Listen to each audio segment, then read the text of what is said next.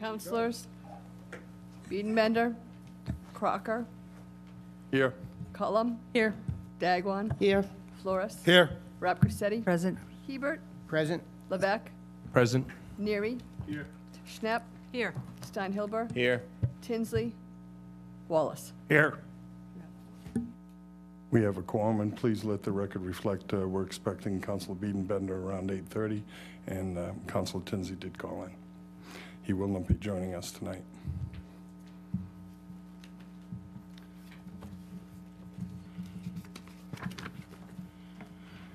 In accordance with Massachusetts General Law, Chapter 30A, Section 20, I must inquire whether anyone is recording this meeting, and if so, please make your presence known to me at this time.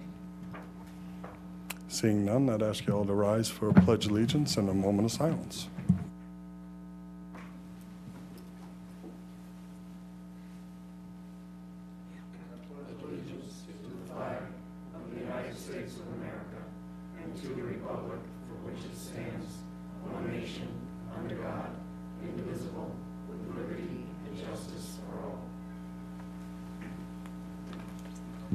Vice President Florence, please. Yes, I'd like to take a moment of silence for Bill Ford, longtime friend and colleague who recently passed away last week, resident of Barnstable Village, very active in the Barnstable Village Association, always giving back to the community, and he died suddenly in his sleep at the young age of only 74. A really good guy, will be sorely missed.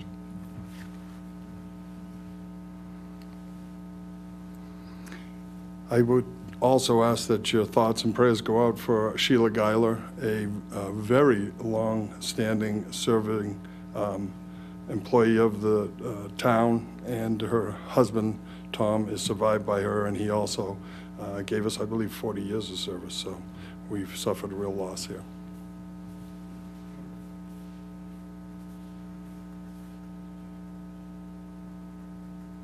Thank you.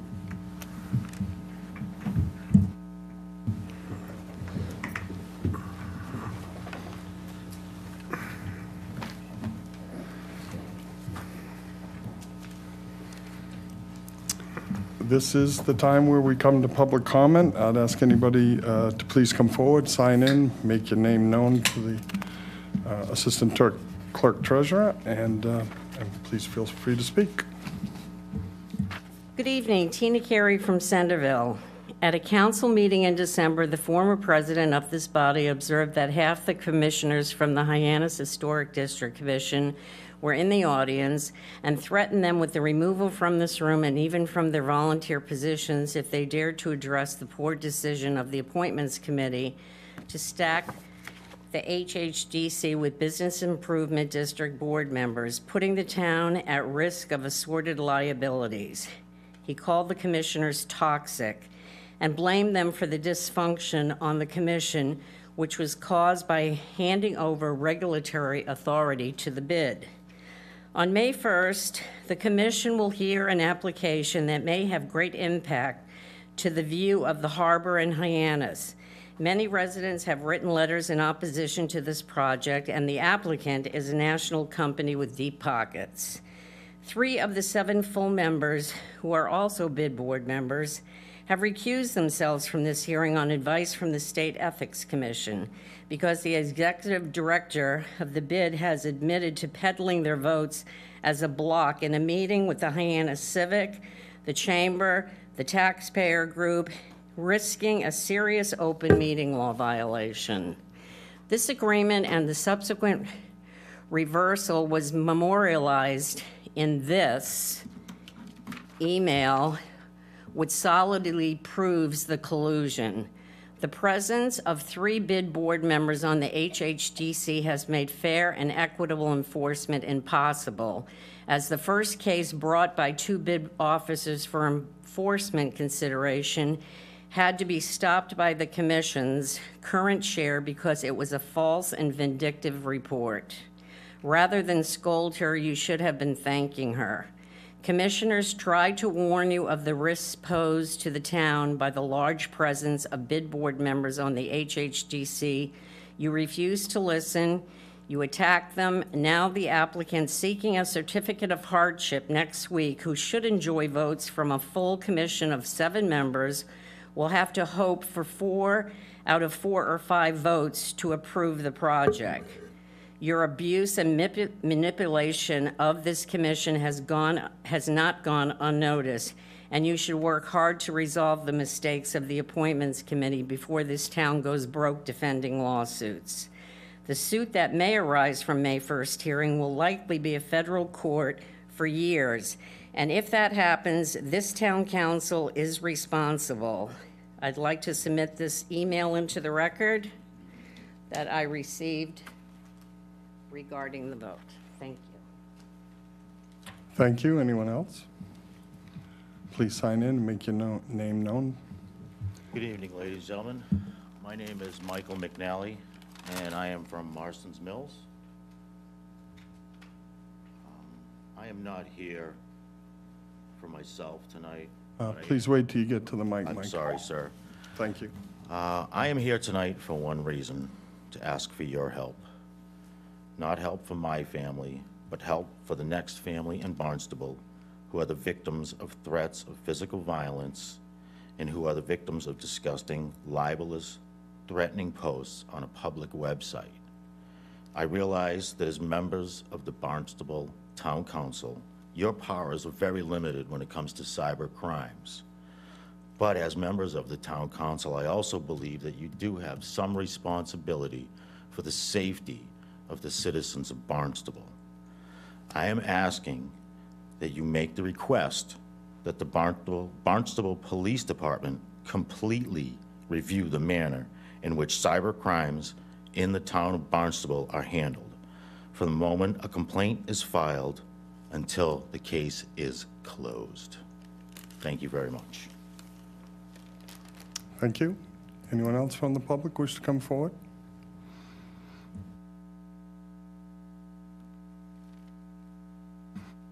Please sign in and make your name known. Thank you. My name is Heather Hunt, and I'm here with a suggestion for you. I'm going to take 2 minutes of your time, and I'm timing myself to keep me honest. Have you signed in, please? I will sign it. Thank you.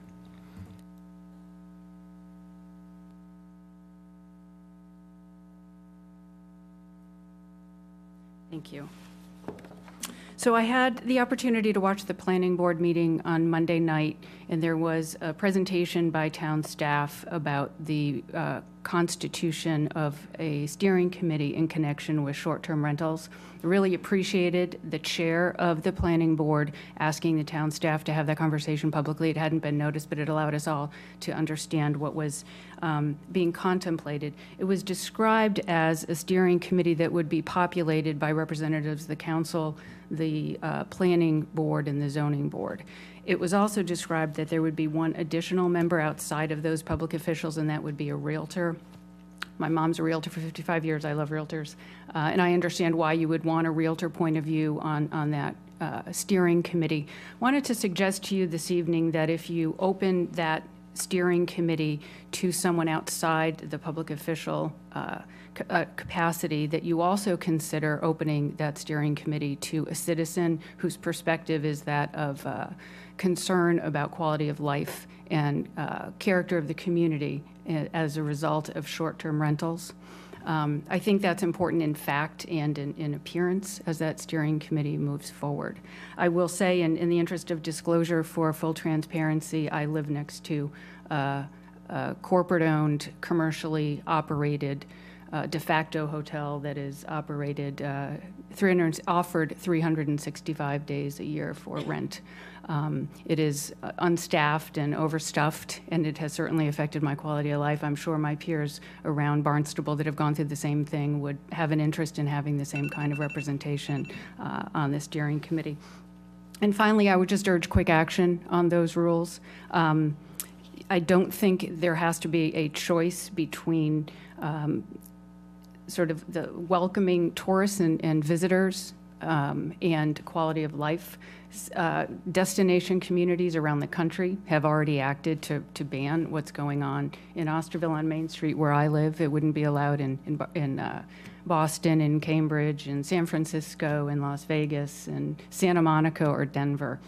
So I think we can, really welcome our tourists and embrace that, and also protect what Cape Cod is. So I appreciate your consideration of that suggestion, and I thank you for your time. And I exceeded my time, so I apologize. Thank you. Thank you very much. Welcome. Please sign in. Thank you. Hello.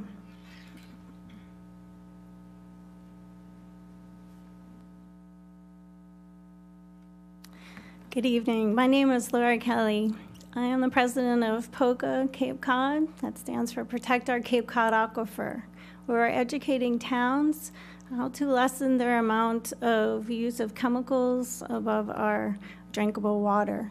I came in front of this board in January with a request to the town to volunteer not to use glyphosate products on any town-owned land. You granted a high request to go forward, thank you, to work with your Board of Health. I have given them 2 presentations and 2 months of education. And just this Monday night, it was also on the agenda for the 3rd time, and they decided not to move forward to write a new town regulation. And during that meeting, it came up that there are departments in your town using glyphosate products. Glyphosate is the active ingredient in herbicides, over 750 herbicides. I know this town has a lot of experience of chemicals getting into drinkable water. This is one thing that we can do to volunteer. They're all under the umbrella of emerging contaminants, PFOAs, PFOSs, fire retardants, and pesticides.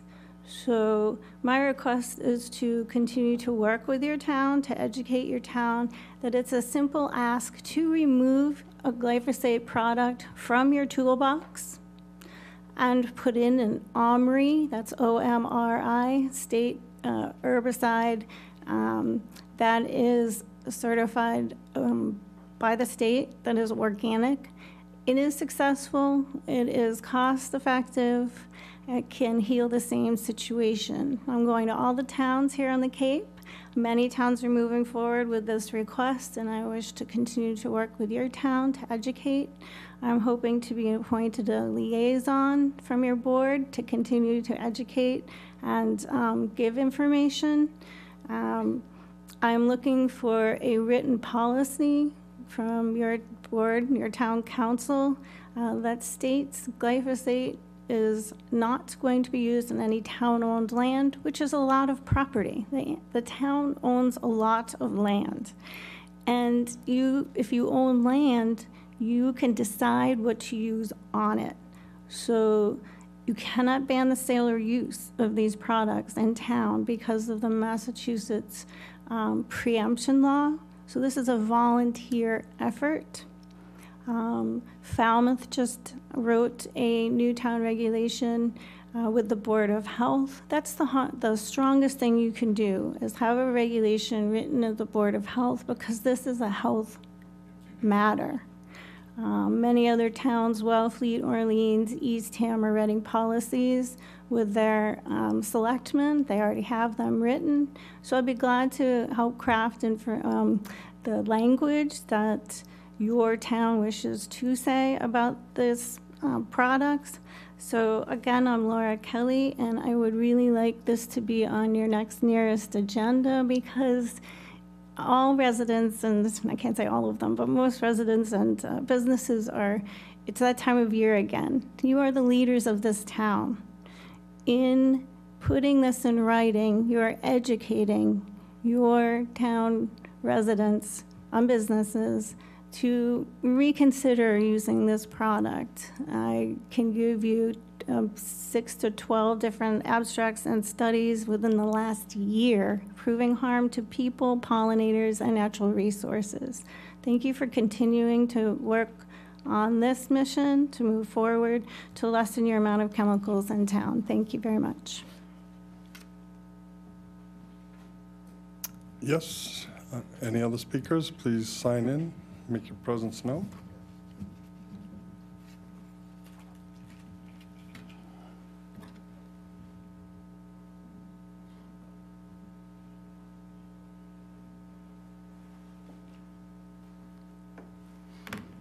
Good evening. My name is Dick Schiffman. I'm a local attorney here in Barnstable, primarily mostly over in Barnstable Village.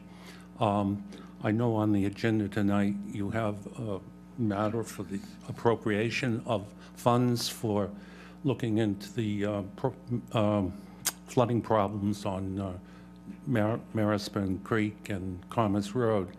I've worked on this with some of the neighbors, and basically what we feel this way about it, we've expressed ourselves, but I'm here tonight to talk to the council about the urgency of it, and we're hopeful that you will appropriate the $300,000 that's on the agenda here.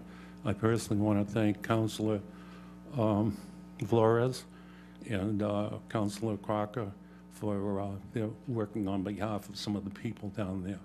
It's been over a year when we had the flood, the major flood, and some of the neighbors down there have been devastated, sicknesses and things like that.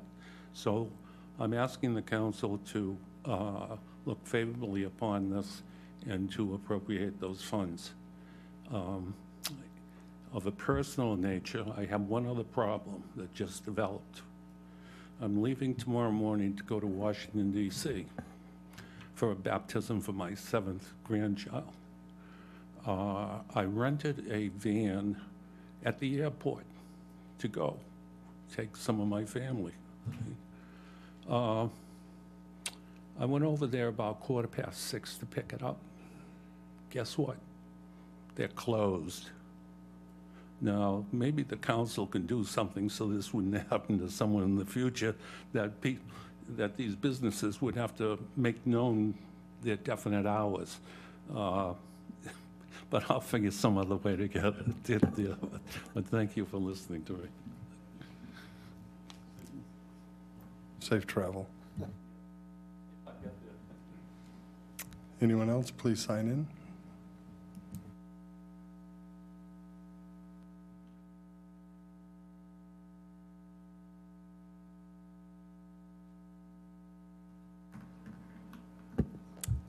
Good evening. I'm Sue Phelan from West Barnstable, and I'm here just as a reminder that next Thursday night at 5 o'clock in this very room, there will be a meeting about the Barnstable County Fire and Rescue Training Academy.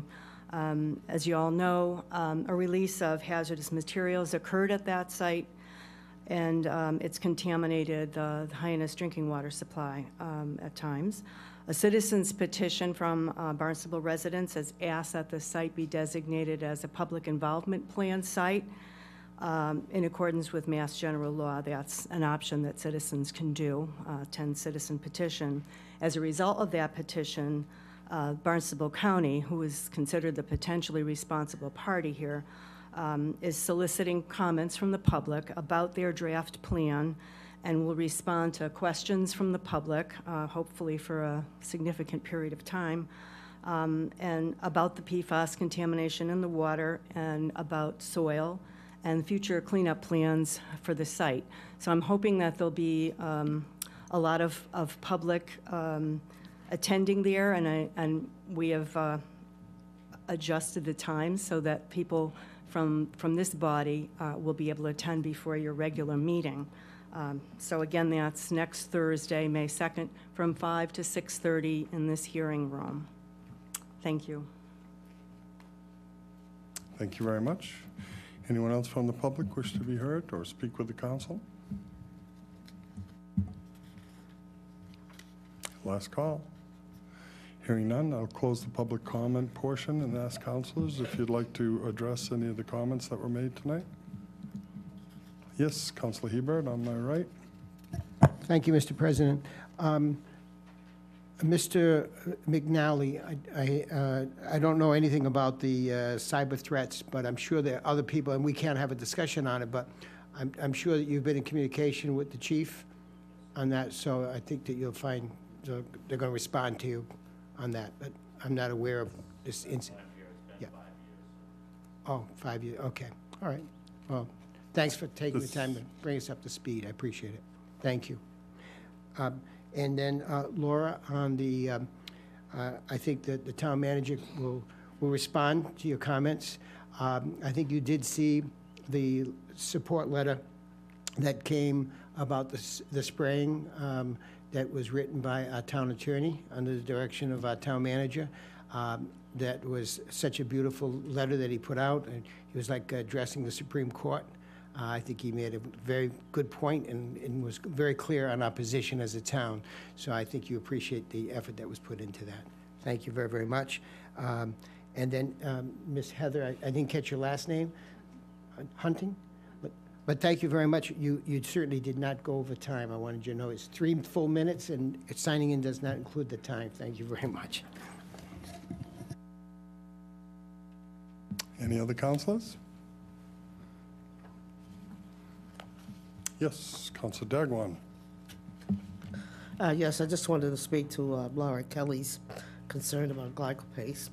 The town is actually doing a pretty good job of looking at emerging contaminants, and I appreciate you come in. You've been coming in for years now to help protect the environment here and the property, and to educate. That's been a big push for you. So keep coming and let us know, and keeping an eye on these things.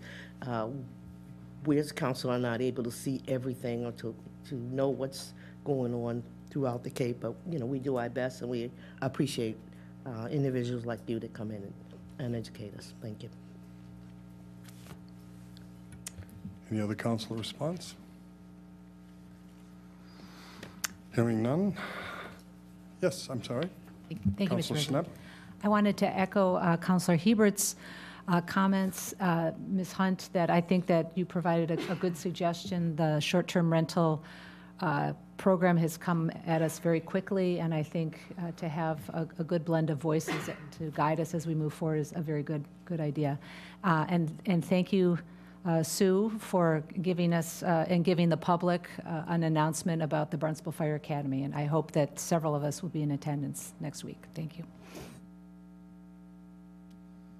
Any other councilors? Just for a small update from my perception of how some of that went. As I've made my councils aware, we've been working very diligently on the PFAS issue. We have a great deal of support from the community at large, and they've been very vocal. We did intentionally plan this meeting at 5 o'clock so that it could be done prior to the hall being used for our meeting on May 2nd, so I hope you all have a chance to attend. Secondly, police matters will always be police matters, and I'm sure the chief has a discussion of with our issue here about the police matters. And lastly, I do want everybody to understand clearly, as Councilor Hebert pointed out, Barnstable has taken a strong stance, just recently presented the letter at the request of myself and Councilor Hebert, and certainly it's a repeat letter for our manager, so we're not behind on this, we're ahead of it. So please be aware of that issue as well. Any other council response? Great, hearing none, I'm on to town manager's communication.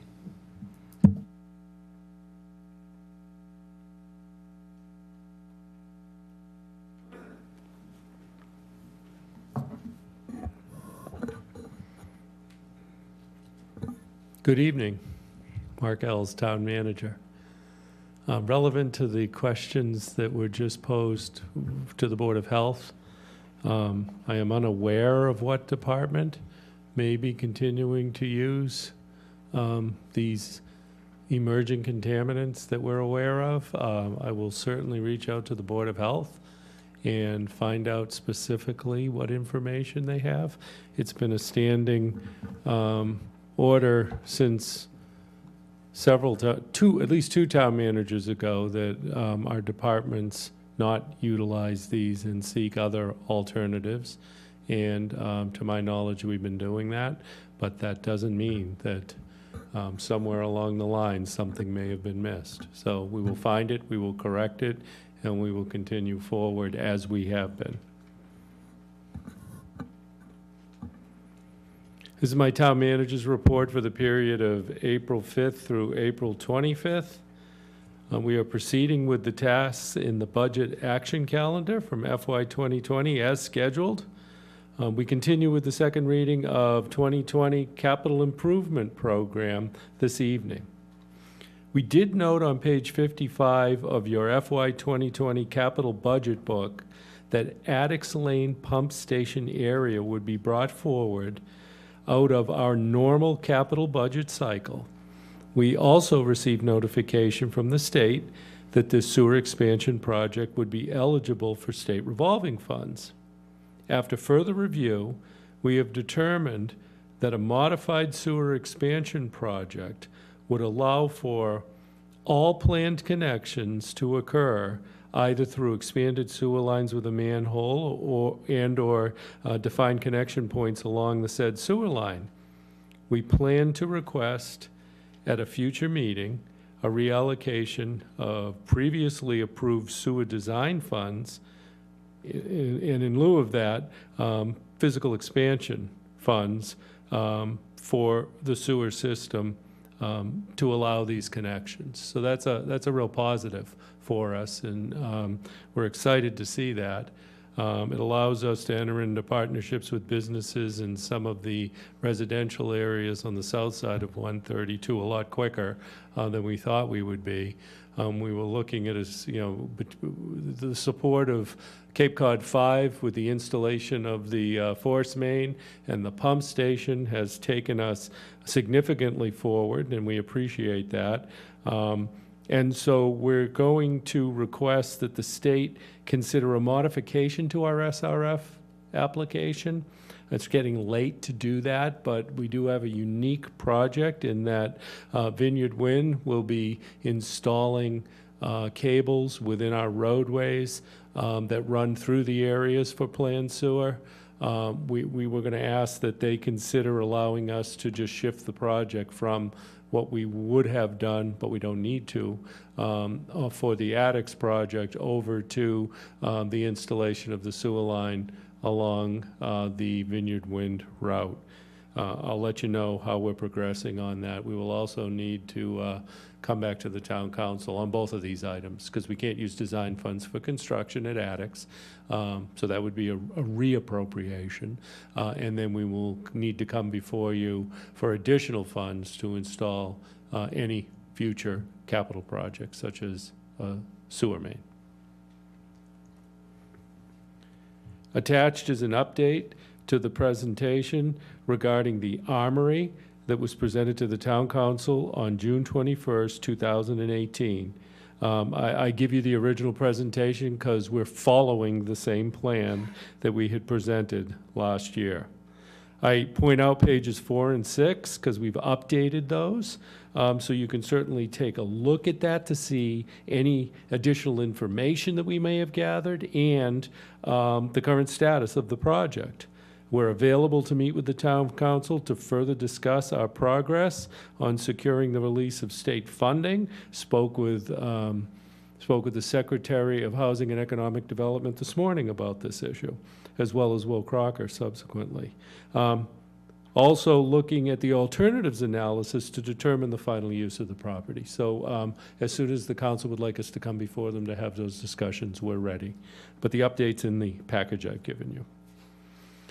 We continue our discussions with Fish and Wildlife regarding the future potential to site water supply wells on the 250-acre parcel owned by the Commonwealth and that directly abuts the Hyannis Public Water Supply. The town continues to work with Mass Fish and Wildlife to finalize an agreement that would enable the town to install public water supply wells on the 250-acre Hyannis Ponds Wildlife Management Area. This morning I heard from Commissioner Amadon, Commissioner of Fish and Wildlife, that he has approved the installation of test wells on the Fish and Wildlife parcel pending completion of an access agreement that is under development by town and state staff. We plan to conduct testing later this calendar year, and we will keep you advised of our progress on this important effort. We have completed our new source alternatives evaluation report, and I've attached the executive summary. I think I may have provided you this one time before as well. I would turn your attention to the last page of it, which is a diagram. We anticipate proceeding with public discussions of this report and accomplishment of associated tasks in identifying and securing future potential public water supply locations within the town of Barnstable. This will include installation and testing of wells on identified parcels of land within the report.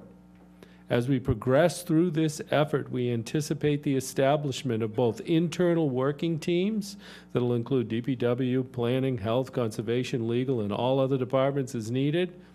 And in addition, we anticipate reestablishment of a town-wide task force consisting of town staff, state agencies, water purveyors, abutting communities, county agencies, and again, all others as needed. In my recent meetings with the Department of Environmental Protection, as recent as today, we have discussed the opportunity to create an expedited permitting process for the siting of future potential water supply wells, and state officials have been supportive of such an effort. This is a significant effort. We had embarked on this maybe 20 years ago as we looked for effluent discharge sites. And we began relooking at where our public water supplies existed.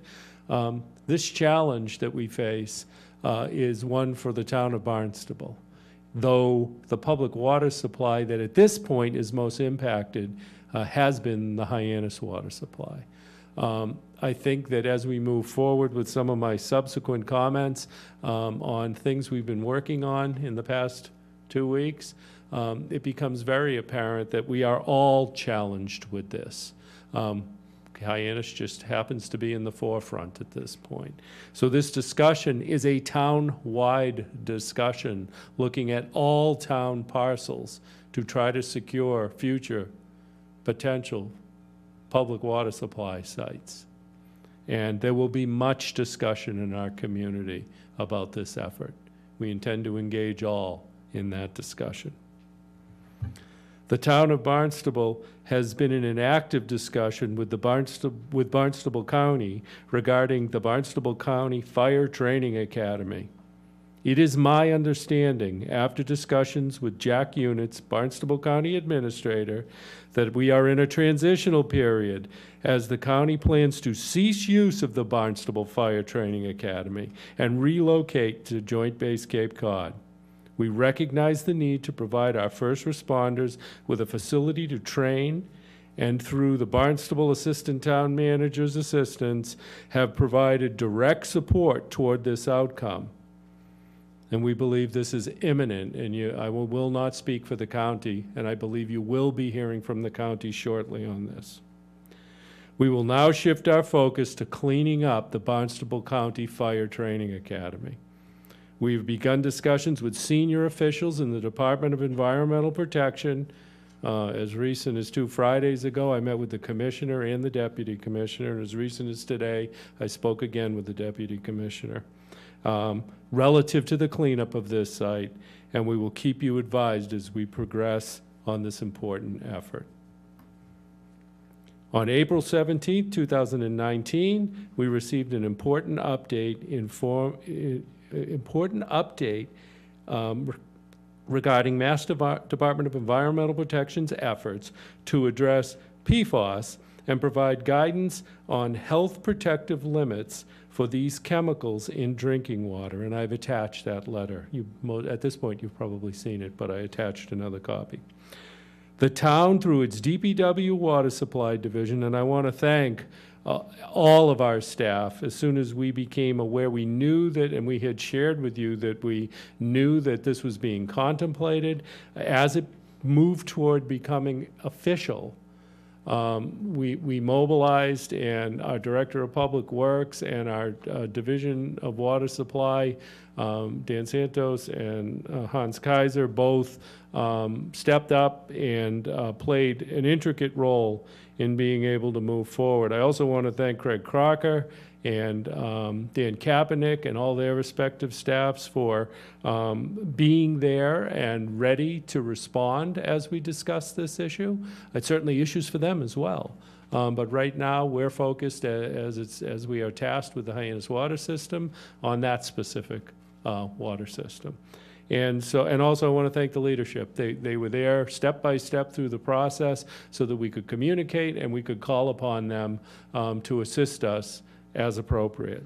So we move forward with this issue through the DPW relative to the Hyannis water system, notified Mass DEP of our ongoing and additional actions to address any concerns related to PFAS.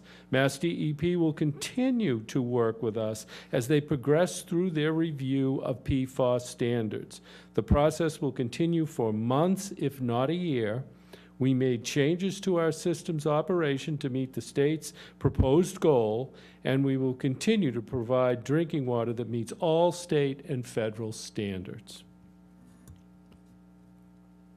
On Friday, April 19th, 2019, the proposed revision to the Mass Contingency Plan were made available, and a public hearing notice will be published in the Mass Register, and I've attached that for all of you to review. This will kick off an extended 3-month-long comment period that will end July 19th, 2019, and will include 4 public hearings at Mass DEP offices across the state and additional meetings as we need and request.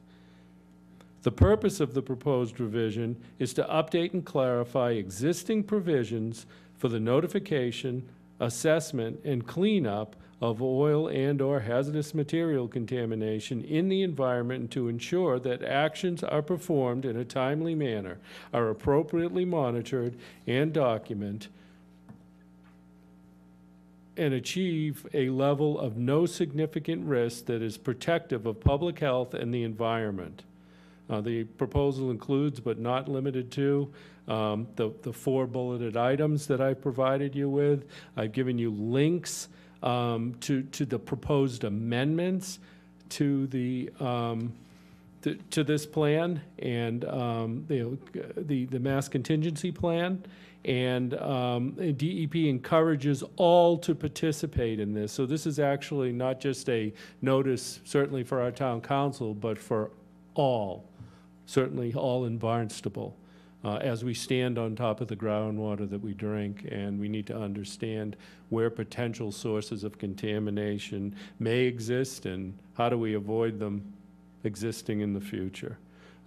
So they are, I just want you, I'll keep you updated as more information becomes available on this effort. And it is tied to the previous effort. So they are coordinating these 2 efforts.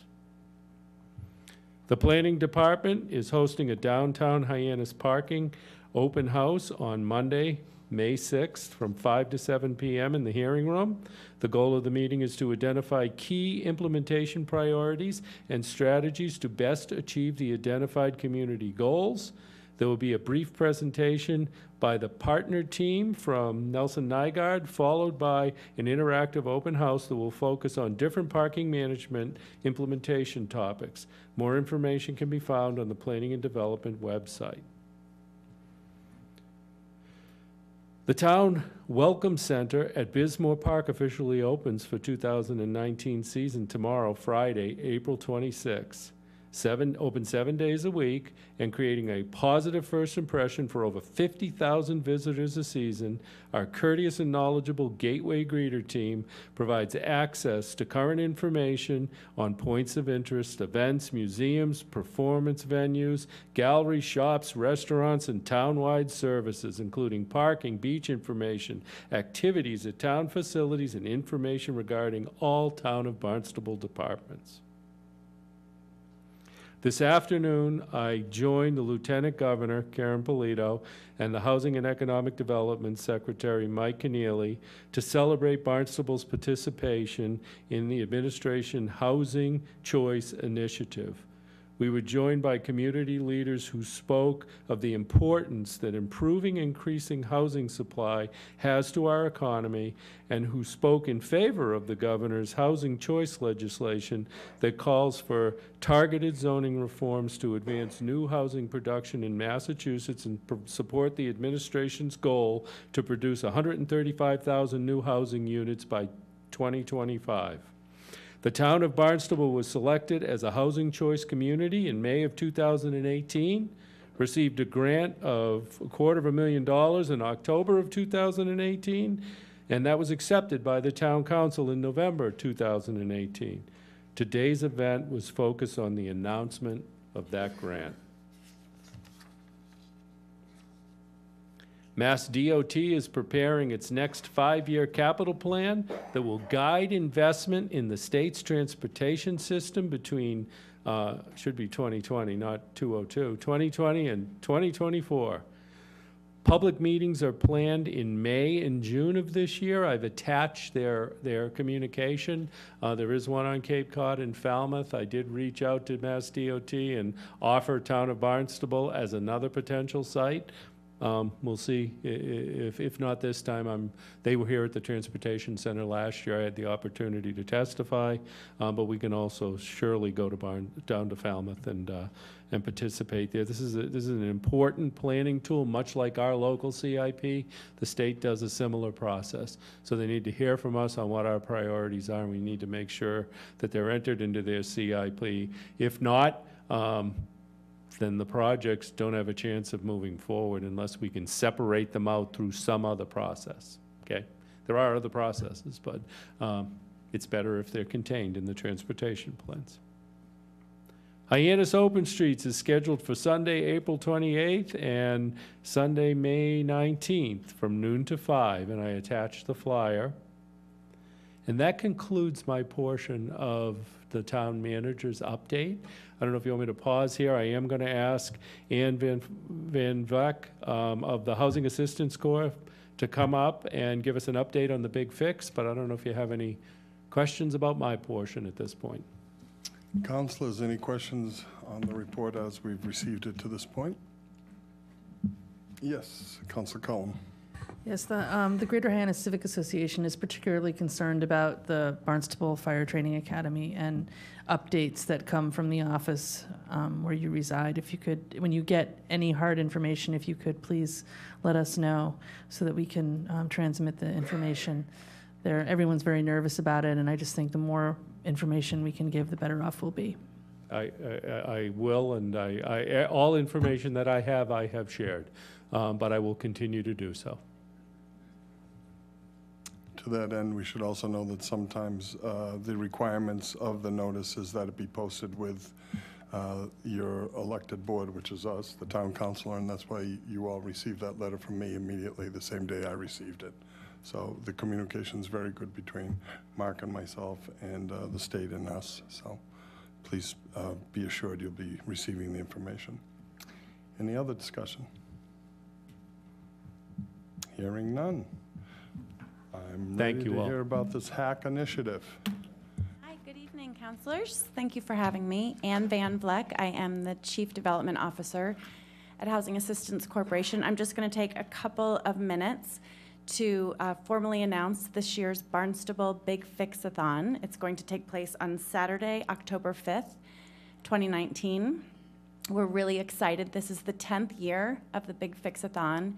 The first year being here in Barnstable, so we're bringing it back for the 10th, and we're going to be focusing on the two villages of Hyannis and Centerville. For those of you who may not be aware, it's an annual fundraising event that culminates in a one-day service activity. Councilor Levesque participated last year at the Big Fix, which was in Harwich. We appreciated your volunteer time and efforts. And the whole purpose is really the goal is to help seniors, veterans, and disabled neighbors and friends in those towns stay in their homes by doing small repairs, yard work, cleanups, things that are too daunting for a lot of these people. So we're really happy as a community that we can go in, partner with our friends and neighbors and businesses. Hundreds of volunteers come out. It's a 3 to 4 hour activity. It's incredibly impactful, of course, for the volunteers, but when the homeowners come out and meet the volunteers at their homes, it's really hard to describe what the experience is like for them, and it's really life-changing. Having 20 volunteers or so at their home doing small odds and ends, building new steps or clearing out brush. So we're really excited to be back in Barnstable. So this formal announcement is officially opening applications. So that's open for people who we welcome everyone to apply for assistance. They do need to fit into the criteria of either being a senior, disabled, or veteran, and they can check multiple boxes of those areas. Applications can be found on our website, and for those who don't have online access, we do drop a lot of hard copies at the libraries, the senior centers, the veteran centers, the town halls, so they are available. So I encourage anyone who may know someone who could use some assistance to help them get their application complete. The applications are due mid-June, so there is a nice stretch of time, and we do try to remind people about that. We are doing a kickoff event. This is new this year because it's a fall activity. We find that the summer's so quick and everybody is really busy with summer, and then all of a sudden it's time for the big fix-a-thon. So this year we're doing a kickoff. It's going to be next Tuesday, April 30th, at the Shepley Showcase on Ben Franklin Way, 5 to 6:30. It's short and sweet, but we really want to invite people to come and learn more. We'll show a video from last year. We're encouraging businesses, anyone who's interested in getting involved and just to find out what it's like and get more information. We are going to be limiting the number of volunteers who can sign up. So it's an opportunity for early signups as well, because we really want to make sure it's a good experience for people. And oftentimes if volunteers are just standing around, it's not a great experience for them. So we're going to have a limit to that. So that's a free event. Light snacks will be provided, and we are asking that people register for the kickoff. So again, it's the Big Fix-a-thon kickoff event, Tuesday, April 30th, 5 to 6:30 p.m. at Shepley Showcase, and people can go to our website, haconcapecod.org, and sign up. And lastly, there is going to be a fee waiver request that will be before all of you for consideration at a later date. My colleague David Quinn will be here to go through that. There'll be a reading and a hearing and all of that. So without further ado, that's it. And thank you. I appreciate your time, and we're really excited to be back here. So Councilor Levesque, maybe you can tell them what a great experience you had. Thank you. Councilors, any questions, may I ask? Yes, Councilor Schnapp. Thank you, Ann. It is a great event. I wasn't able to do Harwich last year, but have been able to do it in many of the other towns. Great. And one of the things that's really wonderful is the town's involvement. And I'm hoping that our town will be as willing to get out there and help pick up that trash, you know, at the end of the day when all those bags are, that I've witnessed in other communities, and I'm sure we will. So that'll be great. Terrific. Thank you. There's no income qualification for the homeowners that are going to be selected? There is a process internally that we do. Yes. Anything else? Any other questions? Yes, Councilor Levesque. Just Boy because Scout you gave him Levesque. the, yeah, just because you gave him. It was an incredible time, and I was with a group of friends, and I would encourage anybody who might be listening or is in the room to, you know, volunteer individually, but even so, we actually had a group, like a networking group, that meets Wednesday mornings in Cape Community Business Partners, and we got together as a group to take a home and work along with some younger, stronger, more youthful AmeriCorps participants that helped us along as well, and they drove us. You know, they had led us. It was great. It was a great time to bond with them and work together for a woman whose husband had passed away. I mean, again, it's a real need, and it was a great day. And I was actually, when I showed up, I was unaware that Barnstable was. The passing of the hammer was going from Harwich to Barnstable. So when I showed up, that was a pleasant surprise, and was happy to be a part of that as well. So if anybody's listening and they, again, have an opportunity to do so, maybe even the town council could get a group together and we could do something at a certain house. That'd be fun. I was going to suggest that also, because we do encourage people to do teams, your neighborhood or your business, or that would be fabulous if it was the town council. Yep. Vice President Flores? I'll be the first to volunteer with Matt to show up on October 5th. Okay, terrific. There you go. You started something. That's right. And could you give your street address on West Main, too? I believe applications could be picked up there as well. Yes, 460 West Main. 460 West Yep. Main. Across from the mini golf, folks. Right, yes. Thank you. Very They're important open, for yes. anybody who's trying to pick up an application. Absolutely, thank you for that. Anybody else, may I ask? Thank you for coming out tonight, and Appreciate very it. worthy cause. Good luck. Thank you so much.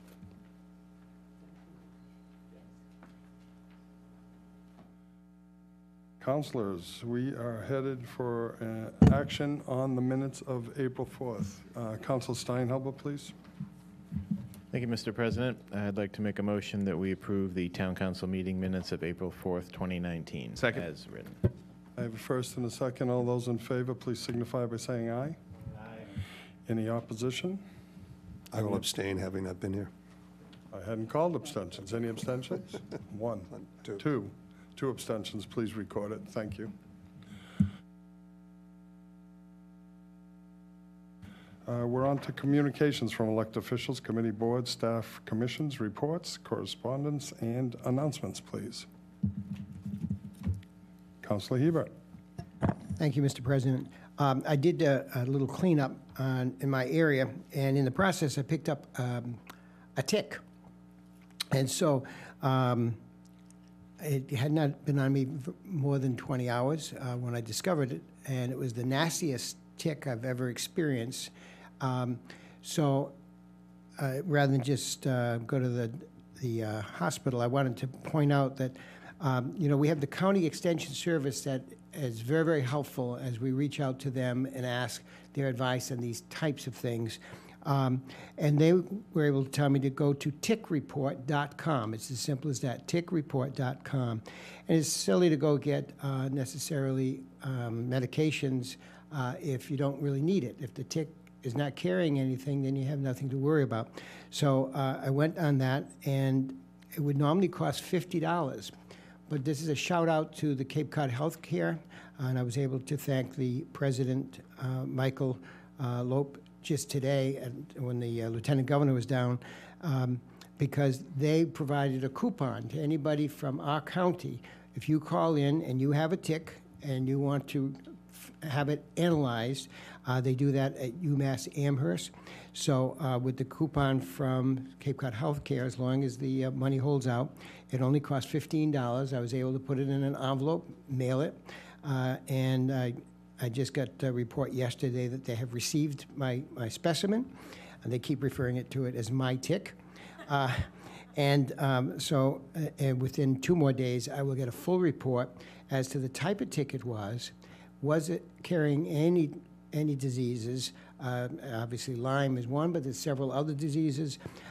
This also helps with reporting what ticks are in our area and what diseases they may or may not be carrying. So I would just encourage everyone to take that extra step if you do encounter a tick that you know has certainly affected you in one way or the other.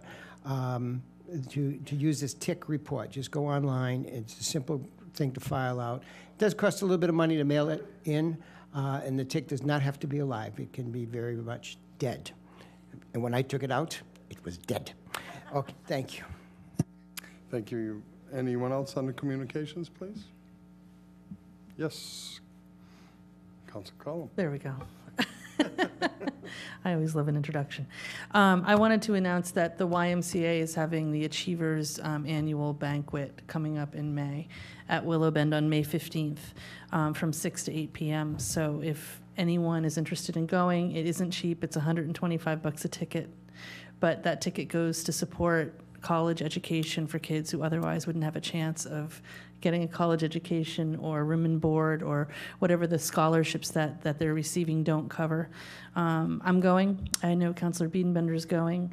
And if anybody's interested in sponsoring, if you don't want to go or you can't go, if you're interested in sponsoring a ticket and you want to do that, just let me know and give me a check and I'll get it off to Stacy over at the Y.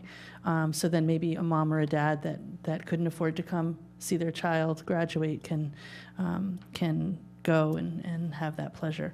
So normally they have it on a Thursday. It's usually the first or the third Thursday, which always vexes us on the town council. So this year they made a real attempt to make it so we could all go. So it's Wednesday, May 15th. So you can reach out to me directly or, however you want, or you can, do it through the Y too. It's on their website. You can register on their Y. Thank you. On their website, rather. Thanks. Exciting program. I've been there in the past. Thank you for bringing that forward again. I will be happy to sponsor a ticket again. Anyone else? Yes, Councilor Dagwan. Yes, I just wanted to also mention about Hyannis Open Streets. I brought along some flyers from the meeting we had this morning, and I noticed that the town manager had a flyer in his presentation today. The small flyers that I have on the back tell you some of the activities that will be going on that day, and I just would like just to mention a couple of them. We have come and listened to the styling of the Sturgis Jammers. So it'll be interesting to see one of our high school groups who comes down and participates in this event. We also have Sonny the Wonder Horse will be there. We have Trevor the Juggler. He comes every time. We have music by so many different groups, but the Soul Purpose is one of the bands, and Fred Clayton is another. There'll be several, though. There's also, if you like dancing, there's salsa lessons by the Ballroom Bliss, which will be in front of Redfish Bluefish. We have a new trolley that's going to be on display that morning. You can have your blood pressure checked by Cape Cod Health Care. There's a fitness demonstration by Quince Training for Women. This is a new business in town. Let's see what else we have. Oh, the American Cancer Society has a Relay for Life. Sailing lessons or sailing demonstration, lots of outdoor games and activity. The Barnstable Natural Resource Taxonomy Collection will also be present. So there's a lot of things going on that day. The weather at this point is not looking the greatest. So we asked that people would at least check our, on Sunday morning, check our Facebook page to see if we've had to cancel. In the year, since 2016, we've had 12 of these, and at this point, we've only had one that had to be canceled, and that was last October. So we're hoping this will not be a repeater, because a lot of effort's been put in, a lot of people have volunteered to help out. So if you can come out, hopefully have a nice day. It'd be great to see the sun. And hopefully all this rain will bring some flowers as well. I also want to mention the Cape Cod branch of the NAACP has the Joe DeLuce Unsung Hero Award, which is given every year. This year it'll be Sunday, May the 19th from 1 to 4 at the Riverway Lobster House and Restaurant. Guest speaker is the Honorable Judge Donald Cabell, Federal Magistrate for the District Court of Massachusetts. And several awards are given out to citizens. We have a religious award that's given out, a business award, and we recognize many of our students who are going on to college and have received scholarships as well. So if anybody would like a ticket to that, it is $30 for adults, and under 12 is $15. So thank you. That's it. Thank you. Councilor Flores, Vice President. Thank you, Mr. President. Just a a comment. This current week, the Massachusetts State Legislature is debating the current fiscal year 21 budget. And the Chapter 70 issue is at the forefront. That's the funding for public schools. Right now, when we build a foundation budget in town, we get $20 per student. The legislature and the executive branch has agreed to probably increase it to 30, but there is a bill that's going to increase it to 50 if it's approved, and it's bill amendment number 992. So anybody in the audience, anybody who's listening, you can call your local state representative or state senator and ask them to support amendment 992, which in essence would increase the budget support from the state for our local schools here in Cape Cod. Thank you. Councilors? Hearing no further communications, I would suggest we move to the orders of the day. And with that in mind, I would ask the Assistant Town Manager, Andy Claiborne, to come forward. I would ask Katie and Louis to also please come forward and join us at the table. We'll introduce you properly after we open the public process here. Before we get into the public process, though, I understand we're honored to have a dignitary among us tonight, someone who may be an elected official who understands the difficulty of serving in the town council position. Would you do the honors of introducing? Yeah, so this evening I have the honor of my father is with us, Phil Clyburn. He's a town council president in the great metropolitan area of Greenfield, Ohio, town of about 5,000 people. Terrific. So he took the opportunity to come and see how a town like Barnstable does business tonight. So. Thank you.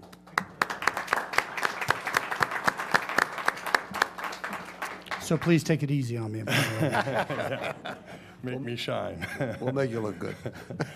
Vice President Flores, could you please introduce? Sure. We're going to open two with the council's permission. I'm going to bring forward some new business to be addressed at the same time as we're discussing 219-080.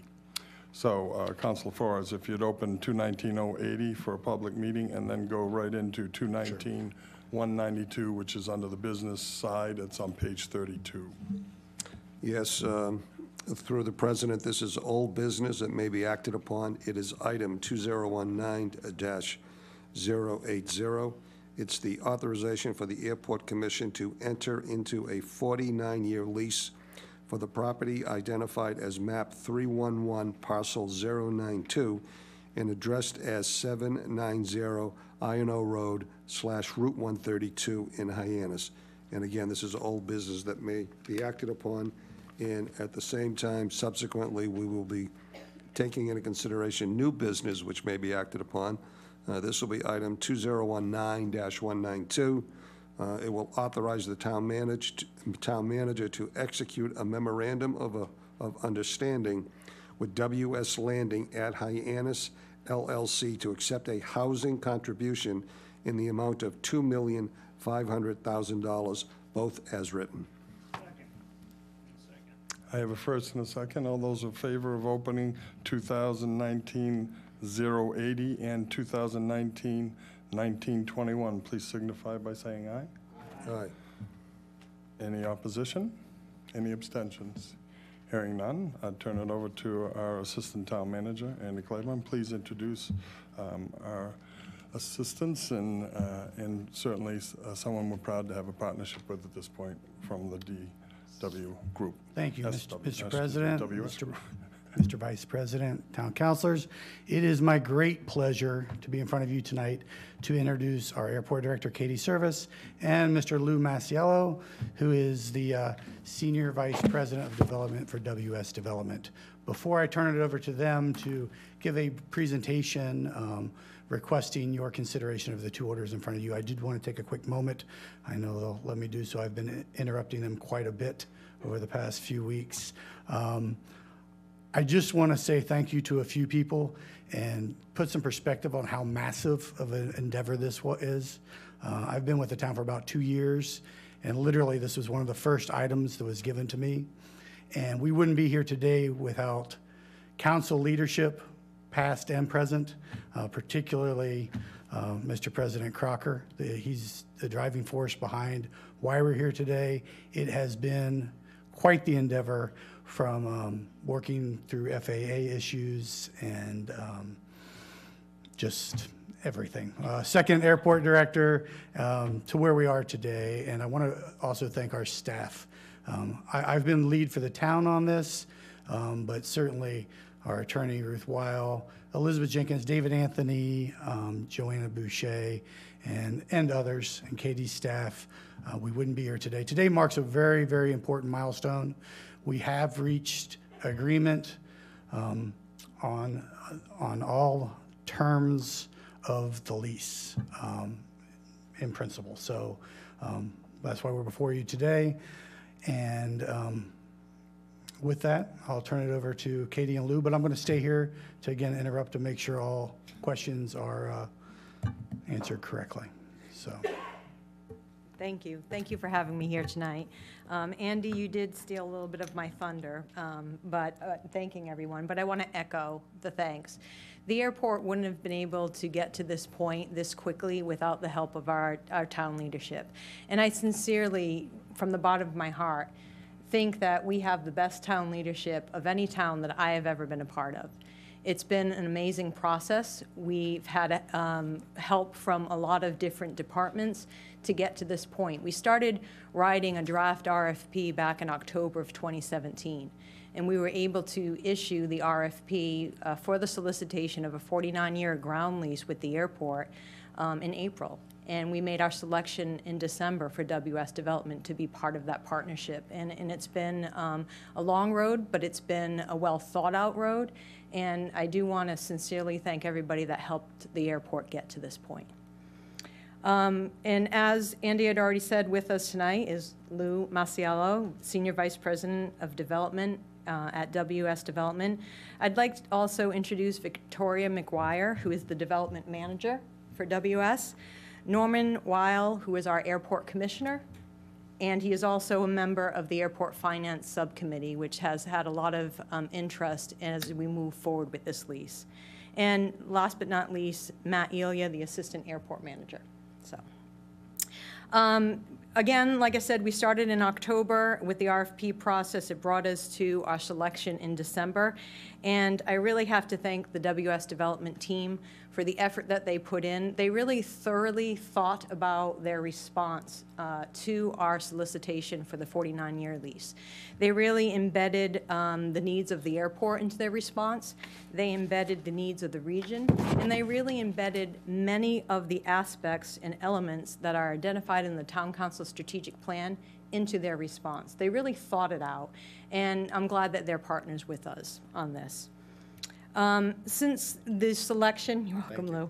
Since the selection in December, we have been working diligently for the past 5 months to tackle many provisions that are part of that lease. And as Andy had already alluded to, we've tackled and came to agreement on many of the material issues that were at hand. And the next steps is really legally drafting the document. The property itself is located on town land within the town of Barnstable. It's controlled by the Barnstable Municipal Airport. The RFP, again, was executed for a 49-year ground lease for redevelopment of the property that we all know as the Cape Town Plaza. We issued the RFP to get the highest and best use that was consistent with regulatory requirements, that a property of this size, not only is it a sizable commercial property, but because it's airport property, it comes with different regulatory requirements that we really essentially had to get through. And then to embed the plans in the interest of the airport and the town of Barnstable was really what we were looking for, which is why it took us some time to develop that RFP. The 49-year lease request, the reason why we're coming to you for that this evening is under Mass General Law, Chapter 90, which the Airport Commission comes under Chapter 90, Section 51F, requires that any lease that is longer than 20 years, that the Airport Commission can approve anything less than 20 years. Anything beyond that has to go to Town Council for approval. Due to the nature of the property's potential use, retail development and the size of the property, we really needed to allow for a longer lease to provide the potential for developers to get an adequate return on their investment. Additionally, a 20-year lease didn't make sense for the airport as well because we want to get the highest and best use of that property. So we really needed to come to you for an addition for 49 years. The request is being made so that next steps can be performed. Really, we've gone through the lease. The next step is coming to you this evening for the approval of the 49 years. But then also in May, we will be presenting this for conceptual approval to the Airport Commission. Then WS Development can proceed forward in working with their lenders. And then WS Development will be back in front of you at some future time as they start to actually develop the property and look for permits on the property. So the revenue that we're receiving, that the airport is receiving from a lease like this really dips into the diversity of airport revenues that I have been talking to the town council about for quite some time. Our business plan goals really are, one of the goals of the plan is to diversify the airport's revenue stream. You've heard me say that before. Diversification allows the airport to tear away from that aviation-centric model that we have and allows us to diversify that stream so that the airport can weather the ebbs and flows of the aviation market. Having alternative sources of revenue to maintain our self-sufficiency is key to the airport's success. As you can see from the bullet points that I put on the slide, since December of 2015, we lost one of our airlines. Island Airlines declared bankruptcy. The effects of losing that airline were detrimental to the airport. And you can see how from 2016, our numbers and our budget decreased significantly so. We had to make major cuts in our expenses. We had, different areas that we could not maintain some of our assets because of the significant cuts that we had to take. So as you can see through the years, that has dropped. You know that through past meetings with you that we've dipped into our reserves. That is not something the airport is comfortable with, nor is town council. We don't want to have to do that. We need to look at other ways to make revenue. So with this potential revenue coming in for the airport and including other leases that we were able to secure this past year, as well as making changes to our airport's rates and charges at the end of 2017, we've been able to increase the amount of revenue coming in for the airport. But this lease is a major contribution to that revenue. So I have there $1.9 million increase for the 2020 fiscal year budget, and that's comprised of new commercial leases, including WS Development, as well as our airport rates and charges. And that really puts the airport in a good position to where we're able to save some money for some major projects that we have coming in the future for the airport. We have a runway that needs redevelopment, and that's not cheap. I think our share right now is about $4 million for that runway. So this allows us to set some money aside and to also build those reserves so if we do have more downturns in the aviation market, we have a cushion. And that's the point of this. I want to hand this over now to Lou. I know that Lou wants to talk to you about their vision for the property and a little bit about the process that we've gone through. So Lou. Thank you, Katie. And I know Andy and Katie both were very eloquently thanked the council for their leadership. So this is yet a third time you have to hear this. I'm sure it's not getting old to be told thank you, but from the private sector perspective, thank you. I think the leadership that this body has shown to the whole municipality is incredible. And the experience we've had working with the town, all the officials at the town level has been remarkable. We've been, we stand here before you at this moment honored to have been selected and thrilled to have the opportunity to invest in your community. So from WS Development, thank you, and thank you to all the people that put in a lot of hard work to get us to this point. What I thought I'd do tonight is introduce the firm. You want to? Yep. I got it. Thank you. Should help me control the computer. Introduce our firm a little bit. The the word partnership was used earlier. At the end of this transaction, we'll be a tenant of the airport and hence a tenant of the municipality. But the structure of the RFP and the agreement and the lease that have been worked out, although our role will be that of a tenant, I think a partner is a good term, because the instruments that were put in place really do bind our success to yours, and in turn, I think they allow the town to share in our success. So I think there really is an element of partnership to what was developed, and so I thought it might make sense for me to tell you a little bit about our firm, who we are, because I would assume you'd want to know a little bit about your new partner, your new tenant, and then a little bit about some properties that we've developed that you may be familiar with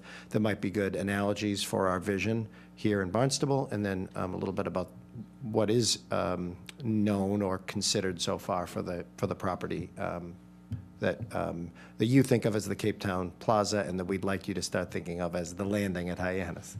So WS Development was formed in the early 1980s, so pushing close to 40 years now. We're a privately held real estate development firm and management and ownership firm. We started as a manager of other people's real estate. We still do manage some third-party real estate for other investors, but that's really not our core business. That's somewhat of a legacy from our early days. We've never sort of turned back somebody who we've managed their property.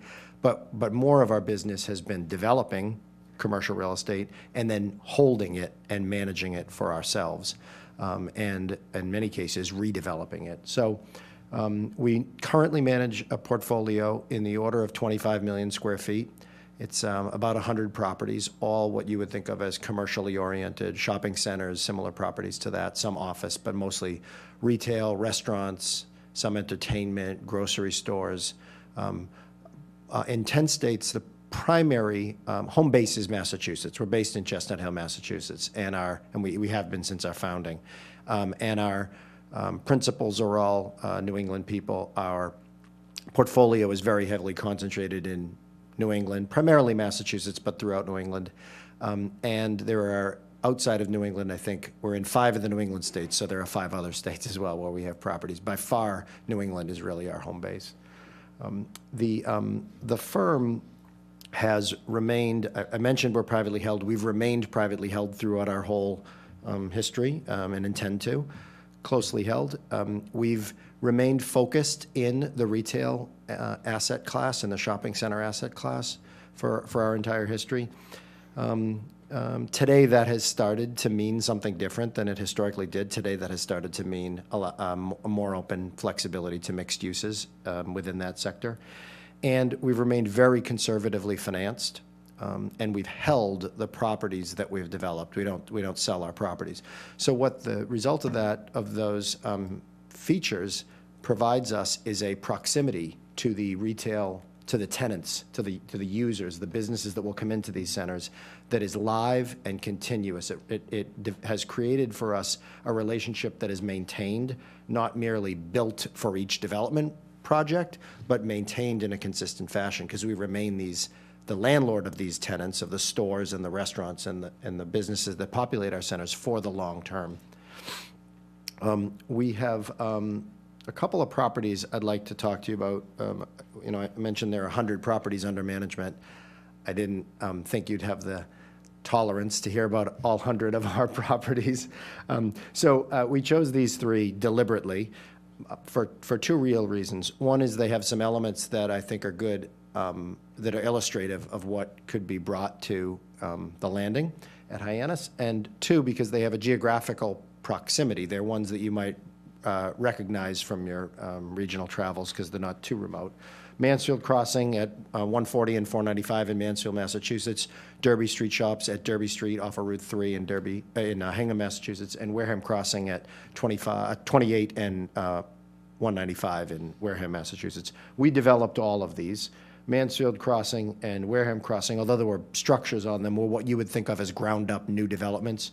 Derby Street Shops was a redevelopment of an existing, tired, older shopping center that had kind of had its moment. We acquired it and redevelop it into what you now know as Derby Street. We quite often hear people have forgotten what was there before, but it was a Bradley's and a Building 19, a half-price Harry's. We essentially renovated it from wall to wall into what you now know as Derby Street probably about 15 years ago, 10, 15 years ago. Got just a few images, trying to, like I said, trying to be economical with people's time. But I think one of the things that Mansfield Crossing brings that I'd like people to have a moment to be able to think about is a very healthy mix of users.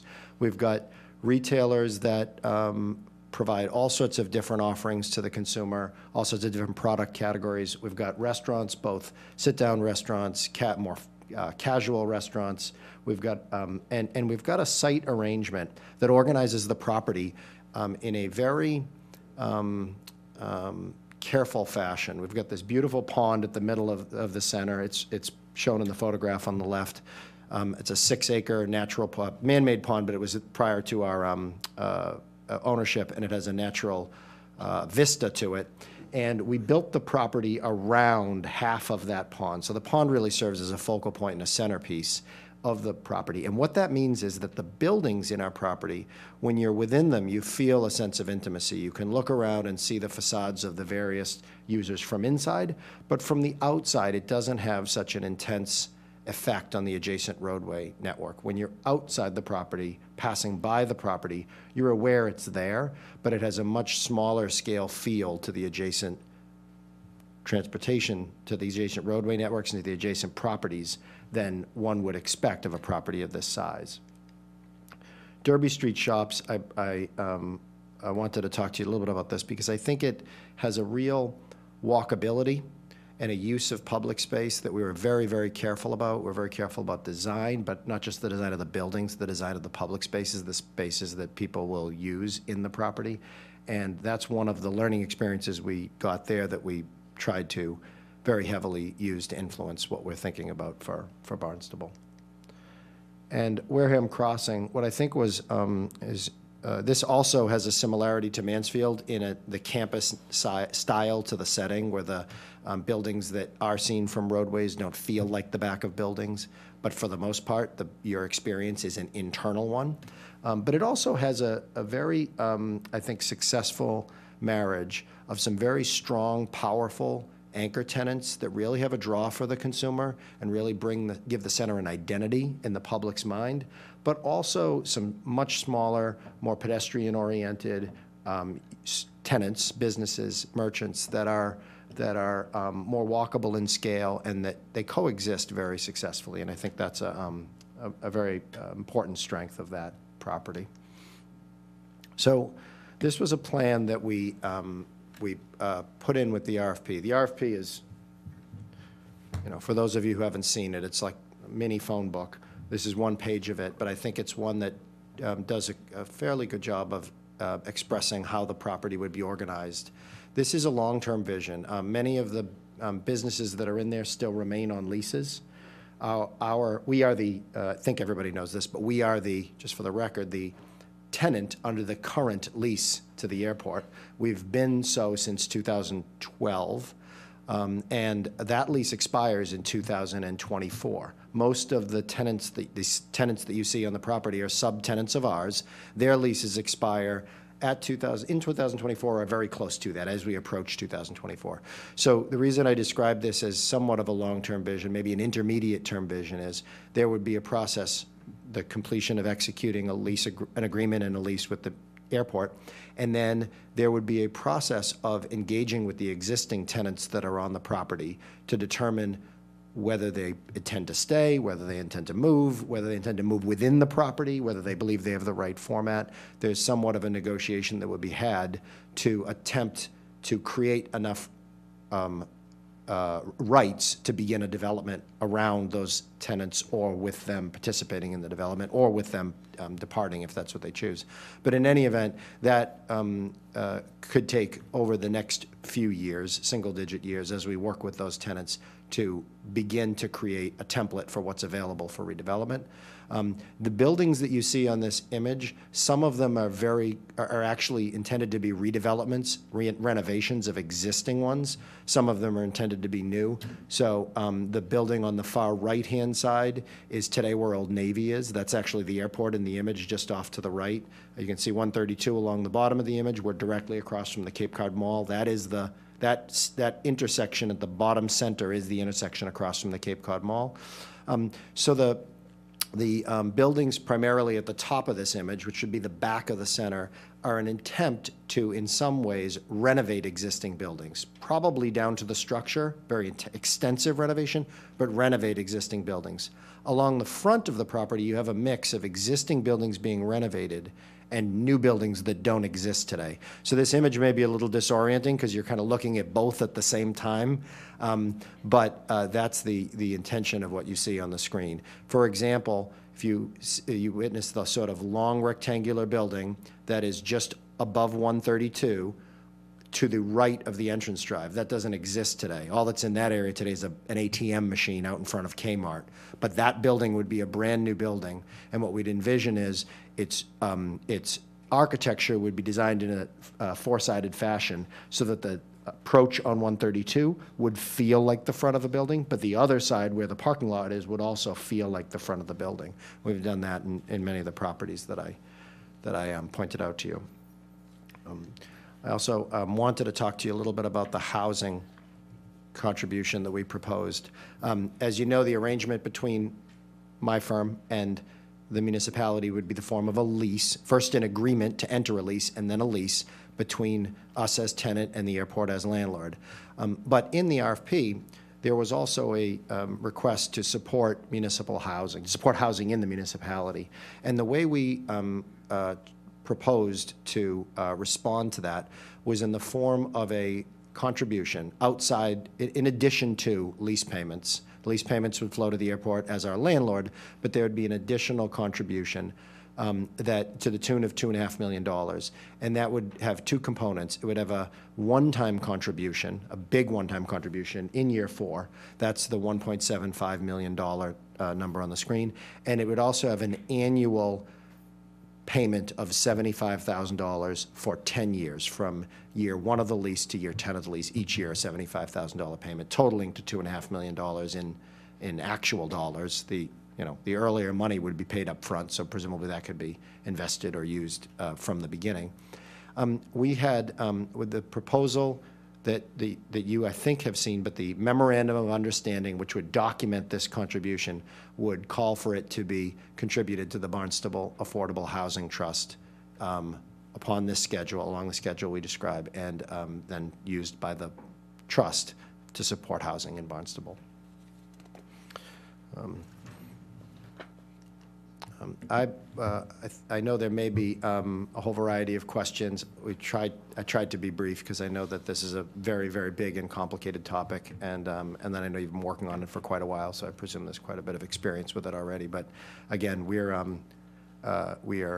honored to have been chosen and thrilled to be working with the municipality, and I appreciate your consideration of the 49-year lease. Thank you.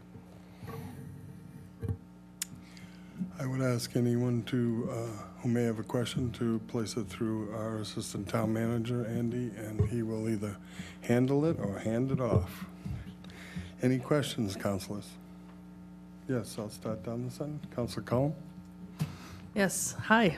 Hello. I don't think I've seen you in 5 years or so. When you first pitched this at a law office there on 132, and thank you for your tenacity. It's, in the 8 years that I've been a counselor now, which is mind-blowing to me, there's been so much change and so much opportunity comes with that change.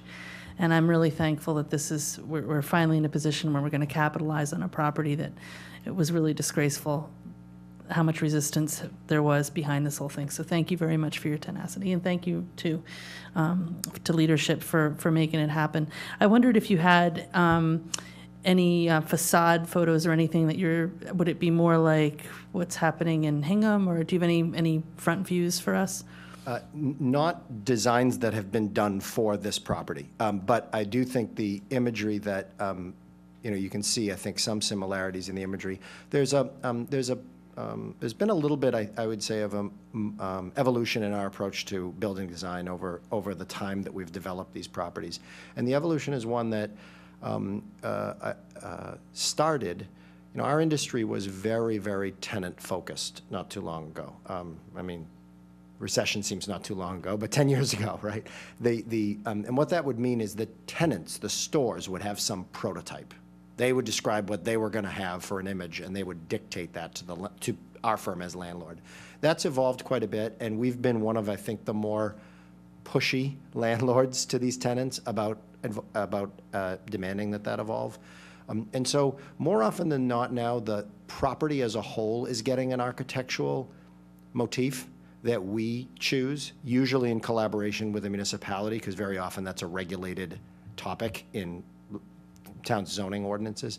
And then the tenants are asked to design within it. So there's I think, a little more consistency that's brought through the architecture. So, the team thinks through an appropriate motif for that scale, for that community, and designs it into that property. If you look at the pictures above you, you can see some symbols of that. The picture in the bottom center, and this is Mansfield. You see we've used clapboard at the top and a stone base at the bottom. That concept repeats throughout without being perfectly consistent throughout. It resonates throughout the whole property. And we do that at each of our properties where there's an opportunity for the tenant brand to speak through a landlord-town collaborated vision that is holistic. But that's not yet been developed for the landing. That's great. I do have one more question. I'm sorry, I should have gone through you. If I may follow up, may I? Okay. Please. Through you. I didn't realize that Tiki Port was part of the plaza. I guess I always thought they were their own individual thing. Are they going to be receiving an upgrade? Lou, please. Yeah, Tiki Port is a tenant of ours. They are on a lease that does not go all the way to 2024. So they would either receive an upgrade, or they would, we haven't talked to them yet about whether they would plan to stay in a property redevelopment like this. Many of the tenants, quite often, this isn't an answer on Tiki Port, but quite often when an existing tenant is approached to the landlord who's redeveloping, that comes with a commitment that the tenant must make to that space for the long term, a financial commitment and a commitment to that location. Sometimes the businesses on these properties are willing to do that and excited to do that. In other cases, they're not as excited about a long-term investment, and each one of those tenants has the opportunity to make that decision themselves. Tiki Port's one of the tenants who we would have to be talking to between now and 2024 to find out. They wouldn't stay as is in this project. It would be awesome if it stayed as is. I don't think that's likely. Anyways, maybe on the inside, maybe the menu. I just want to say thank you very much again for your tenacity, and thank you to leadership for making it happen. It's a really exciting time for Barnstable with rezoning and redevelopment and looking at the future for once instead of looking in the rearview mirror all the time. And I'm really thankful that you guys hung in there and made it happen. So thanks. The feeling's mutual. Thank you. Councilors? Yes, Vice President Flores. Thank you, Mr. President. First and foremost, thank you for the presentation. I have a couple of comments and just really a couple of very simple questions. First, I want to thank Assistant Manager Andy Clyburn for really being a driving force, but most importantly, I know when I was first elected, one of the first meetings I had was with you, Lou, and Liza Cox, and a few others at the law firm on 132, and you reached out because this particular property, along with the airport, is in Precinct 1, which is the group that I represent. And we talked about this initially, about some of the dreams that WS had in terms of moving things forward, but there always seemed to be a reason as to why it couldn't happen. And with a renewal, if you will, of the makeup of the Board of Commissioners of the airport, with the driving force of now President Jim Crocker, then he was the Vice President, and President Eric Steinhilber, I think, driving forces to make this happen, for the past year and a half, couple of years. So, I want to echo Andy's comments and commend them, along with other fellow councilors, and now myself being the liaison to that group. Just enjoy working with the commissioners so much because we're all chasing, if you will, a positive solution. And going from, the public should know that, on average, we were getting, probably $60,000 or $70,000 per year. To go to $1 million per year, I mean, that's the lottery, if you will. And that will put the port in good stead over the next X amount of years. And although it's a 49-year lease and I won't be here to see the renewal, now will I think a lot of the people who are here, my daughters and probably my grandkids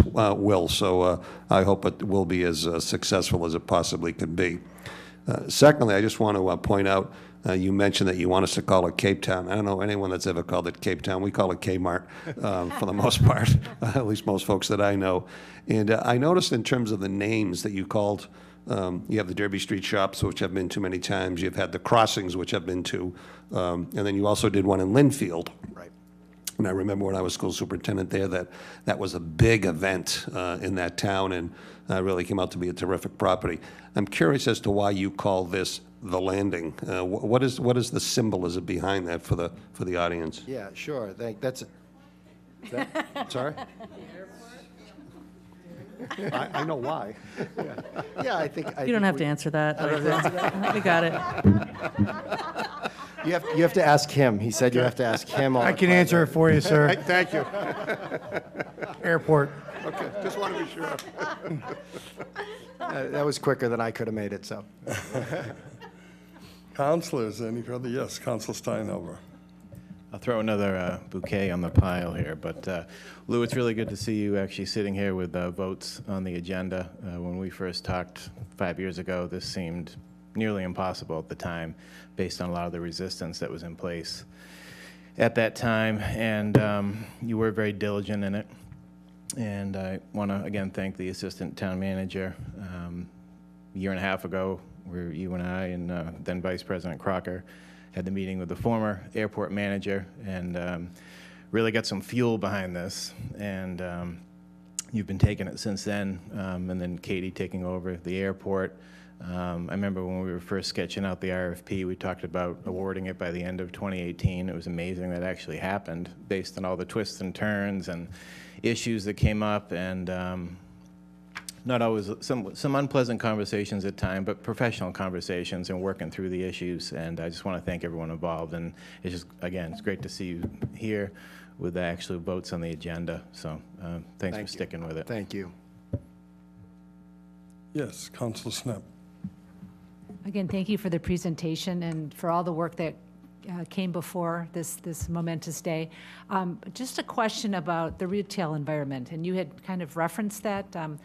What is your vision for it? It is just changing constantly, and how do this bricks and mortar development adapt to that new economy? Right. That is a huge question. It's a great question. It is, as you probably can imagine, that dominates a lot of conversation in WS and in firms like ours about how we see ourselves in today's economy.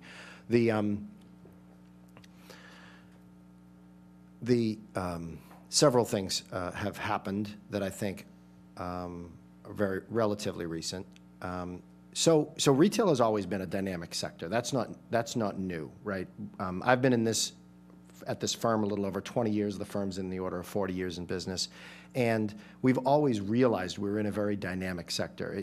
The initial founders of the firm were working on enclosed malls. What I now sort of,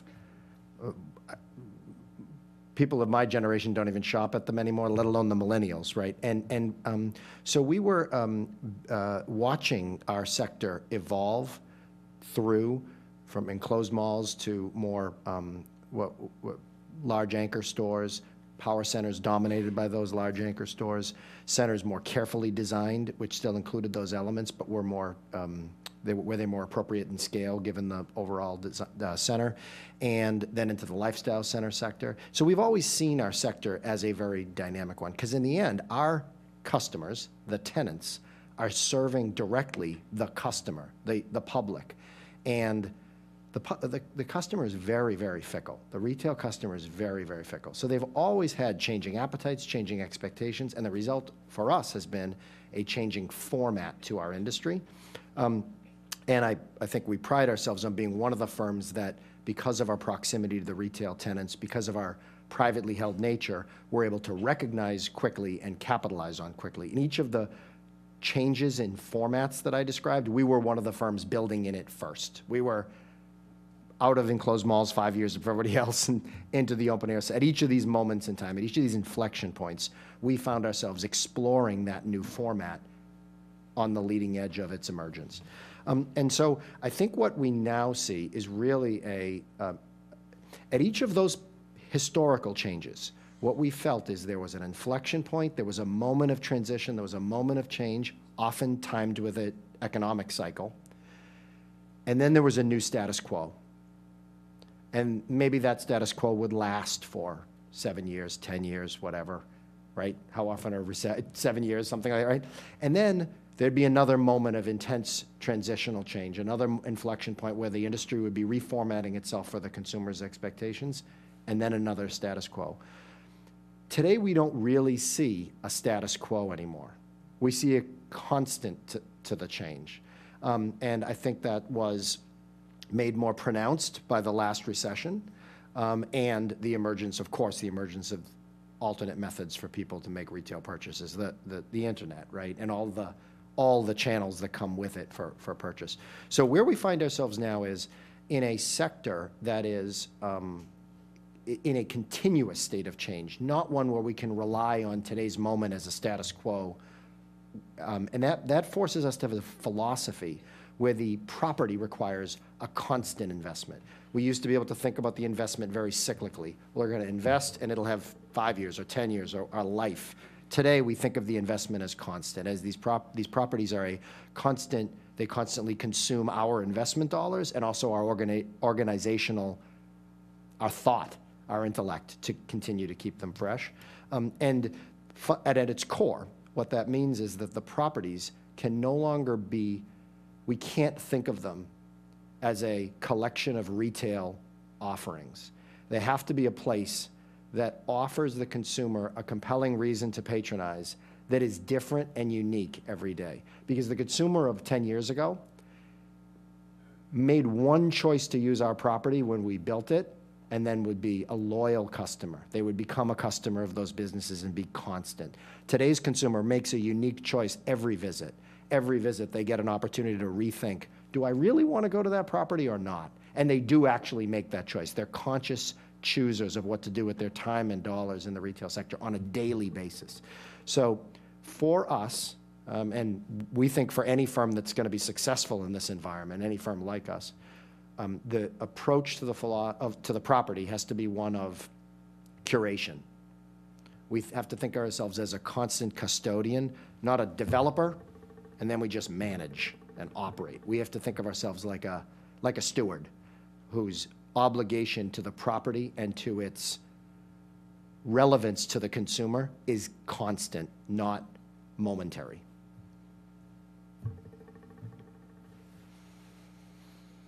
Yes, Councilor Rafferty. Thank you, Mr. President. Through you, Andy. I, too, sat in that office many, many years ago, and thank you for answering the RFP and being the successful bidder. Your plan is you talked about pedestrian, and that's what I would like to see there, something that's pedestrian friendly. I'm familiar with Derby Street, and I'm familiar with Wareham Crossing. I've never been to Mansfield Crossing. Derby Street, okay, you walk around the perimeter of it. It's got parking, except for one section of buildings in the center. But for the most part, you're walking around the perimeter, which seems like what's going to happen here, as opposed to walking in and out of buildings. So I urge you to keep it as pedestrian friendly as possible, so that people can experience the space and maybe linger longer. I was a little disappointed that that your proposal did not include any housing. I appreciate the fact that you're going to contribute to the housing trust, but the fact that you didn't include any top of shop for resident was a little disappointing to me because I kind of envisioned maybe something like Mashpee Commons, which is a success story on our neighbor in Mashpee. So I wish you well, and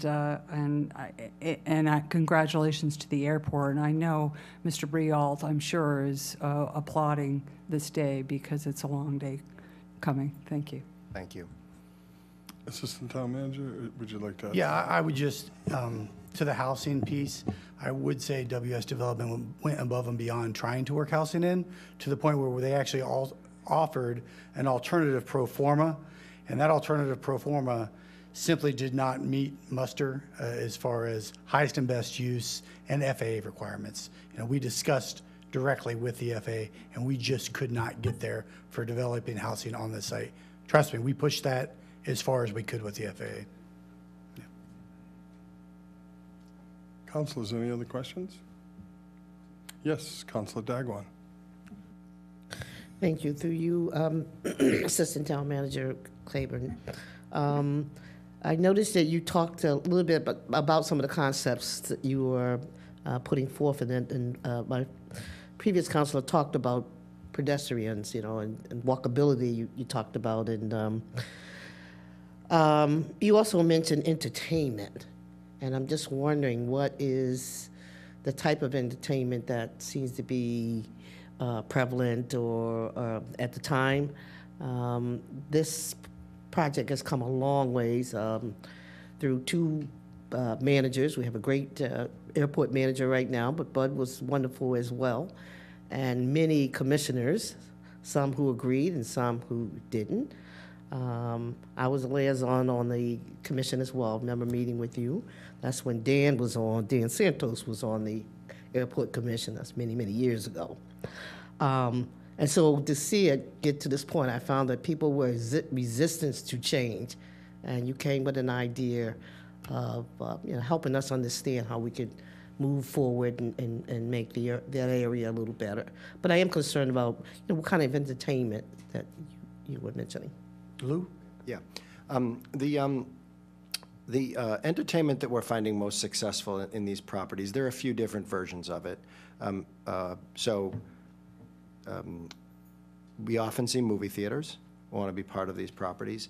It's rarely the movie theaters that we've identified as being built in, let's say, the last 10 years. And what I mean by that is the movie theaters that were built in the last cycle were often much, much larger in scale than what the movie theater outlets are putting out for new product today.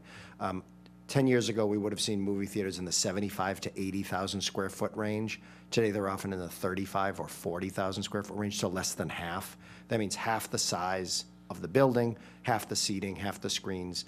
They're usually sprinkling in independent movies in their runs more often, and mixing in a food service often at the seats in the movie theater, as opposed to just concessions where you can actually order food at the movie theater. We have one of those in our property in Chestnut Hill, Massachusetts, one in Dedham at Legacy Place in Dedham. We also are often seeing entertainment in the form of bowling facilities. So we have a King's Bowling and a Lucky Bowling, where it's a restaurant, and it's not my father's bowling alley. It's not the place my mother would have dragged me out if she heard I was at a bowling alley. It's more of a, they have corporate events, they'll have children's birthday parties, they'll have sometimes an array of things like a bowling and maybe for the children like a laser tag or something like that. Usually those are in the order of 4,000, 5,000 square feet. And then we have a couple of businesses now that are on sort of the experience entertainment. So we have an escape the room concept in our center in Linfield, where, believe it or not, you pay to get out instead of getting in. It's fun, trust me. And we have these makeries. And what a makery is, this is a use class that many of the municipalities' zoning ordinances are actually struggling to identify, where you're going to, the product that you buy is really something you get to create. So you wonder why you even pay for it, right? But you'll go in and you'll paint in a classroom setting. Usually they'll serve food or maybe sometimes alcohol, but usually it's not hard, light alcohol, wine, or refreshments. and you can maybe make candles, do calligraphy. And most of these businesses will have a particular craft that they specialize in with a trainer. Maybe it's painting pottery, something of that sort. And so in a lot of municipal zoning ordinances, they struggle with what to call that. They might call it entertainment, they might call it education, they might call it retail. Maybe you bought the pottery that you painted, but it's an experience where the consumer is basically coming in and spending time creating an artistic product. Through you, Assistant Manager, what about sporting fitness clubs or anything like that, or roller skating? I'm a bit old-fashioned, so Yeah. I probably need to be updated as well. So.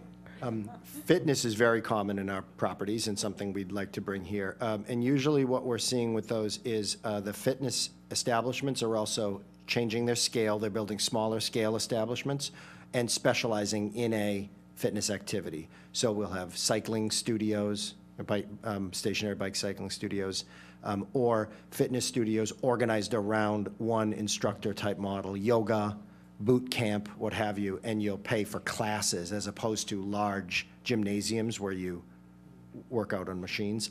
Those are much more commonly coming into our properties today.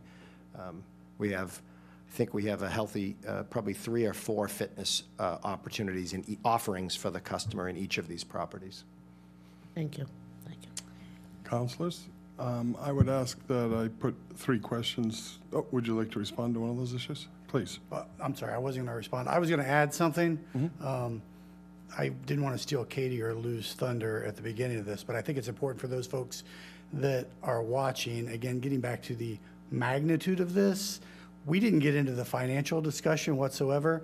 This is a $150 million deal. To put that into perspective, right now, that parcel has a lease of $70,000 a year, which the Vice President mentioned.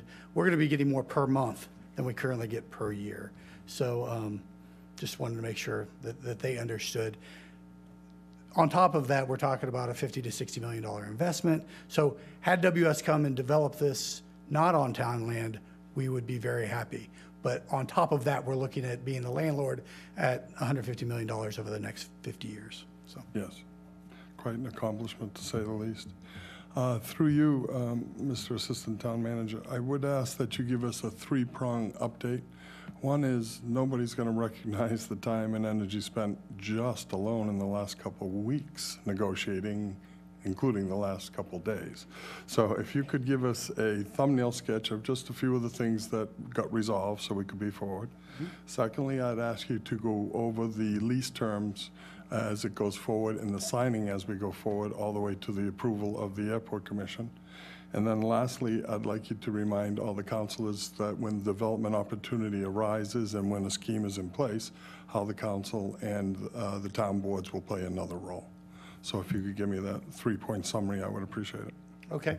So basically, like Katie alluded to, over the past 5 months, we've really been working on the terms of the lease, the material terms of the lease. A few of those, and thank you, Lou. Lou has been answering to several masters. So he's been working with Katie, and Katie has some very aggressive attorneys that are doing right by Katie to make sure FAA assurances are in place. It has made this extremely difficult to get to where we are, but it's the right thing to do. So thank you for that. We have gotten through some major issues, I would say, milestones. From the town's perspective, we kept coming in that we're concerned about Blythe. We're not looking for a 49-year option to build. Well, it's very important on WS's business model to have flexibility as the things change. We may go through several different economic upturns, downturns over the next 50 years. So that was something that was very difficult to wrestle with. And I appreciate, I think WS, and Lou, correct me if I'm wrong, I think they probably went further than what they wanted to with that. But we have real milestones in place. We start out with our 4-year agreement period where we're getting $1 million a year. We really look like that at that as sort of a down payment. I mean, WS has this under lease for the next 4 years. So they're giving us $4 million for a piece of property they already have under agreement. Then starting year 1 of the lease, it's a little over $1 million with a 3% increase for the next 49 years. Every 10 years, we have a look back. to compare to market. That's one FAA requirement. It's got to meet market value. Again, the aggregate gets up to the $150 million mark. Oh, the other piece is, it is a partnership. We're getting 3% of WS's revenue. So, you know, they're in it for 97%, but still that 3% is projected at, you know, $20 million of that. So it's a partnership. The more money they make, the more money we make. Getting back to the milestone issue, we are looking at 10 years into the lease, a milestone that WS will have committed to developing 100,000 square feet and invested $10 million in the property. With that, they will have pulled permits by year 7. If they don't, the airport can terminate. Hopefully it would never get to that, but the airport could terminate. They could cure with money. They could cure by making up that delta. They could then be drawn upon for future development and give them an additional 5 years. So it's 15 years into the lease. We have another look at it where if they haven't developed, there is a provision for default. The airport could default them with no cure provision. And I think that was a major give on WS's part. They could potentially invest a lot of money and not be able to cure. So does that address? Well, I'm going to stop you right there, Sure. and I'm going to ask my fellow councilors to get to your feet, please, and give this gentleman an applause for accomplishing that process. No, that's Lou. No.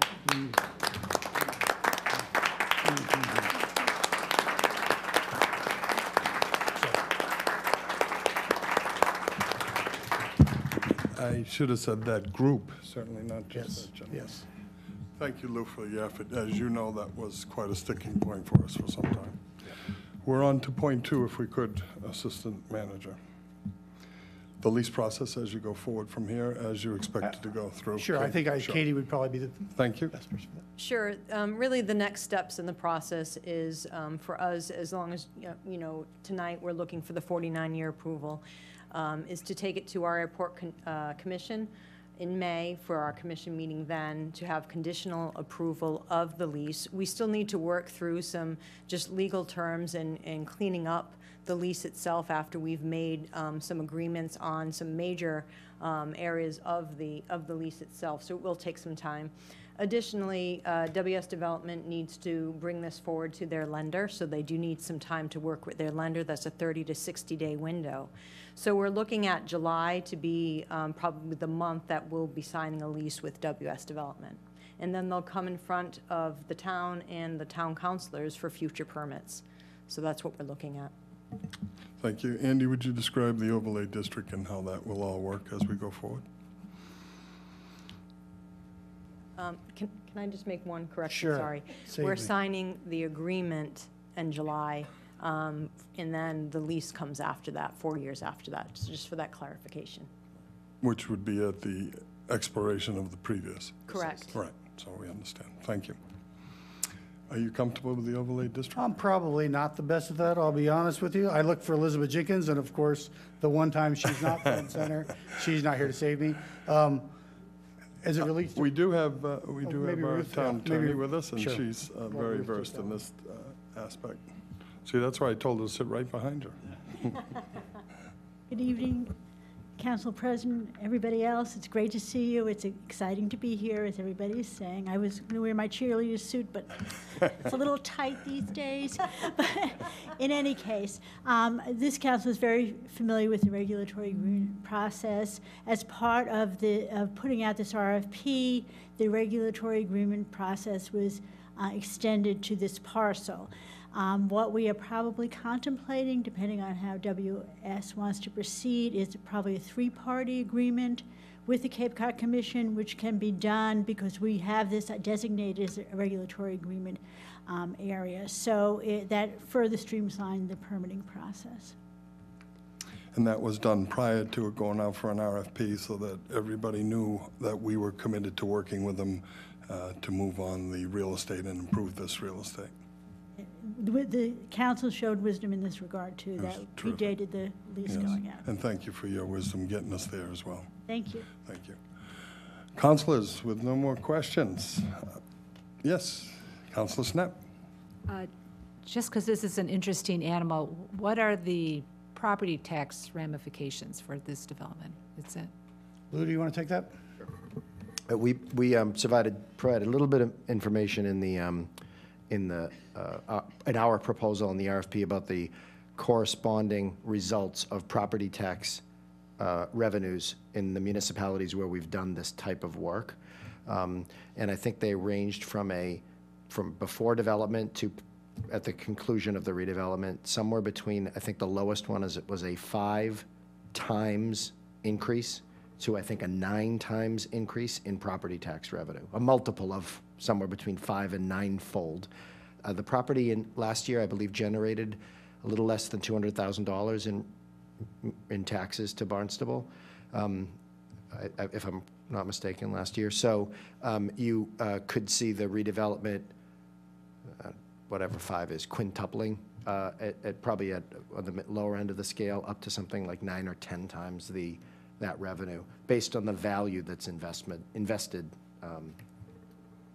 by the improvements. And those dollars actually stay with the town, not the airport, right? That's correct. Okay. That's correct. Councilor Hebert. Thank you, Mr. President. Kind of a follow-up on Councilor Raposetti's comment on the housing piece. I'm not surprised that FAA doesn't want to see any apartments up in that, but I don't think we entered into this thinking that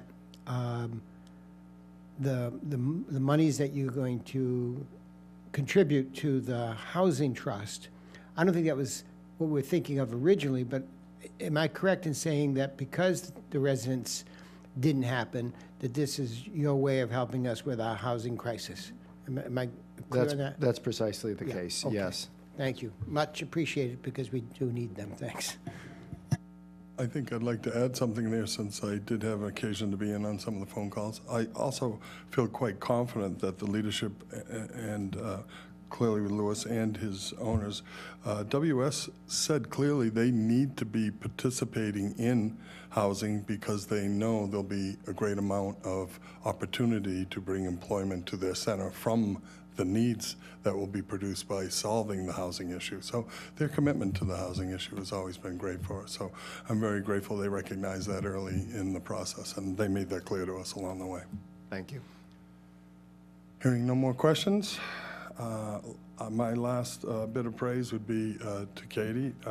Katie, this wouldn't happen without your assistance. The stumbling blocks could have been tremendous if we didn't all work as a group on this.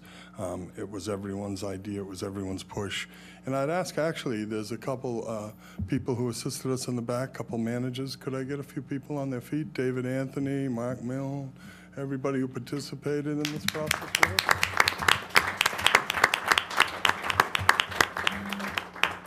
But clearly, it was a great show of unity by our team, and getting this done needed all hands on deck, and the flexibility shown by WS was tremendous when it had to be. So thank you again. Our pleasure. I'm going to call first for the vote on 2019-080. So I'd take a motion to approve 2019-080, and I'd ask Councilor Vice President Flores to please read it one more time. Yes, this is item 2019-080. It is old business, and it may be acted upon. It is the authorization for the Airport Commission to enter into a 49-year lease for the property identified as MAP 311, parcel 092, and addressed as 790 I&O Road / Route 132, located in Hyannis, Massachusetts, as written. I have a first and a second. All those in favor of supporting 2019-080 as written, please signify by saying aye. Aye. Any opposition? Any abstentions? Please record that as unanimous. Vice President, could you help me with 192, please? Yes, this actually is new business that may be acted upon. It is item 2019-192, and it authorizes the town manager to execute a memorandum of understanding with WS Landing at Hyannis LLC to accept a housing contribution in the amount of $2,500,000 as written. I have a first and a second for approving 2019-192 as written. All those in favor, please signify by saying aye. Aye. Any opposition? Any abstentions? Please record that as unanimous, and please join me one more time on our feet. Thank you, everybody, for their effort. Thank you. Thank you very much. you.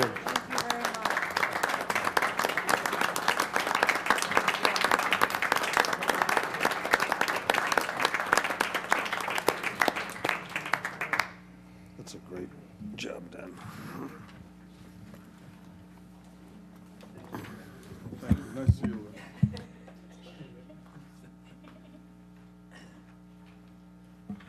All righty, we got to get back into the swing. Capital planning. I usually, Councilor Hebert is my first choice for a read. When you're ready. I usually start on one end. I ask you both to participate and help me with two reads. So I would ask that this one kicks off with Councilor Hebert. That'd be 2019-130, and that is page 8 of 33. And we will introduce our staff as we go into the public process. Councilor Hebert, page 8. Thank you, Mr. President. This is item number 2019-130. This is a public hearing, majority vote. This is a Water Pollution Control Enterprise Fund Capital Improvement Plan, appropriation and transfer order in the amount of $600,000 for the purpose of funding the effluent flow meter evaluation, design, and construction project as outlined in fiscal year 2020, fiscal year 2024 capital improvement plan. Thank you very much. Do I have a second? Second. I have a first and second to go into a public hearing on 2019-130. All those in favor signify by saying aye. Aye. We are in a public hearing, and take the rationale, please. And we have our Director of DPW, Dan Santos, with us. And please introduce, I believe, a acting manager with you today, as I recall. Thank you. Again, Dan Santos, Director of Public Works. Good evening, Mr. President, members of the council. I'm joined here, at least on several of the items that we're going to be talking about, with Griffin Bowden, who, effective next Wednesday, will be our interim town engineer. And we have other division supervisors here with us, and I'll bring them up and introduce them as we get to those points. So with that, the first project, the effluent flow meter evaluation, design, and construction. This project is required by the Massachusetts Department of Environmental Protection as part of the Hyannis Water Pollution Control Facility's recently issued groundwater discharge permit. This project involves the evaluation, design, and construction of an effluent. Effluent is the treated wastewater, as opposed to influent, which is the untreated wastewater. Effluent flow meter at the Hyannis Water Pollution Control Facility. The Massachusetts DEP recently issued the town a new groundwater discharge permit. One of the conditions of the permit is the submission of an engineering report and plans for the installation of the flow meter by December 31st, 2020. Currently, plant personnel monitor influent flow at the entrance to the plant. However, additional flow is also introduced by way of septic hauler discharge, and these flows do not pass through the influent flow meter. The effluent flow meter will provide a more accurate representation of what is being discharged by the plant, and the influent flow meter will remain in place to provide redundancy and for verification of the effluent flow meter. This request, as well as the following 4 requests, have been incorporated into the fiscal year 20 rate study that was completed last fall. Thank you. That is our rationale. Thank you. Anyone from the public wish to speak to this issue? Yes. Tonight you're Signify spending... by your name, please. Tina Carey from Hyannis Centerville. Thank you, Tina. It seems to me that you're spending $8 million tonight on issues that are about water and sewage and pipes. It looks like to me that you're planning on building a new sewage treatment plant because obviously the one we have is not adequate. So I'd like to know where that is going to be going before any votes on this stuff come about, because I think full disclosure to the public is very important. We went through this with Stewart's Creek many years ago, and I certainly don't want to see another Stewart's Creek develop here. I see that there's something here on South Street, which I really don't want to wait around for, but where on South Street is this $4 million going? So if you could tell me where the plan is for this new sewage treatment plant that all this $8 million is going to, I think the public needs to know that. Thank you. Thank you. I'll take the first part of this, and then I'll see if anybody else would like to. First of all, we won't be taking them out of order, so we'll only be addressing the ones that are in front of us. So the one in front of us is for the $600,000 for the effluent, as read in our transfer. There isn't a single process that's here tonight that requires any expansion of the plant itself or the field that leaches it.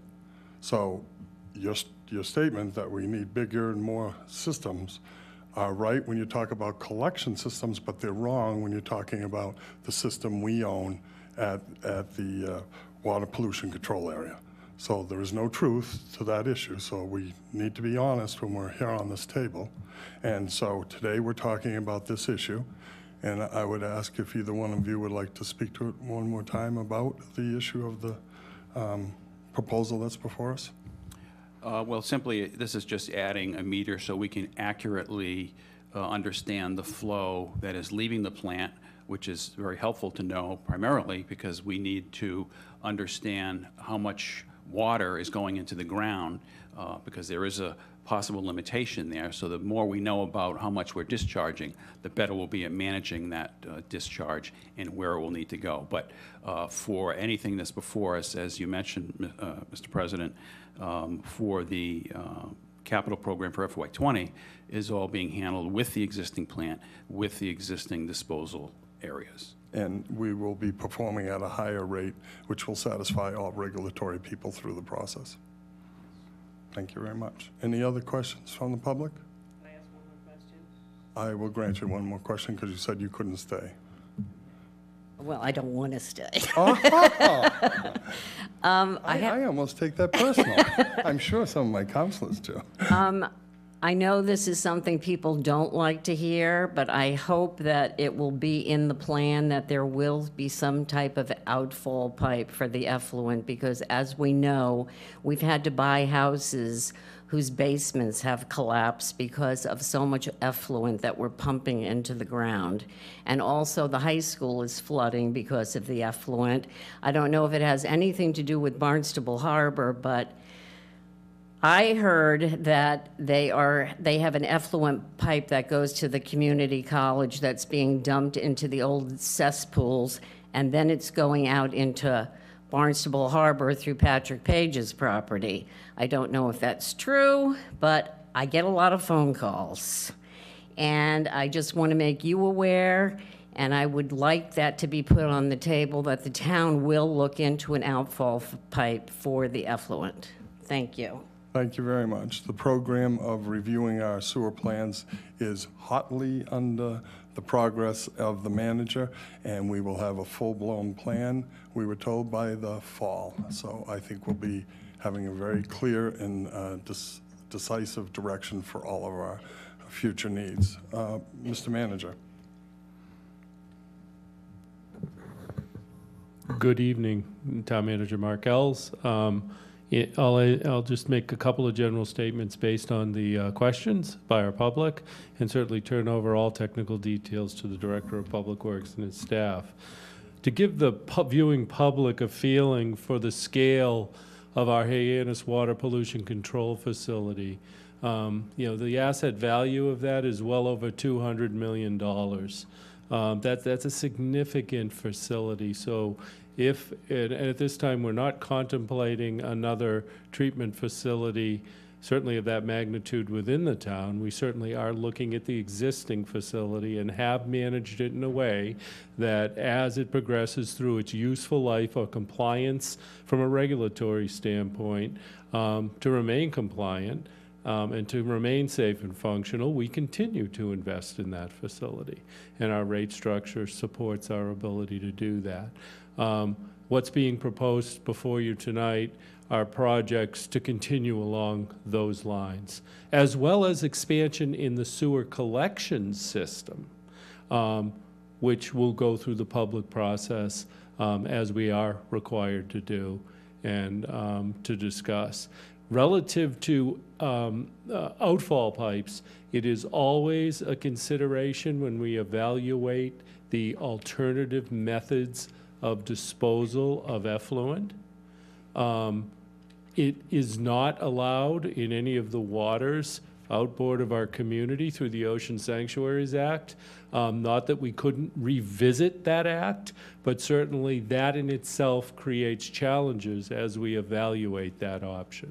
But there are outfalls in other locations, and as we confront the challenges related to drinking water versus disposal of those waters we use, and we are the source of the wastewater at our plant, we need to look at that option. So absolutely, it'll be looked at as we proceed with our comprehensive water management plan. It was looked at in the last plan. There is no current discharge from the community college into, we've had those questions.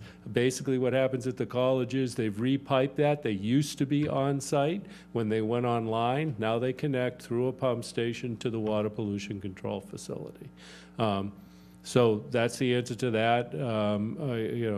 But we'll be more than happy to answer any subsequent questions that may arise relative to this. There will be an active public participation process as we move forward with this. Relevant to flooding of basements and collapsing of structures. I've been with the town for 29 years. I was in Public Works for 20. That didn't occur during my time there. It hasn't occurred during my time here in the town manager's office. We are looking at the interaction of our groundwater with public and private properties always. And we certainly look at it around water supply wells and around discharges that might be located in our community, and we have to make decisions relevant to any potential impact. And we've done extensive evaluation in Hyannis of mounding, and that effort continues right now. And the public, as modeling gets better and our data over the years is better reflective of the fluctuation of high and low groundwater, that helps us to better manage those assets. So we're active on all fronts, but I do think it's important for the public to understand the magnitude of the investment and the value of the asset that we have there. So, thank you. Thank you. Last thing I would like to make a comment on is the Stewart Creek issue that was described in such a fashion as perhaps it may have been misconstrued to be a failed process. I would say that Stewart's Creek was an educational process. I happen to be a counselor through the whole process. I was well aware of what it took to educate the public. I was well aware that we had to move our meetings to the high school to accommodate the needs and the questions. I would tell you today that I'll be ecstatic if we deliver product as good as Stewart Creek as we go forward. Stewart Creek was only a $12,000 hit. 50% of it came from the town. Roads got upgraded, utilities got upgraded, road runoff got upgraded. That was a very successful program. So, thank you. Councilors, any other questions? Hearing none. Yes, I'm sorry. Yes, Councilor Rapcorsetti. Point of order, I think we're still in the public hearing. Yes. Yeah. Hearing no further public comment, I would make a motion to close the public hearing. Do I have a second? Second. First and a second. All those in favor of closing the public hearing for 2019-130, please signify by saying aye. Aye. Any opposition? Any abstention? Councilor, any questions? Yes, Councilor Rapcorsetti. Thank you. Thank you, Dan. So the meter is going to determine what the level of effluent, Volume. the volume, Yeah. not what it's made up of. Correct. We do that already. You do that, and that's a tertiary plant, isn't it? Meaning that it treats to pretty high Yes, level. exactly. So I'm curious because, and I know this is not in front of us, it's a deferred project. It was your deferred project, WPC 20-12, which was for $150,000 to do an upgrade study as part of your discharge permit requirements. Could I And keep it was this- denied? Could I keep this on a small direct answer on that, please? We're trying to deal with 2019-130. Yeah. Please answer what you can, but we're straying from the issue that's in front of us. Please answer whatever you can. Okay, so what's the question you're? Well, I was just curious why that got deferred, 150,000 to do the study of this plant that we're talking about, which is part of, the requirements of DEP. Why that was deferred? The reason is we anticipate in the future additional treatment requirements, and they haven't released what those will be yet, so that's why we deferred that. So when we have a better idea what they're going to require in the future, we will study the process of the plant so that we can come in compliance with those future standards. Okay. So we're trying to be ahead of the game. All right, but we so- don't need to do it right now. But this is part of their requirement to Yes, do this? yes. Okay, thank you. Thank you very much. Thank you for the clarification. Any other questions? Hearing none, we need a majority vote. So this is mine to call for a vote. All those in favor of 2019-130 as written, please signify by saying aye. Aye. Any opposition? Any abstention? Please record that as unanimous. We're on to 2019-131. Mr. Hebert, or Councilor Hebert, I should say, please, one more time. And 131 is what we're doing right now, yeah. It's 131 on page 9. Thank you, Mr. President. This is open to a public hearing and a roll call of 2/3. Water Pollution Control Enterprise Fund Capital Improvement Plan.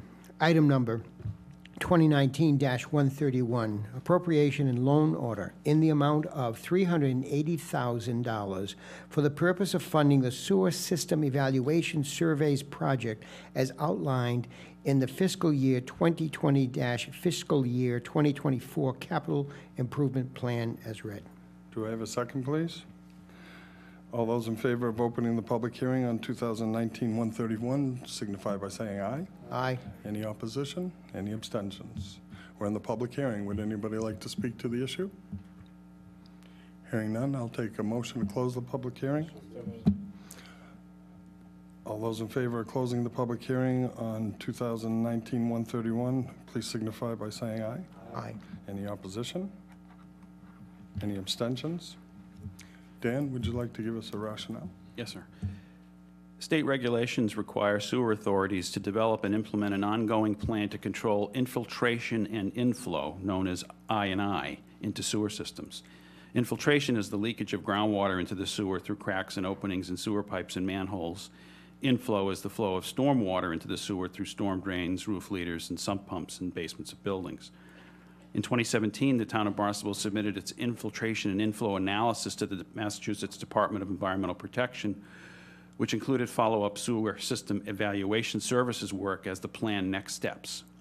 Removal of I&I sources has numerous benefits, including a decrease in the likelihood of a sanitary sewer overflow during storm events, a reduction in electrical usage at pump stations and at the treatment plant, as well as freeing up capacity within the town's collection system, wastewater treatment plant, and effluent disposal beds.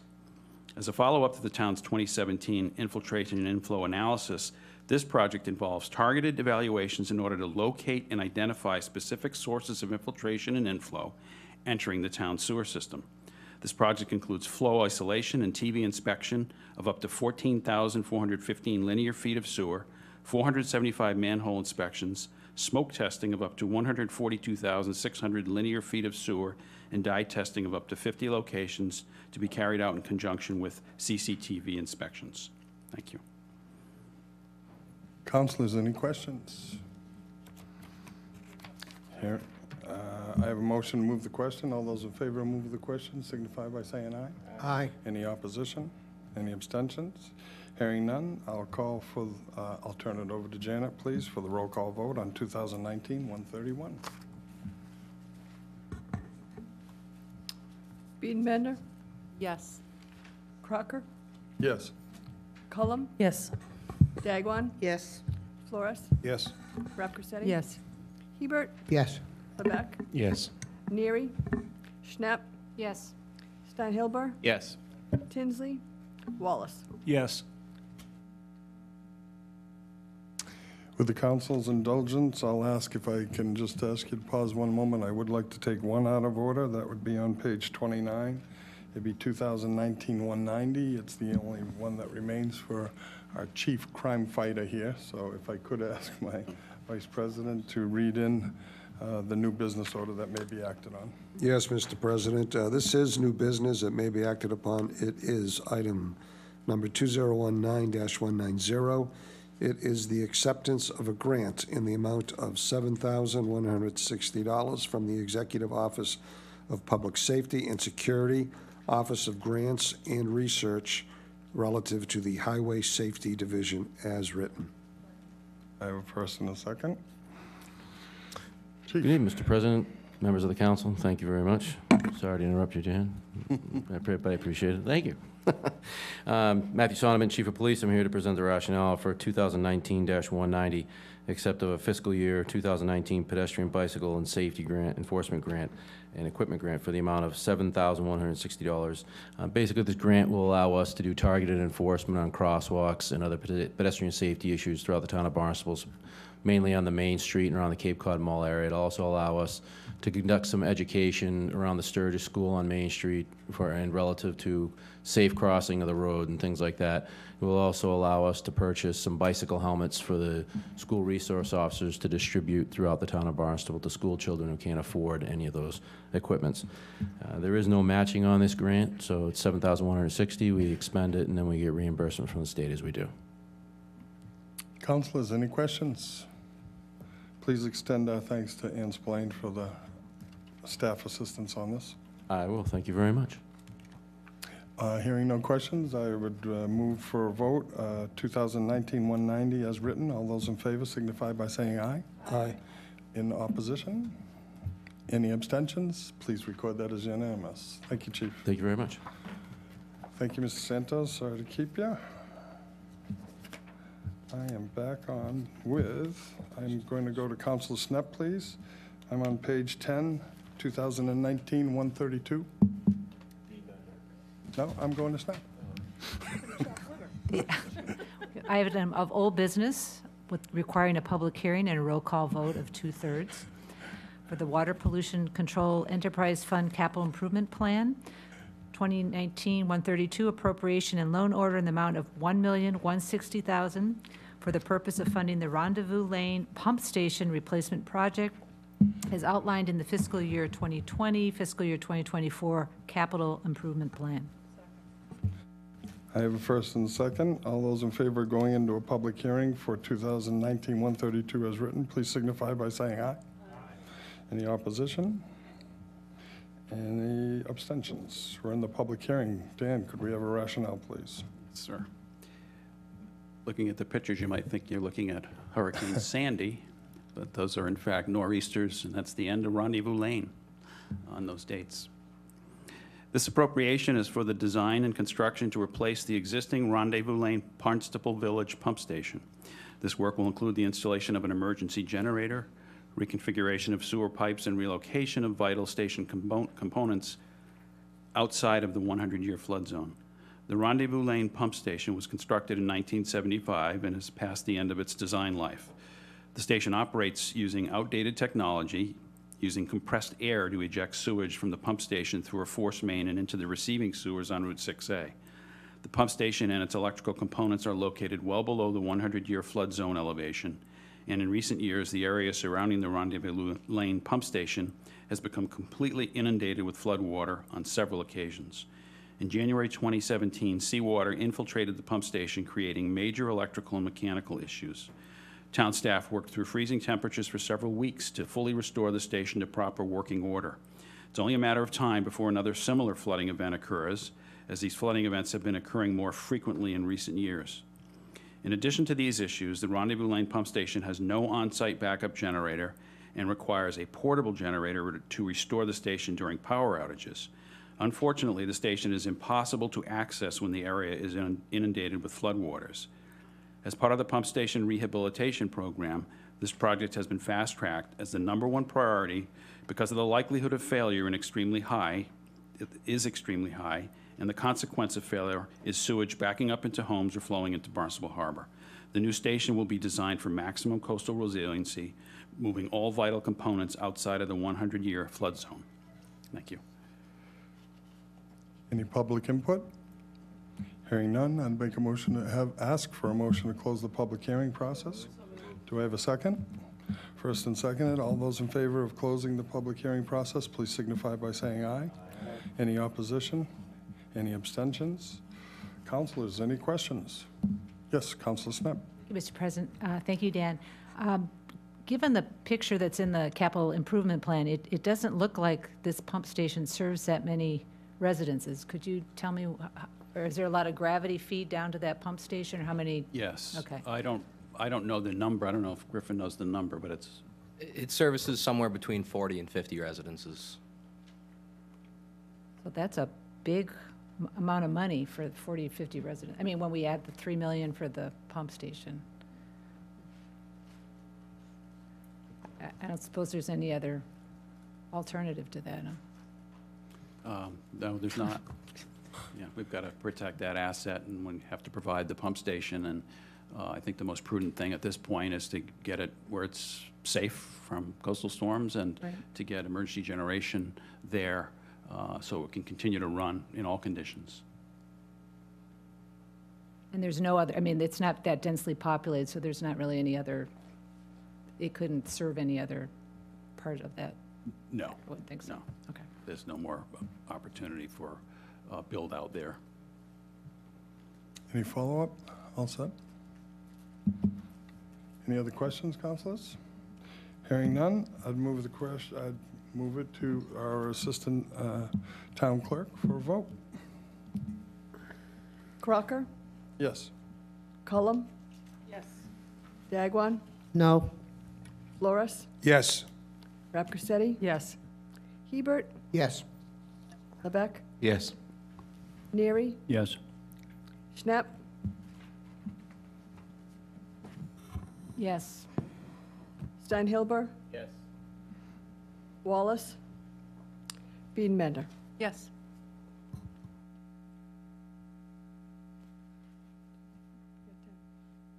Please note, Councilor Wallace is off at this time. Thank you very much. Councilor Bienbender, could you help me, please, on 2019-133? And thank you for making the effort to come in tonight. We announced earlier that you had an engagement, and we are grateful for you to join us. Much appreciated, thank you. This is old business, public hearing roll call, 2/3 vote. This is item number 2019-133 under the Water Pollution Control Enterprise Fund Capital Improvement Plan. This is an appropriation and loan order in the amount of $1,125,000 for the purpose of funding the Burses Way Vacuum Sewer Replacement Project as outlined in the fiscal year 2020 to fiscal year 2024 Capital Improvement Plan as written. I have a first and a second. All those in favor of entering a public hearing on 2019-133 as written, please signify by saying aye. Aye. Any opposition? Any abstention? Hearing none, we'll take a rationale, please. This project includes the replacement of 2,380 feet of vacuum sewer on Burses Way with traditional gravity sewer. It also includes extending the existing future effluent disposal force main from the corner of Pitcher's Way and Burses Way to the Water Pollution Control Facility property line, and will construct a new water connection to the Water Pollution Control Facility. This project is to be carried out along with the upcoming Mass Department of Transportation Burses Way shared use path construction, allowing for savings on project costs. This project provides the town with an opportunity to work in conjunction with the state's shared use path construction work and replace an extremely vulnerable component of the town's sewer collection system at a reduced cost. Currently, the town utilizes a vacuum sewer system to convey wastewater flows from Burses Way and Route 28 to the Water Pollution Control Facility. The vacuum sewer system has proven to be extremely vulnerable and expensive to maintain. Nearly 40% of our emergency response calls are vacuum sewer related, despite the system conveying only 5% of the town's wastewater flows. While proper applications do exist for vacuum sewer, this system should not be utilized in an area where traditional gravity sewer pipes could be installed. There are 2 other vacuum sewer installations in Massachusetts, and both have had catastrophic failures since installation. Provincetown has experienced 2 failures which took place during the busy tourist season. with a 2009 failure leaving puddles of sewage scattered across town and sewage backups into the basements of businesses and residences over the 4th of July weekend, and a 2017 failure requiring the town to line Commercial Street with portable toilets and restrict sewer usage. Barnstable has experienced several near misses in recent years that could have easily developed into full-scale system failures. While this project only replaces half of the town's vacuum sewer network, this project is a step in the right direction to ensure that a similar catastrophic failure does not happen in Barnstable. Thank you. Thank you very much. We're in a public hearing. Would any of the public wish to be heard? Please announce your name, Tina please. Carey, Centerville, Hyannis. In a lot of towns, they're sending out notices to people as to what they should and should not flush down toilets. And one of their biggest problems are flushable wipes. They are not flushable. Also dental floss, Q-tips. The sewer department should be sending out notices to everybody in the town of the items that should never go down the toilet. Cat litter, dead animals, blankets, diapers. I mean, the list is endless. They've had it on Channel 5 News. And with all the problems that everybody's having with all these pipes, I'm suggesting that the sewer department put out some type of notice about that, because honestly, people just do anything they want. They don't even know that what they're doing is wrong. And the other question I have is, are all these being funded by CPA funds? Is that, or is this coming out of the general fund? Where is this money coming from? Oh, no one's going to answer me. Okay, I'll sit down. We'll address that when we get back into our own, but Yeah, this is being funded by a bond issue paid for by users of the wastewater pollution control facility. There are no CPA funds on any of the wastewater projects. and it's based on being paid by the fund and the sewer income, am I correct? Yes. Thank you. Any other public wish to address this? Hearing none, I take a motion to close the public hearing portion. I have a motion to close the public hearing portion of 219-133. Please signify. All those in favor, please say aye. Aye. Any opposition? Any abstentions? Hearing none. Councilors, any questions? Yes, Councilor Hebert. So in response to Ms. Carey, and I think always the comments from the public are very, very important, and I take them very, very seriously. And sometimes the public often helps us to make sure that we're on the right track, and it gives us food for thought, if we will. So, again, I appreciate Ms. Carey's comments. And that being said, we are so blessed with the leadership that we have at DPW and in this town and with the town management. The experience that you all bring, the education that you all bring is, I believe, second to none. So, yes, I maybe sometimes am not appreciated with the comments that I make because I keep asking questions and looking, but never should that be taken that I don't trust. I have to trust your leadership. You do a terrific job. Again, we're very, very blessed with the knowledgeable leaders that we have. And it's an enormous thing to try to take care of the wastewater of a town of this size with so many visitors. So you'd really be congratulated. Costs money to run this kind of program. We can't talk about more housing unless we know that and we trust that we can handle our wastewater and keep our good water clean. So thank you very much. And I also wanted to thank, again, the public for speaking up, and Ms. Carey, thank you. If I may, Mr. President, to your point, Councilor Hebert, we do take suggestions, and I think Ms. Carey's suggestion about informing people that are on the sewer system about what they can and cannot put down there is a great idea. And I know we do that from time to time, but I'll relook at that. And there's no reason why we can't do it more frequently, because the less of those things that get into our system, the fewer problems that we're going to have. So I think it's a great idea. Any other councils? Yes. We have Town Manager, Mark. Good Ellis. evening, Mark Ells, Town Manager. Excellent question by Ms. Gary.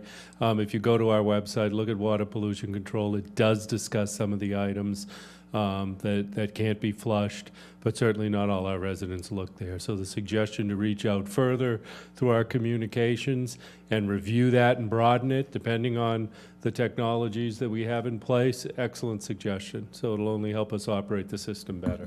But we do have it right now on the website in a limited fashion. So, thank you. Thank you. Any other councilors? Hearing no further discussion, I'll turn it over to the Assistant Town Clerk for the call on 2019-133. Cullum? Yes. Diagwan? Yes. Flores? Yes. Rapcorsetti? Yes. Hebert? Yes. Levesque? Yes. Neary? Yes. Schnapp? Yes. Steinhilber? Yes. Wallace? Yes. Biedenbender? Yes. Crocker? Yes. Councilor Rapcorsetti, could you help me with two, please? 2019-134. Yes, Mr. President. Under old business, it's a public hearing, roll call, 2/3. Item 2019-134, appropriation and loan order in the amount of $4,019,000 for the purpose of funding the South Street Sewer Rehabilitation Project as outlined in the fiscal year 2020, fiscal year 2024 capital improvement plan as written. I have a first and a second. All those in favor of going into a public hearing for 2019-134 as written, please signify by saying aye. Aye. Any opposition? Any abstention? We're in the public hearing portion. Could I have a rationale, please? This appropriation funds construction for the South Street Sewer Rehabilitation Project, which seeks to improve the condition and capacity of South Street sewers. Phase 1 involves the replacement of the existing clay sewer main between High School Road and Old Colony Road with a new, larger PVC sewer main, and replacement of all sewer laterals in this area to the lot line of individual properties. Phase 1 also includes the relocation of the Calamus Beach Pump Station force main discharge in order to free up additional capacity on South Street. Phase 2 includes the replacement of the existing clay gravity sewer main between Old Colony Road and School Street with a new, larger PVC sewer main and replacement of all laterals in the area to the lot line. The South Street sewer main is the most important sewer main in the town of Barnstable as it conveys flows from the majority of downtown Hyannis to the Old Colony Pump Station, the largest sewer pump station in town. The sewers on South Street were installed in 1935 in 3-foot sections of clay pipe. In recent years, these sewers have shown signs of deterioration and root intrusion, which could lead to pipe failure. Recent modeling efforts have indicated that South Street sewers between High School Road and Old Colony Road are at full capacity under peak flow conditions and will be over capacity under future conditions. Sewers between Old Colony Road and School Street are approaching capacity and will be over capacity under future conditions.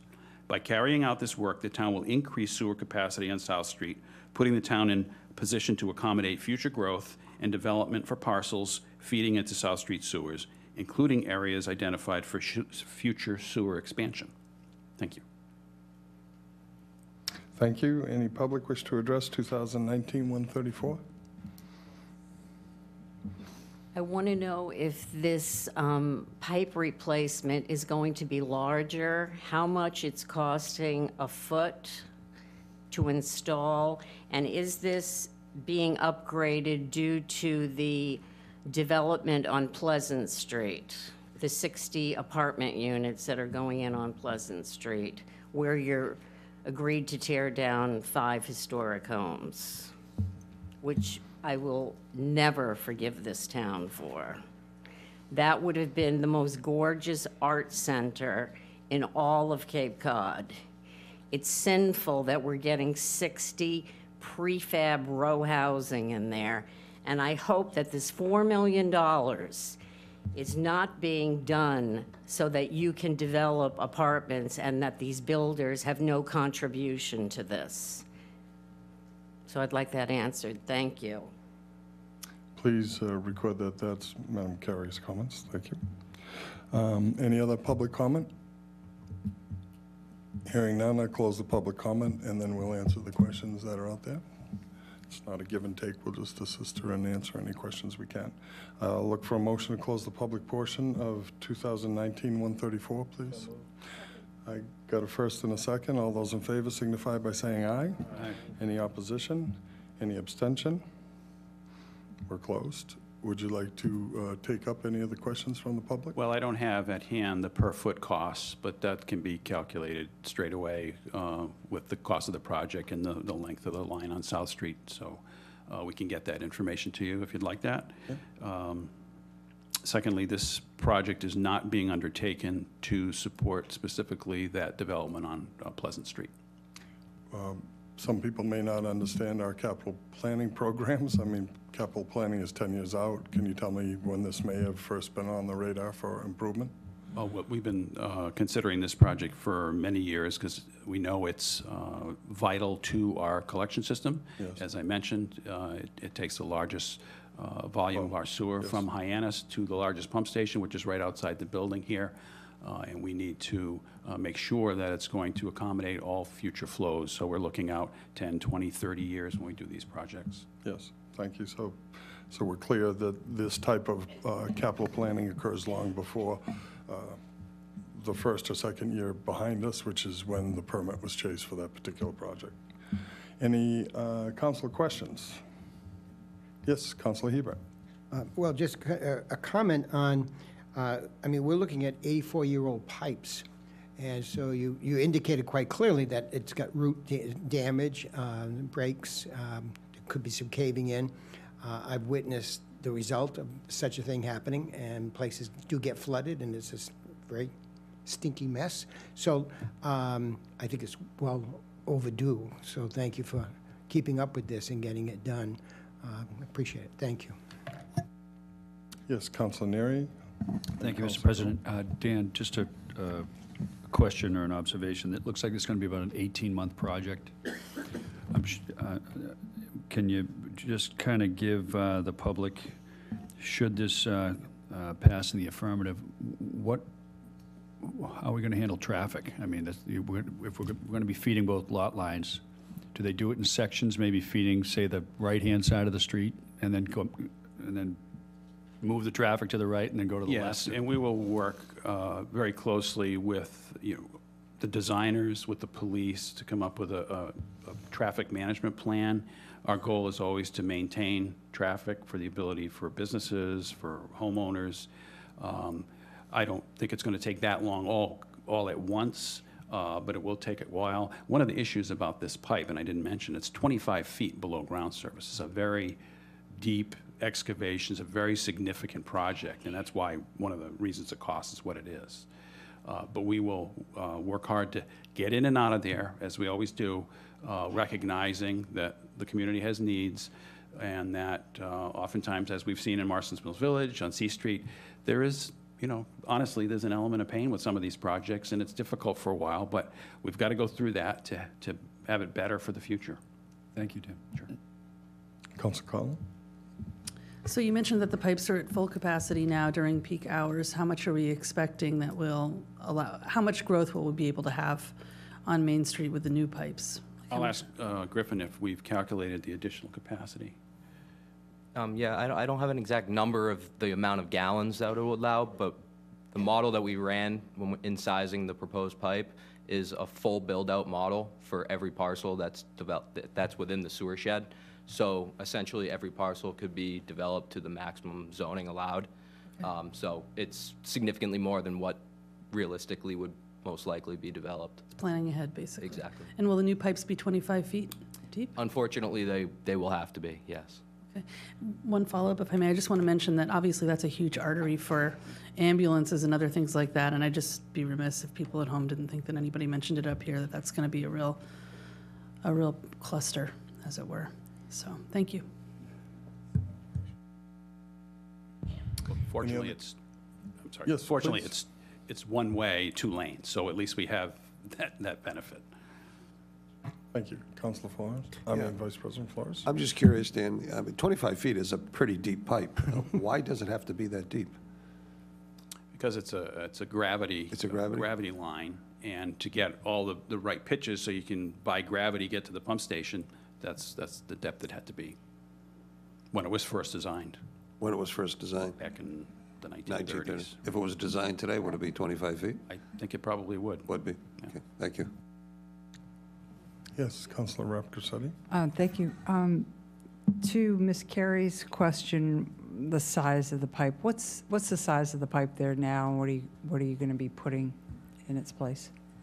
Right now, the existing pipe is a 12-inch pipe. We're going to be increasing it to an 18-inch. At least that's the concept at this point, but the 18-inch serves what we need. We all set, councilors? Move the question. Yes, we have a motion to move the question. All those in favor signify by saying aye. Aye. Any opposition? Any abstentions? I throw it to the Assistant Town Clerk for a vote. Dagwan? Yes. Loris? Yes. Rapcorsetti? Yes. Hebert? Yes. Levesque? Yes. Neary? Yes. Schnapp? Yes. Steinhilber? Yes. Wallace? Yes. Biedemender? Yes. Crocker? Yes. Cullum? Yes.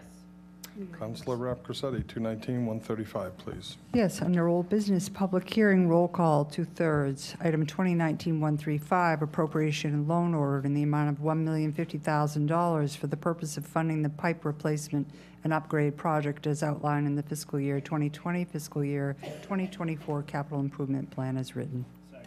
I have a first and a second to go into a public hearing for 2019-135 as written. All those in favor signify by saying aye. Aye. Any opposition? Any abstentions? Dan, could we get a rationale, please, in the public portion? I'd first like to introduce longtime Water Division Supervisor and Steward of the Hyannis Water System, Hans Kaiser. Thanks for joining me. The following 5 capital projects are for DPW's Water Supply Division. The Water Supply Division operates with oversight by the Hyannis Water Board, currently chaired by Stephen O'Neill. The Water Board has participated in the development of these projects and has recommended their approval by the Town Council. These appropriation requests have been incorporated into the FY20 rate study that was completed by the Municipal Financial Group last fall. This project is a continuation of a 30-year pipe replacement and upgrade program for the Hyannis Water System, which serves Hyannis, Hyannisport, and West Hyannisport. The proposed work is part of an overall system upgrade and improvement program that was recommended by Weston and Sampson Engineering in a 2007 Water System Master Plan. This ongoing project will ensure the Hyannis Water System will continue to provide sufficient drinking water and fire readiness protection for all of its customers. In fiscal year 2019, under this program, the Water Supply Division cleaned and lined the water mains on Main Street in Hyannis between Barnstable Road and School Street as the first phase of a 2-year water utility improvement project on the east side of Hyannis. In fiscal year 20, we propose to conduct the second phase of the cleaning and lining project of the water mains at the east end of Main Street in Hyannis from School Street to the Yarmouth Town Line. This project is planned to be completed prior to reconstruction of the east end of Main Street, which is currently under design. Thank you.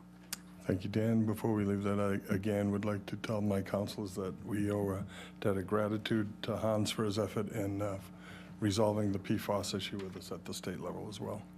Any public would like to come forward and be heard on this, please? Tina Carey, Centerville, Hyannis. I'd like to know if the pipes they're replacing are the ones that are asbestos lined. If you could answer that question. Oh, and by the way, I don't consider Stewart's Creek a success when people have liens on their property and they lose their homes to foreclosure. Thank you. Thank you. Any other public wish to be heard? Okay, hearing none, I take a motion to close the public process of the meeting. All those in favor of closing the public portion of the meeting, please signify by saying aye. Anyone in opposition? Any abstentions? Hearing none, we are in council questioning. Anybody have a question? Yes, Councilor Neary. Thank you, Mr. President. If I could direct this question to Hans. What are the pipes made out of? That'd be my first question. The second question is, I'm pretty familiar with some of the municipalities around the state, many of whom have old pipe systems that feed their water supply. It's a difficult enough project cleaning the water to get it into the pipes, and then only have the pipes pollute the water. Towns such as Situate have signs in the front yards that says, "No more brown water, please," in the front of their yards. And it's primarily directed based on the age of the pipe and the deterioration that's occurred inside of them. So my question would be, what are the pipes made out of? And I would obviously fully support this. It's 1911 cast iron. So we clean them, line them, and replace all the valves, the hydrants, all the services. There's no asbestos in those pipes. Anyone else? Council Collins? All set? Hearing none, I'd throw this over to the Assistant Town Clerk to call the roll call, please. Flores, Yes. Rob Corsetti. Yes. Hebert, Yes. Levesque, Yes. Neary, Yes. Schnapp, Yes. Steinhilber, Yes. Wallace, Yes. Biedenbender, Yes. Crocker, Yes. Cullum, Yes. Dagwan. Yes. Councilor Wallace, could you help me with two, please? We're starting on 136. Certainly, Mr. President, thank you. Going to open for a public hearing, item number 2019-136, Water Supply Enterprise Fund Capital Improvement Plan. Appropriation and transfer order in the amount of $200,000 for the purpose of funding the wells, pump stations, treatment plant repair, and upgrade project as outlined in the fiscal year 2020, fiscal year 2024 capital improvement plan as written. It's a simple majority. I have a first and a second to open the public hearing. All those in favor, please signify by saying aye. Aye. Any opposition? Any abstentions? Hearing none, we're in the public portion of the meeting. Dan, would you like to present us with a rationale? Like the pipe replacement program just discussed, this annual appropriation request of $200,000 to be funded from enterprise fund reserves continues work that was recommended in the Weston and Sampson Water Systems Master Plan. Due to aging facilities and components, starting in 2014, the Hyannis Water Board recommended implementation of an annual program to address major components of the water system infrastructure, including wells, pump stations, treatment plants, buildings, security, and safety. Funds are allocated to 4 general areas that include buildings, process control equipment, safety and security, and electrical equipment. In fiscal year 19, the funds for this annual program were utilized for projects at the Mary Dunn and Marr treatment plants, including security fencing and gates, relocating electrical utilities underground, exterior wall and room refurbishment at the maintenance facility, and extensive grounds maintenance. In fiscal year 20, we propose to undertake water system-wide repairs and upgrades of the SCADA radio systems and antennas, electrical and process control improvements, and chemical injection control panels at the Mary Dunn treatment plant. Thank you. Thank you very much. Would anyone from the public like to be heard on this matter? Could I have a motion to close the public hearing, please? Do I have a first and a second? All those in favor of closing the public hearing portion, please signify by saying aye. Aye. Any opposed? Any abstention? We're closed. Councilors, any questions? Hearing none. Move the question, yes. Hearing none. We have a motion to move the question. All those in favor signify by saying aye. Any opposition? Any abstentions? Hearing none. I'm calling for the vote on 2019-136 as written. All those in favor signify by saying aye. Aye. Any opposition? Any abstention? Please record that as unanimous. Councilor Wallace, number 137. Yeah, thank you, Mr. President. This is old business. We're going to open for a public hearing. It's a simple majority vote. It's item number 2019-137, Water Supply Enterprise Fund Capital Improvement Plan. Appropriation and transfer order in the amount of $75,000 for the purpose of funding the purchase of a valve maintenance trailer system as outlined in the fiscal year 2020, fiscal year 2024 capital improvement plan as written. Do I have a second? All those in favor of opening the public hearing for 2019-137 as written, please signify by saying aye. Any opposed? Any abstentions? Under the rationale, please, Dan. The annual water valve maintenance program currently utilizes a tow-behind construction compressor to blow debris out of the valve boxes and requires a team of 2 workers to operate the equipment and exercise the valves. A specially designed valve maintenance trailer system is designed to efficiently and effectively conduct the valve exercise and program by using vacuum suction and hydraulic power to turn the valves. This system requires only one operator and is much safer. It also features a high-volume dewatering pump for large water main breaks and a pressure washer.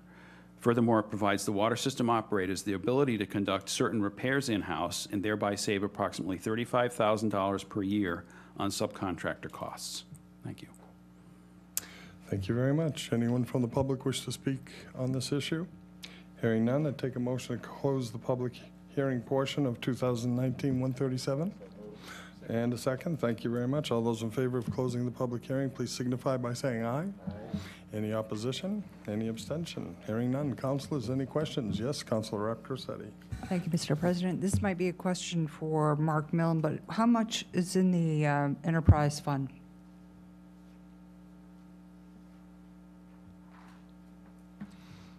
I guess what, just for my clarification, this enterprise fund is funded by the water ratepayers. Yes, that's correct. Okay. Yes, I believe, good evening, Mark Milne, Director of Finance. How are you, Mike?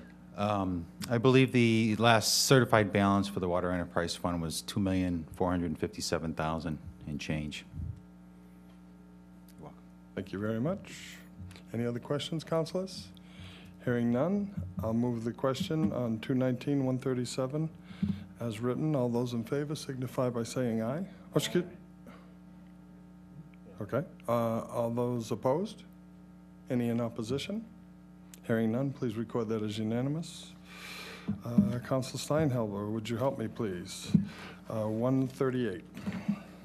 Thank you, Mr. President. I'd like to open the public hearing on item 2019-138, appropriation and transfer order, in the amount of $220,000 for the purpose of funding the wells treatment options evaluation as outlined in the fiscal year 2020 to fiscal year 2024 capital improvement plan as written.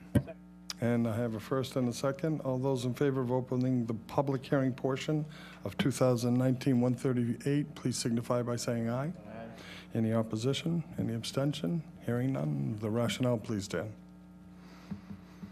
These projects are the result of recommendations from the New Source Alternatives Evaluation Report, which you were provided a copy of the executive summary this evening, produced by Weston and Sampson, and will evaluate options to maximize water production of existing wells in the Mary Dunn and Hyannisport well fields, recommend water treatment options to deliver high-quality drinking water, and propose treatment plant configurations to maximize the current well yield. The airport wells use is currently limited due to high iron levels in the groundwater.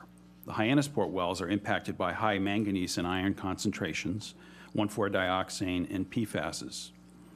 Due to the high cost of siting new wells and the lengthy timeline for permitting and construction, the most cost and time-effective means of meeting current and future water demands is to maximize the production from existing wells. To that end, we have recently reactivated the Straightway No. 1 well and are rehabilitating the Mary Dunn No. 4 well, both of which have been offline for many years. This project will evaluate all options and provide recommendations, budgets, timelines, and preliminary design reports. Thank you. Anyone from the public wishing to be heard on 2019-138? Hearing none, I take a motion to close the public portion. And a second. Thank you very much. All those in favor of closing the public portion, please signify by saying aye. Any opposition? Any abstention? Councilors, any questions? Hearing none, I'll move the question of 2019-138 as written. All those in favor signify by saying aye. Any opposition? Any abstentions? Please record that as unanimous. Council Steinhelber, 139. Thank you, Mr. President. I'd like to open the public hearing on item 2019-139, appropriation and transfer order in the amount of $60,000 for the purpose of funding the repair and upgrade of 5 compactor units as outlined in the fiscal year 2020 to fiscal year 2024 capital improvement plan as written. Thank you. I have a first and a second. All in favor of going into a public hearing for 2019-139 as drafted, please signify by saying aye. Any opposition? Any abstentions? We're in the public process. Rationale, please. Thank you. I'd like to introduce our solid waste supervisor, P.J. Kelleher. Welcome, P.J. Funds from this appropriation will provide for the repair and upgrade of 5 existing solid waste compactor units at the transfer station. The compactor units are in poor condition. The ram actuators are worn and malfunctioning, the wear pads have worn, and some are missing and need replacement. The enclosures have rusted and will require new plates and welding. We have received quotes for repair versus replacement, and it was determined that we can get a number of additional years of service from the existing units via the repair option, thereby saving tens of thousands of dollars over the cost of new units, which at present cost $40,000 each. This request, as well as the following two requests, has been incorporated into the FY20 rate study that was completed last fall. Thank you. Thank you for the rationale. Anyone from the public wishing to be heard? Hearing none, motion to close the public portion? Second, please. I have a first and a second. All those in favor of closing the public portion, please signify by saying aye. Aye. Any opposition? Any abstentions? Hearing none. Councilors, any questions? Hearing none, I'll move the vote on 2019-139 as drafted. All those in favor signify by saying aye. Aye. Any opposition? Any abstentions? Thank you very much. Councilor Dagwan, could you help me, please, on page 18, 2019-140? Yes, Mr. President. I'd like to open for a public hearing, item number 2019-140, appropriation and transfer order in the amount of $80,000 for the purpose of funding the replacement of an all-terrain litter, vacuum, and Kubota rough terrain vehicle as outlined in the fiscal year 2020, fiscal year 2024 capital improvement plan as read. I have a first and second to go into a public hearing on 2019-140 as drafted. All those in favor signify by saying aye. Aye. Any opposition? Any abstentions? Hearing none, we're in the public portion. Rationale, please. This appropriation order combines projects SW 20-3 and SW 20-6 that are found on pages 150 to 153 in the CIP book. This appropriation will fund the replacement of the all-terrain litter vacuum unit, which is in need of repairs that exceed its value. It is not currently working due to breakdown. The litter vacuum is the main piece of equipment used to pick up the large amounts of litter at the transfer station. This appropriation will also fund the replacement of a Kubota rough terrain vehicle, which is beyond its useful life and uneconomical to repair at this time. The Kubotas are used to transport people and small equipment within the 75-acre transfer station property. Thank you. Do I hear any public that wishes to be heard on number 2019-140? Hearing none, could I get a motion to close the public portion? Second, please. So moved and seconded. All those in favor signify by saying aye. Aye. Any opposition? Any abstentions? Hearing none. Councilors, somebody's going to ask for a ride, aren't you? Come on, guys. Councilor Rapp Cressetti, please. Number one, thank you for accepting credit cards at the transfer station now. I think a lot of the public are happy about that. Will this vacuum unit be used to clean up the exterior of the transfer station?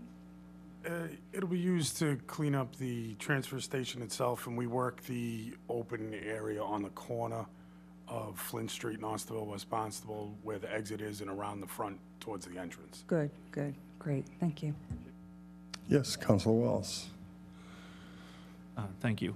The Kubota rough terrain vehicle, how many years is a typical life expectancy for one of these? This is the first one, I believe, that we've had, as far as my recollection is. The problem is it gets used a lot during the winter, so it had a lot of rust and rot from the salt. We do load the backup with salt to spread it around the property for safety purposes. And it has a dump bucket? Yes, the body does dump. We're looking into the option of they do sell spreader units to put right in the back to kind of contain it.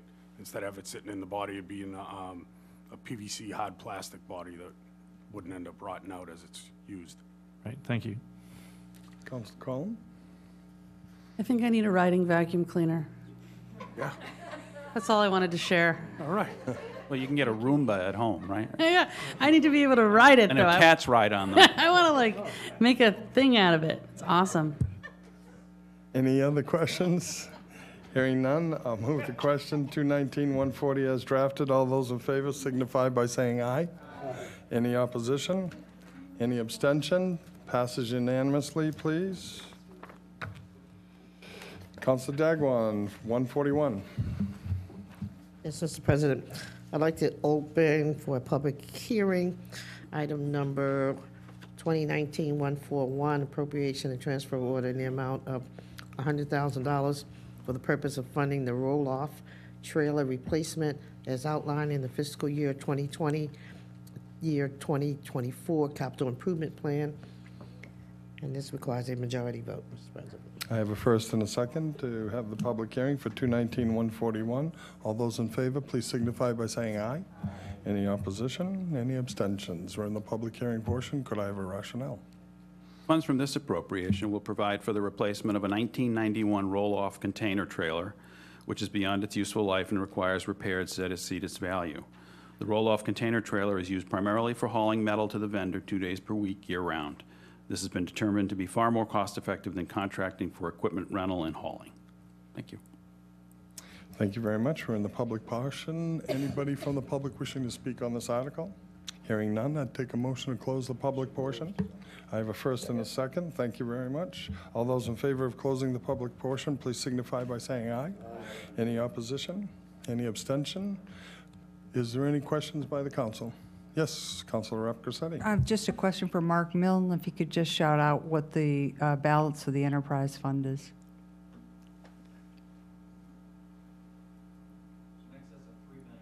Excess of $3 million. Thank you. Thank you. That is from our finance director. Thank you, Mark Milne. Any other questions? Hearing none, I would move the question 219-141 as drafted. All those in favor signify by saying aye. Aye. Any opposition? Any abstention? Please record that as unanimous. I'm on to Councilor Neary, please, for 2. 142 is your first. Thank you, Mr. President. I'd like to bring this before a public hearing. It's old business requiring a majority vote. Item number 2019-142. The appropriation and transfer order in the amount of $612,000 for the purpose of funding the Marston's Mills School Pump Station and associated Route 28 collection system preliminary design as outlined in the fiscal year 2020 through 2024 fiscal year capital improvement plan as written. Thank you. I have a first and a second. All those in favor of moving to a public hearing 2019-142 as drafted, please signify by saying aye. Any opposition? Any abstention? We're in a public meeting. Thank you. The proposed project would convert the Marston's Mills wastewater treatment plant to a municipal wastewater pump station. The pump station would be designed to sewer nearby properties and accommodate future sewering needs in the area. An intermediate pump station would also be included along Route 28 to convey the wastewater along Route 28 from this converted pump station to the wastewater plant in Hyannis for treatment and disposal. The Marston's Mills plant's capacity of 42,900 gallons per day is fully allocated, and the plant is beyond its 20-year design life. Additionally, the ability to expand the facility is limited by physical constraints to approximately 113,000 gallons per day. And that expansion, if it was to be done, would require disposal into the nitrogen-sensitive 3-Bays watershed and drinking water well protection zones. Despite this, there is increasing pressure from developers and others in the area in search of wastewater solutions to be able to connect into the facility. The DPW conducted an evaluation and estimated the cost to replace and upgrade the facility at $16 million. Alternatively, the cost to replace the facility with a pump station, install the needed infrastructure to convey that pump station flows along Route 28 back to the Hyannis treatment plant, and to sewer Route 28 in the process was estimated at $19 million. And if the sewering along Route 28 was paid for by others, the cost would be $15 million. Converting this facility to a pump station provides significant benefits, including provides a wastewater solution to this nitrogen-sensitive region of town and Route 28 to Osterville. In doing so, desired development in the facility in the vicinity of the new pump stations or along Route 28 would have wastewater impediments removed. Provides a major portion of the ultimately required infrastructure needed to address the nutrient and other wastewater issues in the 3-Bays watershed. Removing the Marston's Mills plant discharge from the Centerville River watershed helps the town reach its nitrogen goals in that watershed and saves money, as doing so avoids required offset sewering of approximately 33 homes. Any flows captured by the system from existing properties would be nitrogen reductions in the watershed, again helping the town towards its nutrient removal goals. and those flows from new properties will be properly addressed, as all new flows must be removed to 100% in both watersheds and would no longer be a problem from a nutrient perspective. Thank you. We are in a public meeting. Anyone wishing to speak on item 2019-142, please come forward. Hearing none, I'd take a motion to close the public portion of the meeting. I have a first and a second. All those in favor of closing the public hearing portion, please signify by saying aye. Any opposition? Any abstentions? Councilors, this is a good one to get some questions out. I'll start down the end. Councilor Biedenbender. Thank you, President Crocker. So a couple questions. In regards to the nitrogen reductions in the watershed, do we have an understanding at all of what that percentage might be in the Three Bays watershed area? Yes, we do. I don't know if we have it with us, but we've... I don't have it with me, no. But we've made those calculations. Okay, that's great. And would this also then allow for redevelopment potentially of that Marston's Mills School? For, we've talked about potentially housing, repurposing that property for housing, for example. But obviously, one of the major impediments had to do with wastewater and treatment of sewage. And would this help us move in that direction? Yes, certainly. Okay. Great, thank you. It's great progress, and it's something really tangible that we're working on towards our greater plan in regards to wastewater, so thank you. Councilors? Councilor Hebert? Thank you. So would we be extending the pipe all the way from the Marsden's Mills School, all the way down 28 to our plant? Yes. So that's a big improvement to our water system, wastewater. Absolutely. Yeah. Super, super. Thank you. Yes. Councilor Snep? First, I think there might be some confusion on which school that we're talking about. Are we talking about the closed Marston's Mills School for redevelopment, for housing? No, we're not. You're not, just the current school? No, that's what I was... Right. So you're... Once the...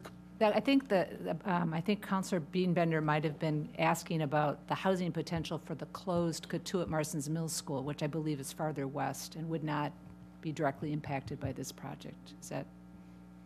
Can you go back one slide? Do we have a map?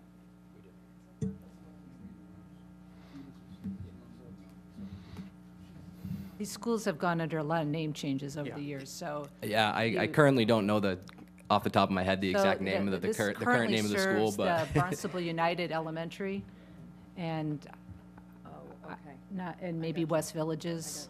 So, and it also serves a small housing development that is there, but it would not extend to the old school.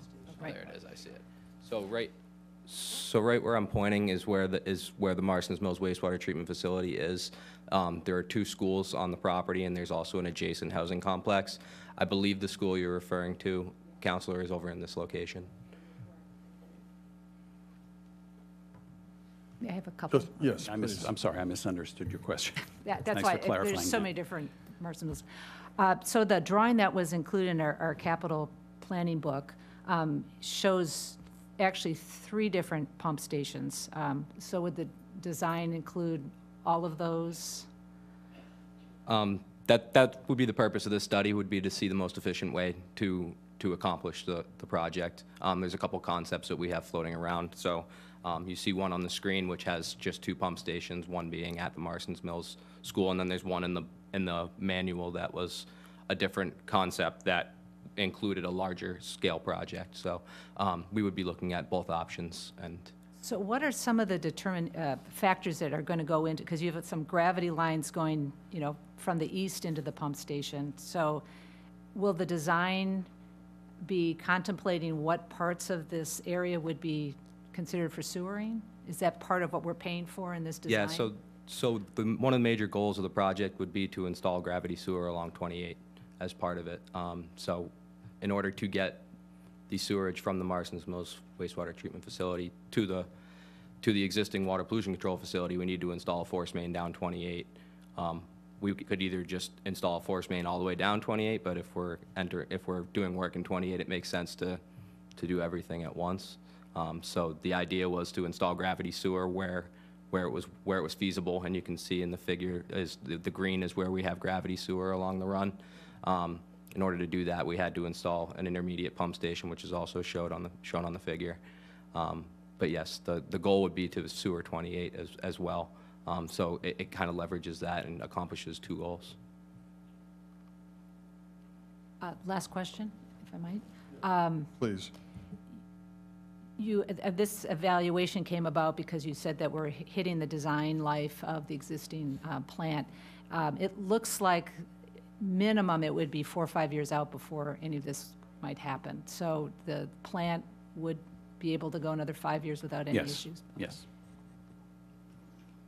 Yes, Councilor Rapparseti. Thank you. First off, I'm glad to see that this is coming out of this comprehensive water management and private way fund capital program, which, you know, there was question whether or not it could be used for design, and I'm glad that it's being used for, you know, for designing projects and not necessarily shovel in the ground projects.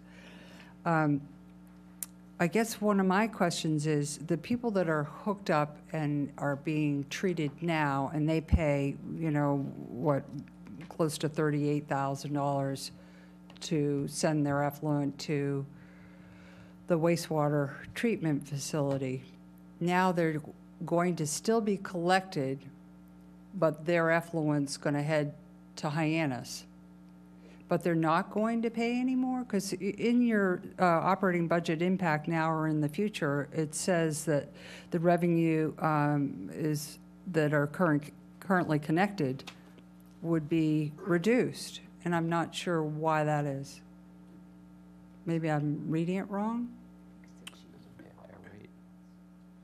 Well, it will be reduced. Currently, they pay much more than all the other wastewater customers pay because they pay specifically Just for that plant. So because they're now going to be... It'll get brought in, and so I would expect, and we haven't looked at this in any detail, but I would expect that they would then pay the rates equal to everyone else on the sewer system and not specifically to that plant there because it won't be there any longer. So their rates are much higher because there's fewer connections Well, right now? yes. Yeah, essentially. Effectively, yeah. Okay, all right.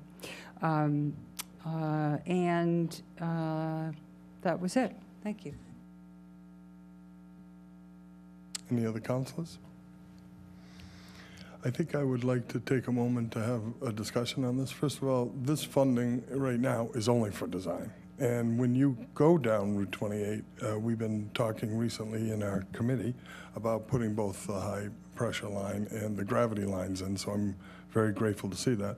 But your design may determine that we need so many lifters, maybe we need a grinder along the way. There might be a whole lot of things that come out. So this is done in an effort to identify the expense of running this back to and anticipate who we may be able to connect in the future. Yes. So this is nothing but the exercise of clearly understanding what it may cost us to get to this part of town and how we could do it affordably for everyone who has to be hooked up to us at some point. Yes, this will ferret out all the details. Okay, so we're all set.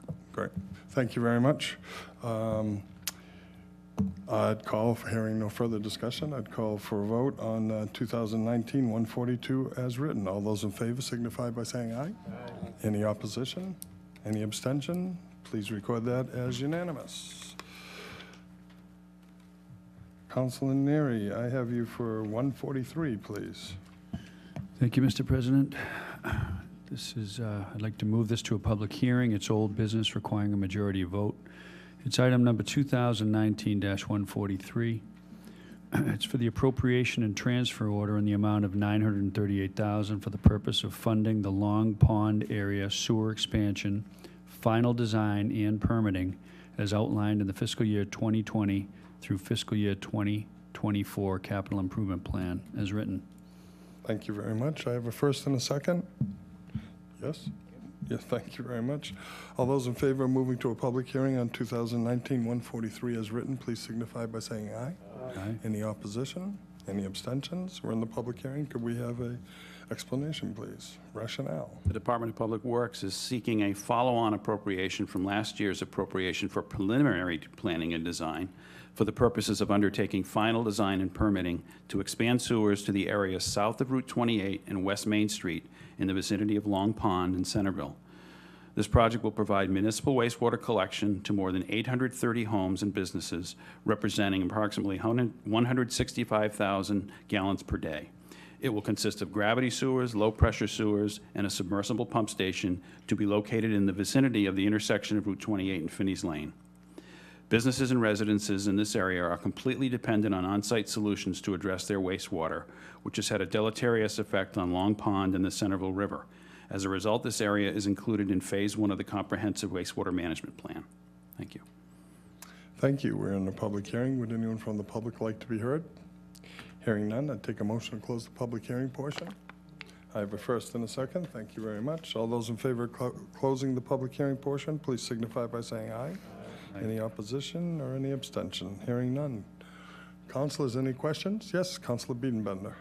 Thank you. No questions. I just want to say thank you. This has been much needed, and the residents in the area have been contacting me about it for quite a while. So this is much needed, highly sensitive environmental area, so thank you. Any other questions, councilors? Hearing none, I'd move the question on 219-143 as drafted. All those in favor signify by saying aye. Any opposition? Any abstentions? Please record that as unanimous. Councilor Levesque, 144. Thank you, Mr. President. As old business, public hearing, item number 2019-144, Comprehensive Water Management and Private Way Fund Capital Improvement Program, appropriation and transfer order in the amount of $612,000 for the purpose of funding the Marston's Mills River Treatment System design and permitting as outlined in the fiscal year 2020, fiscal year 2024 capital improvement plans as written. Do I have a second? I have a first and a second to go into public hearing of 2019-144 as drafted. All those in favor signify by saying aye. Any opposition? Any abstentions? Hearing none, could we have a rationale in the public portion? This project is for design and permitting and will continue the town's efforts to enhance the natural nitrogen treatment abilities of the Marston's Mills River from the Cranberry Bogs in its upper reaches to where it discharges into North Bay, by using a series of non-traditional projects in a way that acts as a comprehensive treatment system. The first project is to dredge Mill Pond back to its original sand layer depths and perimeter. It has been estimated that this would require the removal of up to 60,000 cubic yards of material, and pond depths would be restored to approximately 8 feet in the deepest areas. Mill Pond has progressively been filling in with silt and debris since its creation, to the point that it is in danger of becoming a bog with a stream meandering through it. Its nitrogen removal capacity has been on the decline from a measured 20% removal to 10% removal during the past 20 years. By comparison, healthy ponds have exhibited 30% to 50% nitrogen removal. Assuming that the nitrogen attenuation capacity of Mill Pond could be restored to 50% removal, it's been estimated that it could remove in excess of 2,200 kilograms per year of additional nitrogen from the downstream system. This would equal to approximately half of the nitrogen that is required to be removed from Prince Cove, as an example. Thank you. Thank you. We're in a public hearing for 2019-144. Would anyone from the public wish to be heard? Hearing none, I'd take a motion to close the public portion, please. And a second. Thank you very much. I have a first and a second to close the public hearing portion of 219-144. All those in favor signify by saying aye. Aye. Any opposition? Any abstention? Hearing none. Councilors, questions? Yes, Councilor. I think I had Councilor Neary and Councilor Levesque. Just one question. Thank you, Mr. President. For Dan, this is just design and permitting, and I know this is kind of a spitball here. If it needs to be dredged, approximate cost, is it $1 million? Is it It's 10 million? multiple millions. Probably not in excess of 10, but again, it says to be determined in the book. That's because okay. we really, during this design process, will understand better how much. And the big cost is in the disposal of the material. So what we're focusing on right now in our permitting and our evaluation effort is, what can we do with this material? Because if we can find a reuse for it, a beneficial reuse, it could be far less expensive, so we could be talking about much less money than if we had to truck it off and dispose it in a landfill, say. So we're doing that sampling and analysis right now and talking to DEP and trying to figure that out to get that cost down for the disposal. And then as a follow-up. Yes, please. It will come back before us in terms of future appropriations for expenditure of Yes. the process. Yes. Thank you. Councilor Levesque? Thank you, Mr. President. Thanks, Dan. Where are we in regards to the permitting process as far as communication with DEP? Is it still just going back and forth? Yes, we have done some sampling of the material last year, and we presented that to them. They're very conservative about this because this hasn't been done before, so they're taking a very slow approach. They asked us to take more sampling and a little different approach. We've done that. We've submitted that material. It didn't change, so that was good. So we're going to keep working them and try to bring them along because the value of this project is significant because you want to remove the sources of nitrogen, and this absolutely does that. Right, absolutely. And this was actually the first one of the first readings I did as a town councilor, so it's almost like a little bit of a, obviously, and it's being in my precinct, it's a bit of a pet project. The other question was, I know they mentioned the cranberry bogs and other alternative methods. Is that also part of this study, or is it pretty much That's not. That's just part of our overall plan. Gotcha. And this is the big nut. Just for Mill Pond? Excellent, thank you very much. Any other councilor questions? Yes, Councilor Rep Grissetti.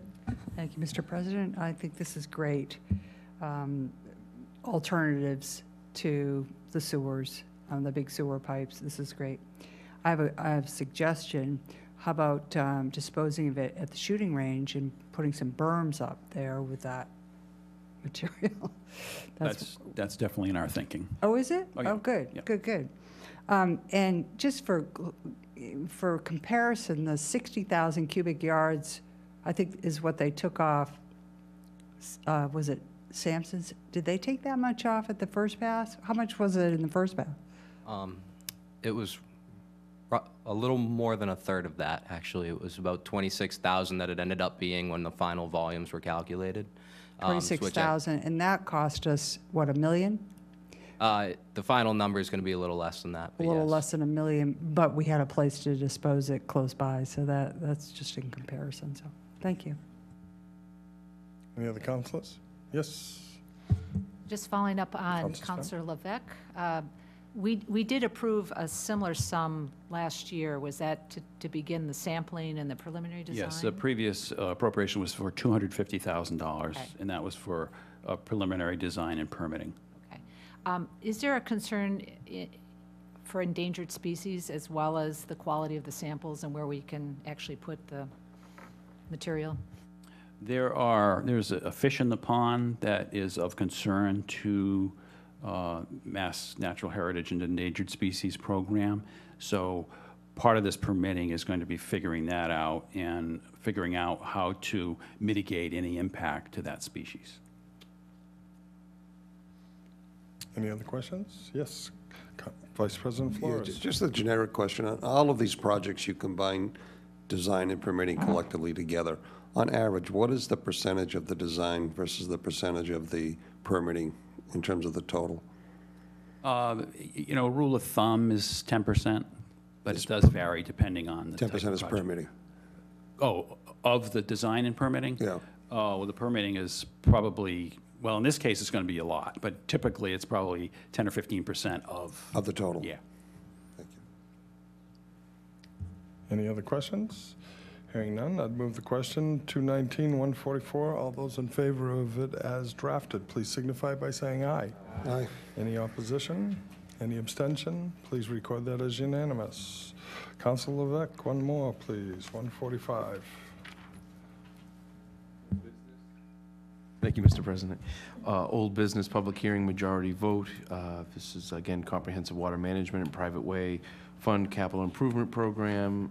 Item number 2019-145, appropriation and transfer order in the amount of $735,000 for the purpose of funding the Finney's Lane Sewer Expansion final design and permitting as outlined in the fiscal year 2020, fiscal year 2024 capital improvement plan as written. I have a first and a second on 2019-145 as drafted. All those in favor of moving it to a public hearing signify by saying aye. Aye. Any opposition? Any abstention? Hearing none. Rationale, please. Department of Public Works is requesting a follow-on appropriation from last year's appropriation for preliminary planning and design for the purposes of undertaking final design and permitting to expand sewer north of Route 28 along Finney's Lane and the Waquaket Lake area in Centerville to approximately Old Strawberry Hill Road. It will include gravity sewer and low-pressure sewer. As envisioned, the project requires a submersible pump station to be located in the Long Pond sewer expansion area. To avoid redundancy, the cost for this pump station is included in the Long Pond area sewer expansion project cost estimate and not in this project. This project will provide municipal wastewater collection to over 550 homes and businesses. Residences in this area are completely dependent on on-site solutions to address their wastewater, which has had a negative effect on Lake Waquaket and to a lesser extent on the Centerville River. As a result, this area has been included in the Phase 1 of the Comprehensive Wastewater Management Plan. Thank you. Thank you for that rationale. Anyone from the public wish to speak to 2019-145? Hearing none, I take a motion to close the public portion of the meeting. First and second, thank you very much. All those in favor of closing the public portion of the meeting signify by saying aye. Aye. Any opposition? Any abstentions? Any questions, councilors? Yes, starting on the end, Councilor Biedenbender. Thank you, President Crocker. So I might be a little confused. When we talk going to Vineyard Wind is going to be sending their cable up in that direction, and there had been a lot of conversation that the Finney's Lane piece would roll into that to take advantage of the construction that was already going on and reduce costs and so on and so forth. So is this, I'm just not sure where this fits in with that, because according to this, construction doesn't actually take place until a couple years out, so that's not the same timeline as Vineyard Wind. So just curious how this relates to, is it the same thing and the timelines change, or is this a different section of Finney's Lane than the Vineyard Wind section? I'm going to ask Griffin to address that question.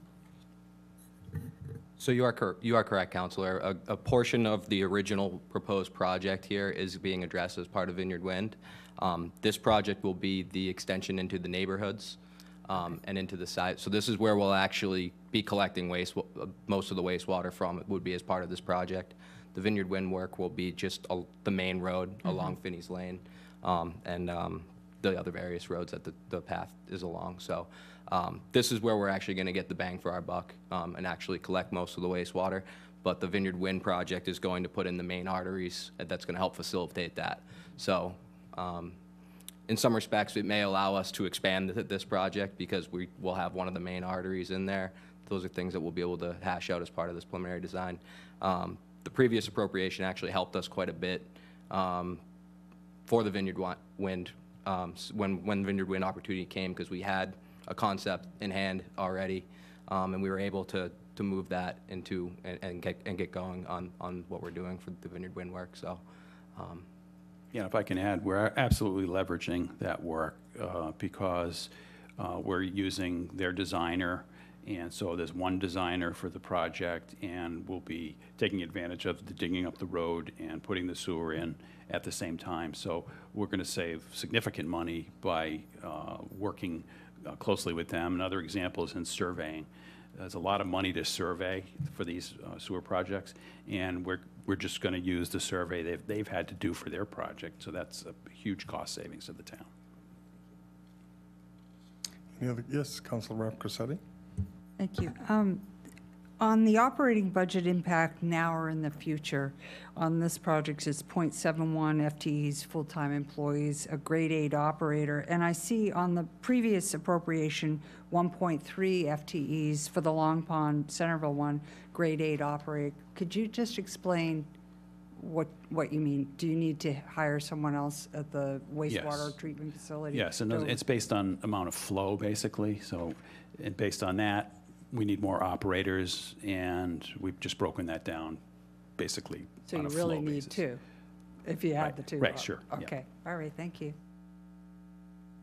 Any other councilors? Yes, Councilor. Thank you, Mr. President.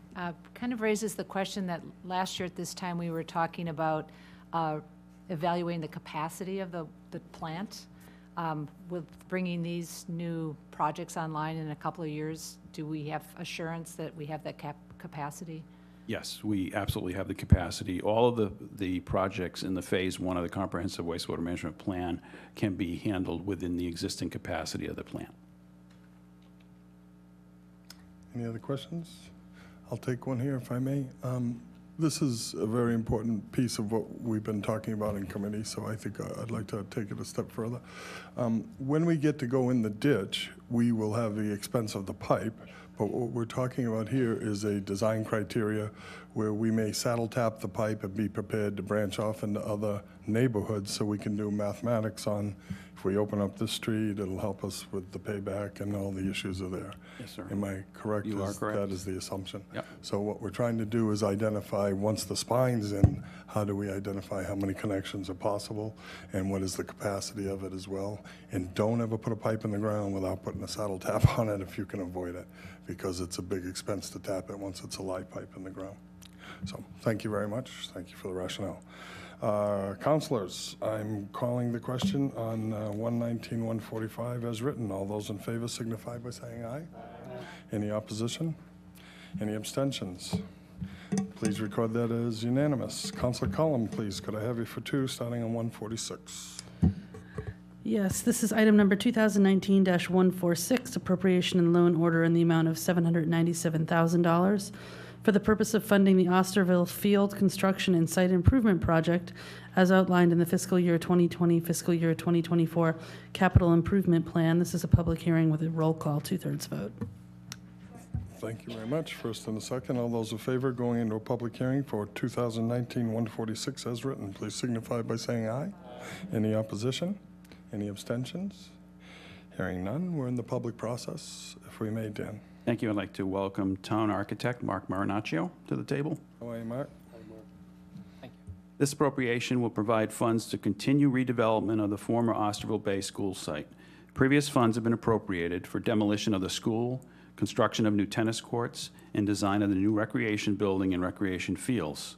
This project will construct a new softball field and outdoor street hockey basketball court. Future phases of the project will construct the new recreation building, outdoor stage, public restrooms, parking, playground, and multipurpose fields.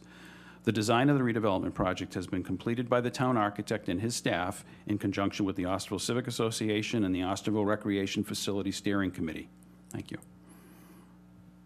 We're in a public hearing for 2019-146 as written. Anyone from the public wish to speak to us? Hearing none, I'd take a motion to close the public portion. Do I have a first and a second? Thank you very much. All those in favor of closing the public hearing for 2019-146, please signify by saying aye. Aye. Any opposition? Any abstentions? Any questions, councilors?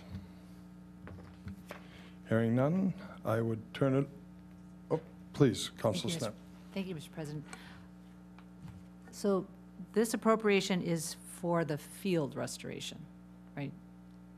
Part of the field, yes, not the entire.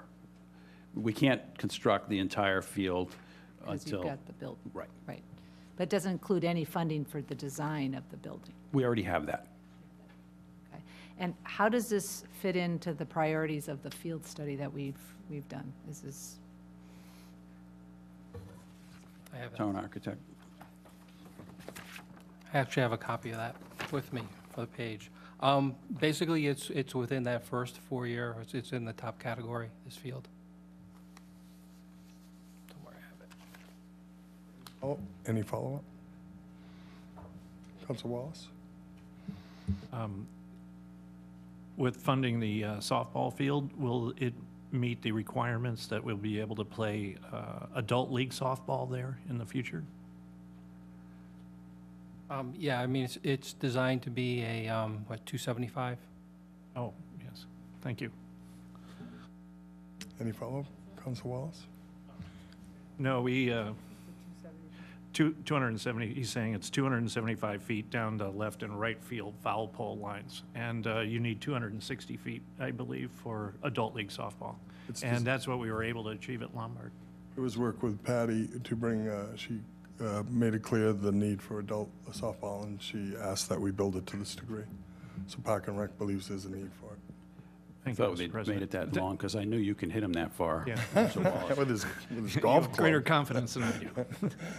Yes, Council Levesque. Thank you, Mr. President. Anyway, I know it's not the field's not complete, and I know the design.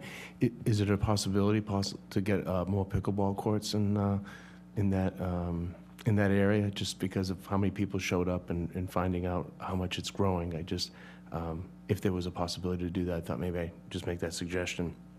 And to answer the other question too, as far as the length down the lines is for a softball, you can, if you don't have enough room, you can just raise the height of the fence, and it usually makes up for the fact of lack of space. So just so you know.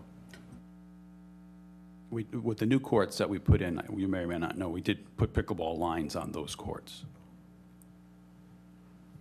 Any other questions? Yes, Town Manager?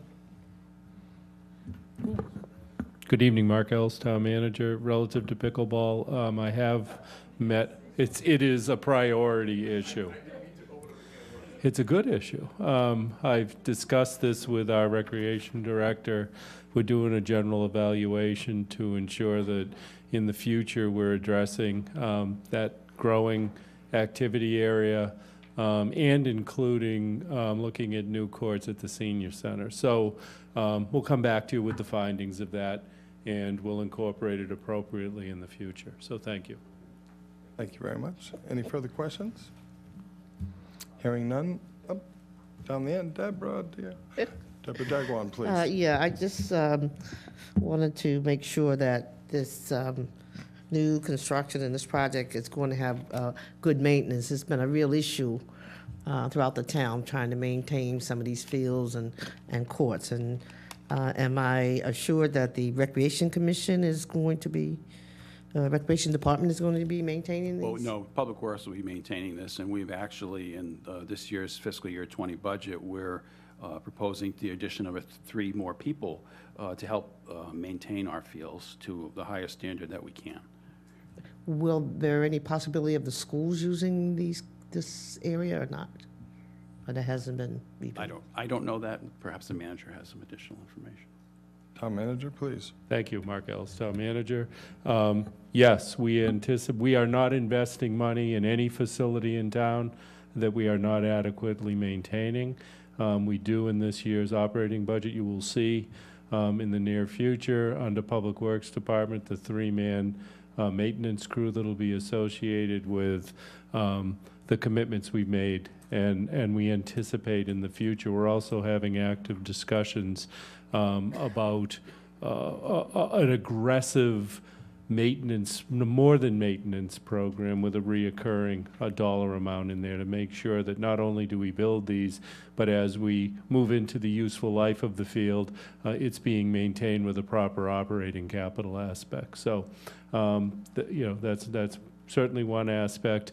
All use is being looked at. We are the town of Barnstable. The schools are a department under the town of Barnstable. The lands that the schools occupy fall under the town of Barnstable. So we discuss all assets with all of our departments. There are no barriers there.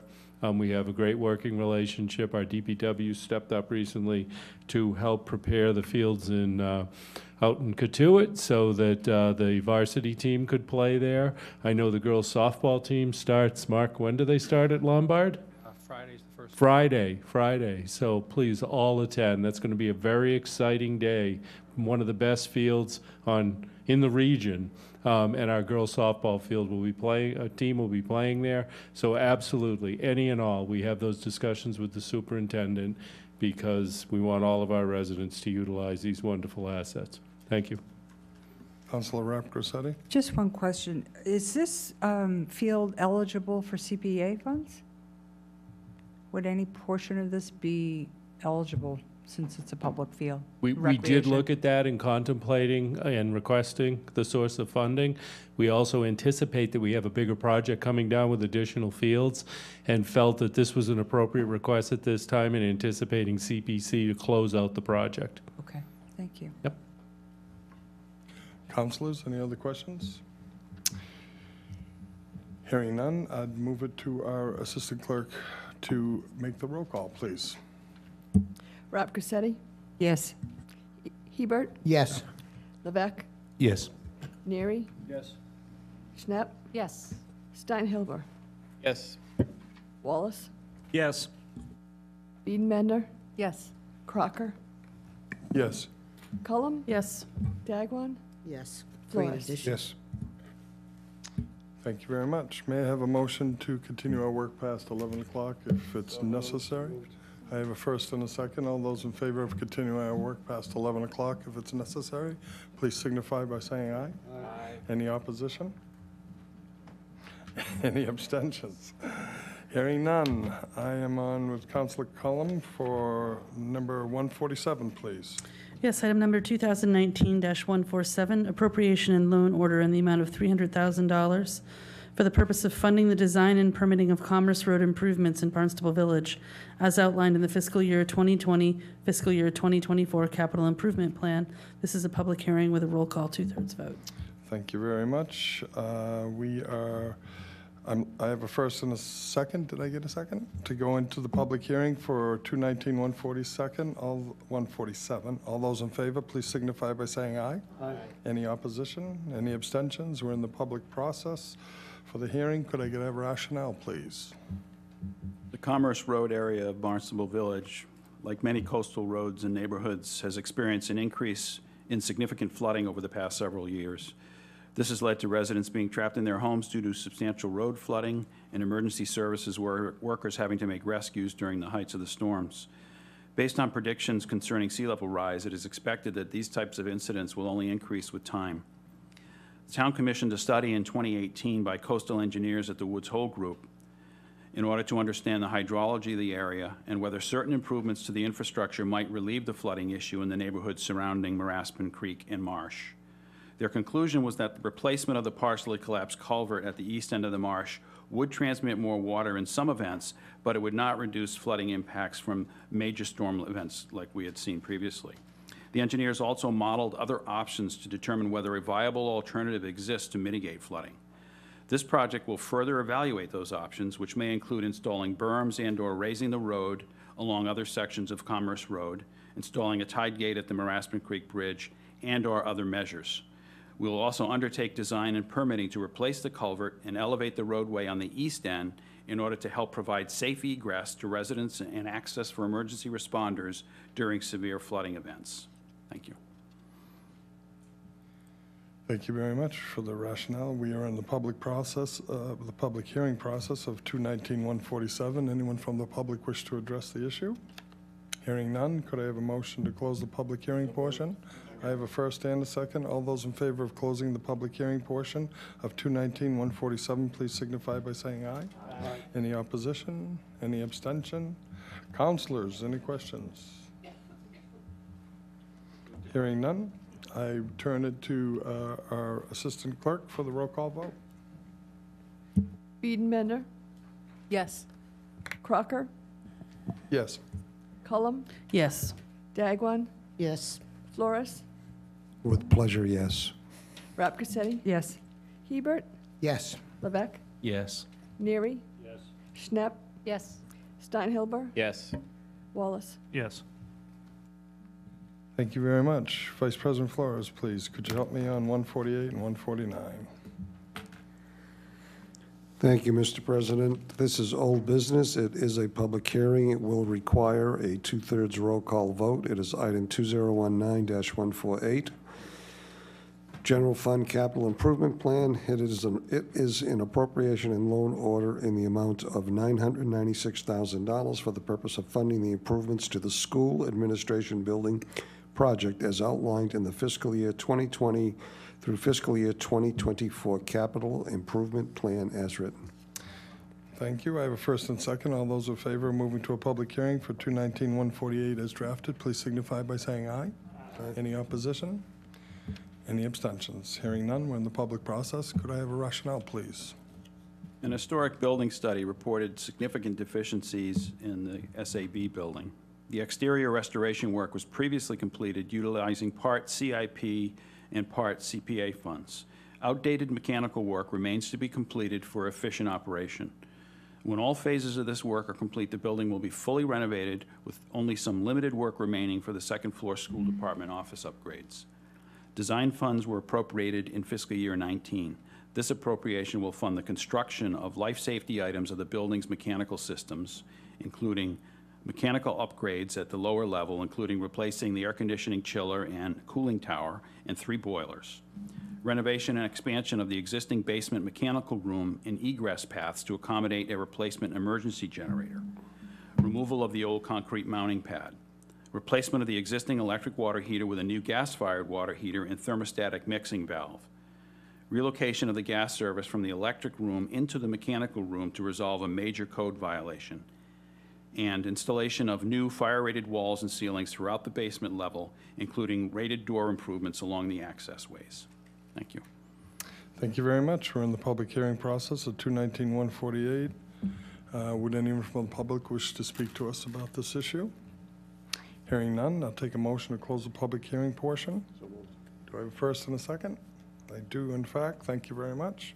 All those in favor of closing the public hearing portion of 219-148, please signify by saying aye. Aye. Any opposition? Any abstentions? Hearing none. Councilors? Seeing none, I throw it to the clerk, assistant clerk for vote, roll call vote. Crocker, Yes. Cullum. Yes. Dagwan, Yes. Flores, Yes. Crab Grissetti. Yes. Hebert, Yes. Lebec, Yes. Neary. Schnepp, Yes. Steinhilber, Yes. Wallace. Yes. Biedenbender. Yes. Thank you, Vice President Flores. Again, 149. Yes, this is old business. Public hearing will require a roll call 2/3. It is coming from the General Fund Capital Improvement Plan, item 2019-149, appropriation and transfer order in the amount of $125,000 for the purpose of funding the design and permitting of a new municipal pier municipal pier project as outlined in the fiscal year 2020 through fiscal year 2024 capital improvement plan as written. Thank you. I have a first and second for the move into the public hearing for 219-149 as drafted. All those in favor of going to the public hearing, please signify by saying aye. Aye. Any opposition? Any abstention? Hearing none, we're in the public hearing portion. Would you give us a rationale, please? This project will fund the study, design, and permitting for construction of a new municipal pier for the use of public safety entities, other municipal departments, and the public to provide convenient and rapid access to West Bay. Both the Barnstable Police Department and the Centerville, Osterville, Marston's Mills Fire Department have expressed a desire to be able to provide a more rapid response to emergencies in West Bay and Nantucket Sound. The town also has a need to accommodate municipal access to the bay, including for the purposes of routine maintenance and dredging and aquaculture. Thank you. We are in the public hearing portion of 219-149. Would anyone from the public like to come forward and be heard? Hearing none, I'll take a motion to close the public hearing portion. All those in favor, please. Any opposition? Abstentions? Hearing none. Councilors, any questions? Yes, Councilor Snap. Currently, does the Barnstable Police Department or COM have other locations for emergency vehicles? They deploy from the inside of the Osterville Bridge, the drawbridge. So Right. they're on the other side of that. Their desire is to be on the outside. Okay. So in looking at both the photograph and visiting the site, it looks like, especially in low tide, that you have to go very far out for any ability to dock a boat. So, and my understanding is that this is a shellfish area, so it sounds like there could be some significant impact in this particular area. Has there been any other places that have been evaluated for this purpose? This is the general desirable area, and we will look at that first, but there may be issues that come to be that are difficult to overcome. So we're going to look at the entire area and try to nail down a best spot, but we're aware of those concerns, and that's what the purpose of this really is, to try to get to the bottom of that and what will be the best location. I'm aware that our very next order is going to be looking at the Katuitt Town Dock extension and the ability to have another emergency vehicle. I'm just wondering, what are the number of calls, emergency calls, that are in this area that warrant a rapid response? Yeah, unfortunately, I don't have those details here. Could probably get that, but I don't have it. I'd have to check with the fire department and the police department relative to those numbers, but they have indicated the desire to be at these locations. And last question. I know that there's a very extensive review process, that allows staff and, for input in what ends up in our capital plan. And I don't believe this one was in that process, or did it get prioritized in that ranking that usually happens with staff? Or was this something that emerged after that process had been completed? I don't recall. It emerged as a separate process as we were looking at issues that were related to access to water, both for emergency, municipal use. It coincided with the master dredging evaluation that we were doing to better understand access during those efforts and then subsequent to those efforts. If you remember, we did 2 appropriations, north and south side, so that we could begin to organize our thoughts. The Katuitt pier became a very apparent opportunity, though there are parking challenges that we will have there, and those will have to be worked out. But there seemed to be some consensus that an extension on the existing pier had merit, and that's your next item. And I moved both of these forward following the prior appropriations, because in my understanding of them, each had merit. And logistically, they were, even though they're in the same system, they are, on opposite sides. And certainly from an emergency response standpoint, that's a consideration. From a usage standpoint, in general, we see our waterways being used much more heavily. And we don't see that deteriorating. We expect that in coming years we'll be reevaluating mooring fields and with additional dredging. It also helps us in our justification for the grants that we will be pursuing, especially over the next 3 years remaining in the 4-year grant program for dredging for municipalities. This will help us in that eligibility. And that was one of the issues earlier on that spurred our interest in asking for the $30,000 on each side. We reappropriated the 30 on the north side. I don't believe we've utilized the 30 to any extent on this south side. Yeah. So that's how this one has moved forward. I would urge my fellow councilors to look at this from both the environmental sensitivity issues. It does not look like, to me, an appropriate place for a municipal dock. I'm not sure the expense is warranted, given that our emergency vehicles already have, even though they're leased, and I don't have the data available to determine the need. The first step in this was the study, so we will certainly vet that and bring it before town council as we progress through our evaluations.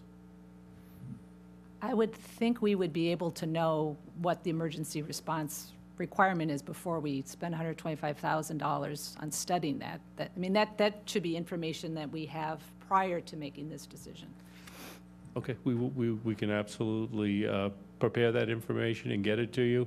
My explanation involved, that is not the single driver for this. It is an opportunity as a result of us saying we see greater use on our waterways. We need to be looking at access both for the municipal and the emergency, so that we can have a presence on those waterways. It's certainly, we have islands that are occupied with limited access to those islands. Those are a consideration as well. So, but the emergency responders weren't the driver for either of these. But we will absolutely get that information and provide it to you. Yes, Councilor Rapkosati. Thank you. I concur with your, my fellow councilors' concerns, especially about shell fishing, because I know there's very good shell fishing there. But I would hope that the priority, and I know safety is a big priority, but I'd like to see the public access to our waterways, a priority, because that's what we're here for. We want to get as many people out on the water as possible and safely. So if there is a municipal pier here, maybe it'll relieve a little pressure on the Katuah dock, which gets very heavily used. But who undertakes the design of this once it's determined or who's going to determine that the dock would go there or the pier would go there? Well, we would involve a consultant, What kind of consultant would do that? probably a coastal engineering firm, Okay, all because right. they're most familiar with the permitting requirements and the shellfish requirements. Okay. And I'll reserve my comments for the Katuah dock when we get to that item. Any other questions, councilors? I have some feedback I'd like to put on this, if I may. Clearly, we had trouble continuously with the bridge on the Little Island, and that was one of the discussions that started with COMM and emergency response time.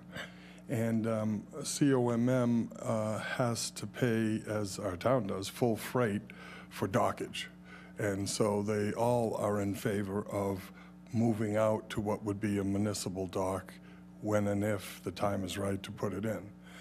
The area that we're talking about in West Bay is in dire need of dredging. So to say that the dock will go in before it's dredged, I don't think is the way to look at this.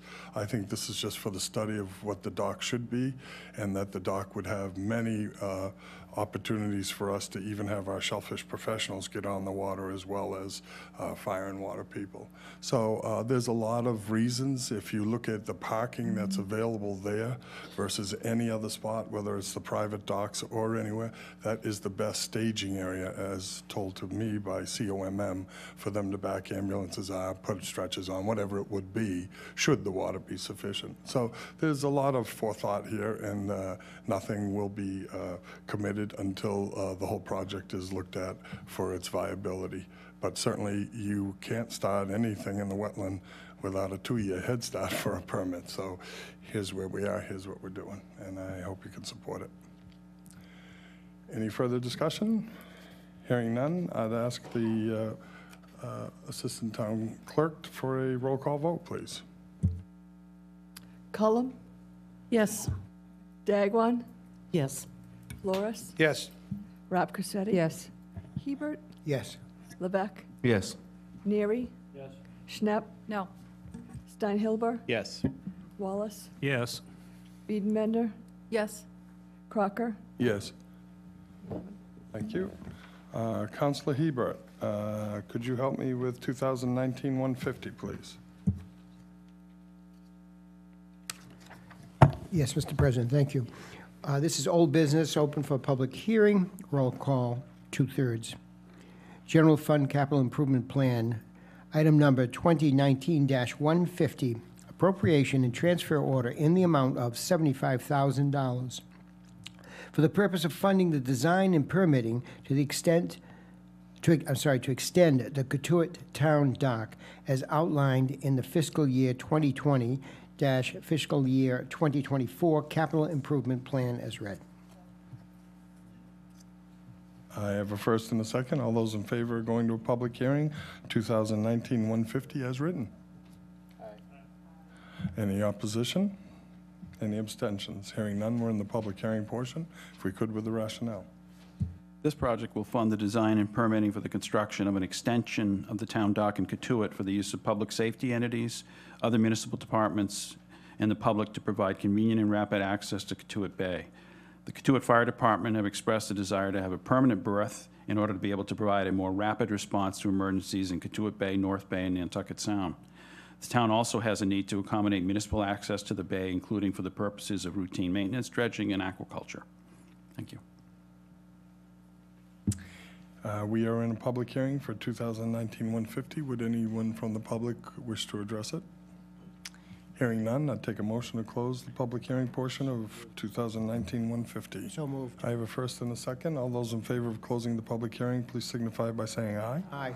Any opposition? Any abstentions? Councilors, any questions? Councilor Rep Cressetti. Thank you, Mr. President. So as Mark mentioned there is concern about parking in this area. It's so constricted, they're so limited, and I'm trying to get at least one more handicap spot there. I don't know where we're going to put it, but I know around the existing dock it's been dredged recently, and that's a good thing. And I think the councilors are in receipt of a letter from the fire chief from the village of Katuitt expressing his concern on safety and that they have a new boat now that they are willing to share with the town, with the police, but it doesn't serve much purpose outside the water. So they do rent dock space, but it's not easy for them to access that boat. So I have a question about the moratorium that currently exists in this area. And I'm not familiar, does a moratorium apply to existing docks to expand existing docks, or is that just for new piers? Does anybody know the answer to that?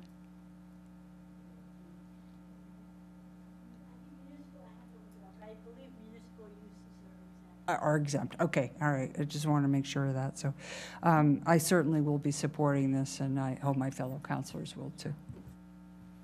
Just for the record, the municipal uses are exempt. Ruth wasn't on mic, so thank you. Thank you. Councilors, any questions? Hearing none, I would hand it off to our Assistant Town Clerk for a roll call vote.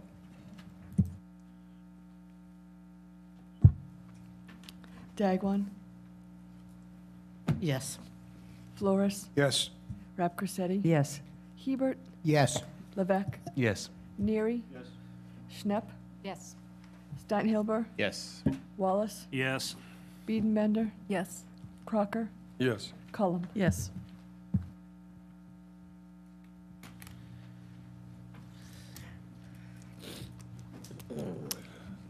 Councilor Biedenbender, if I could, please. Under new business, could I have you for 2019-191 on page 31? Yes, you may. Thank you very much, President Crocker. This is new business. A first reading. This is item number 2019-191, appointments to a board, committee/commission. Resolved that the town council, appoints the following individuals to a multiple-member board, committee, commission. The Infrastructure and Energy Committee, Christopher Peterson of 41 Thatcher Holway Road of Marston's Mills as a regular member to a term expiring 6/2020. To the Mid-Cape Cultural Council, Margaret Weber at 364 Main Street, Centerville, as a regular member to a term expiring 6/2021. To the Planning Board, Stephen Robichaud, 63 Marble Road, Barnstable, to a term expiring 6/2020. And finally, to the Zoning Board of Appeals, Robert Twiss of 44 Curry Lane, Osterville, as an associate member to a term expiring 6/2021. I would need a interpretation from Ruth, if I may. Will we have enough time to advertise before May 2nd, or should we put this to our second May meeting? This is the first read for committee membership.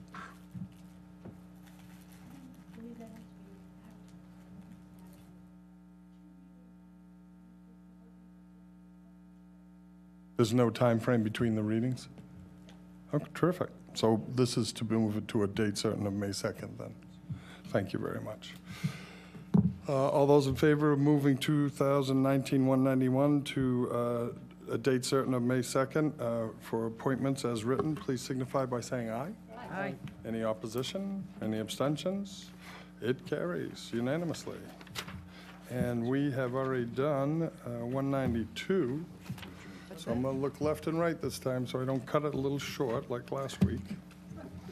I want to thank you all. That's a great job of cutting through probably one of the largest amount of individual articles on the capital improvement budget. So thank you for your time and your preparation.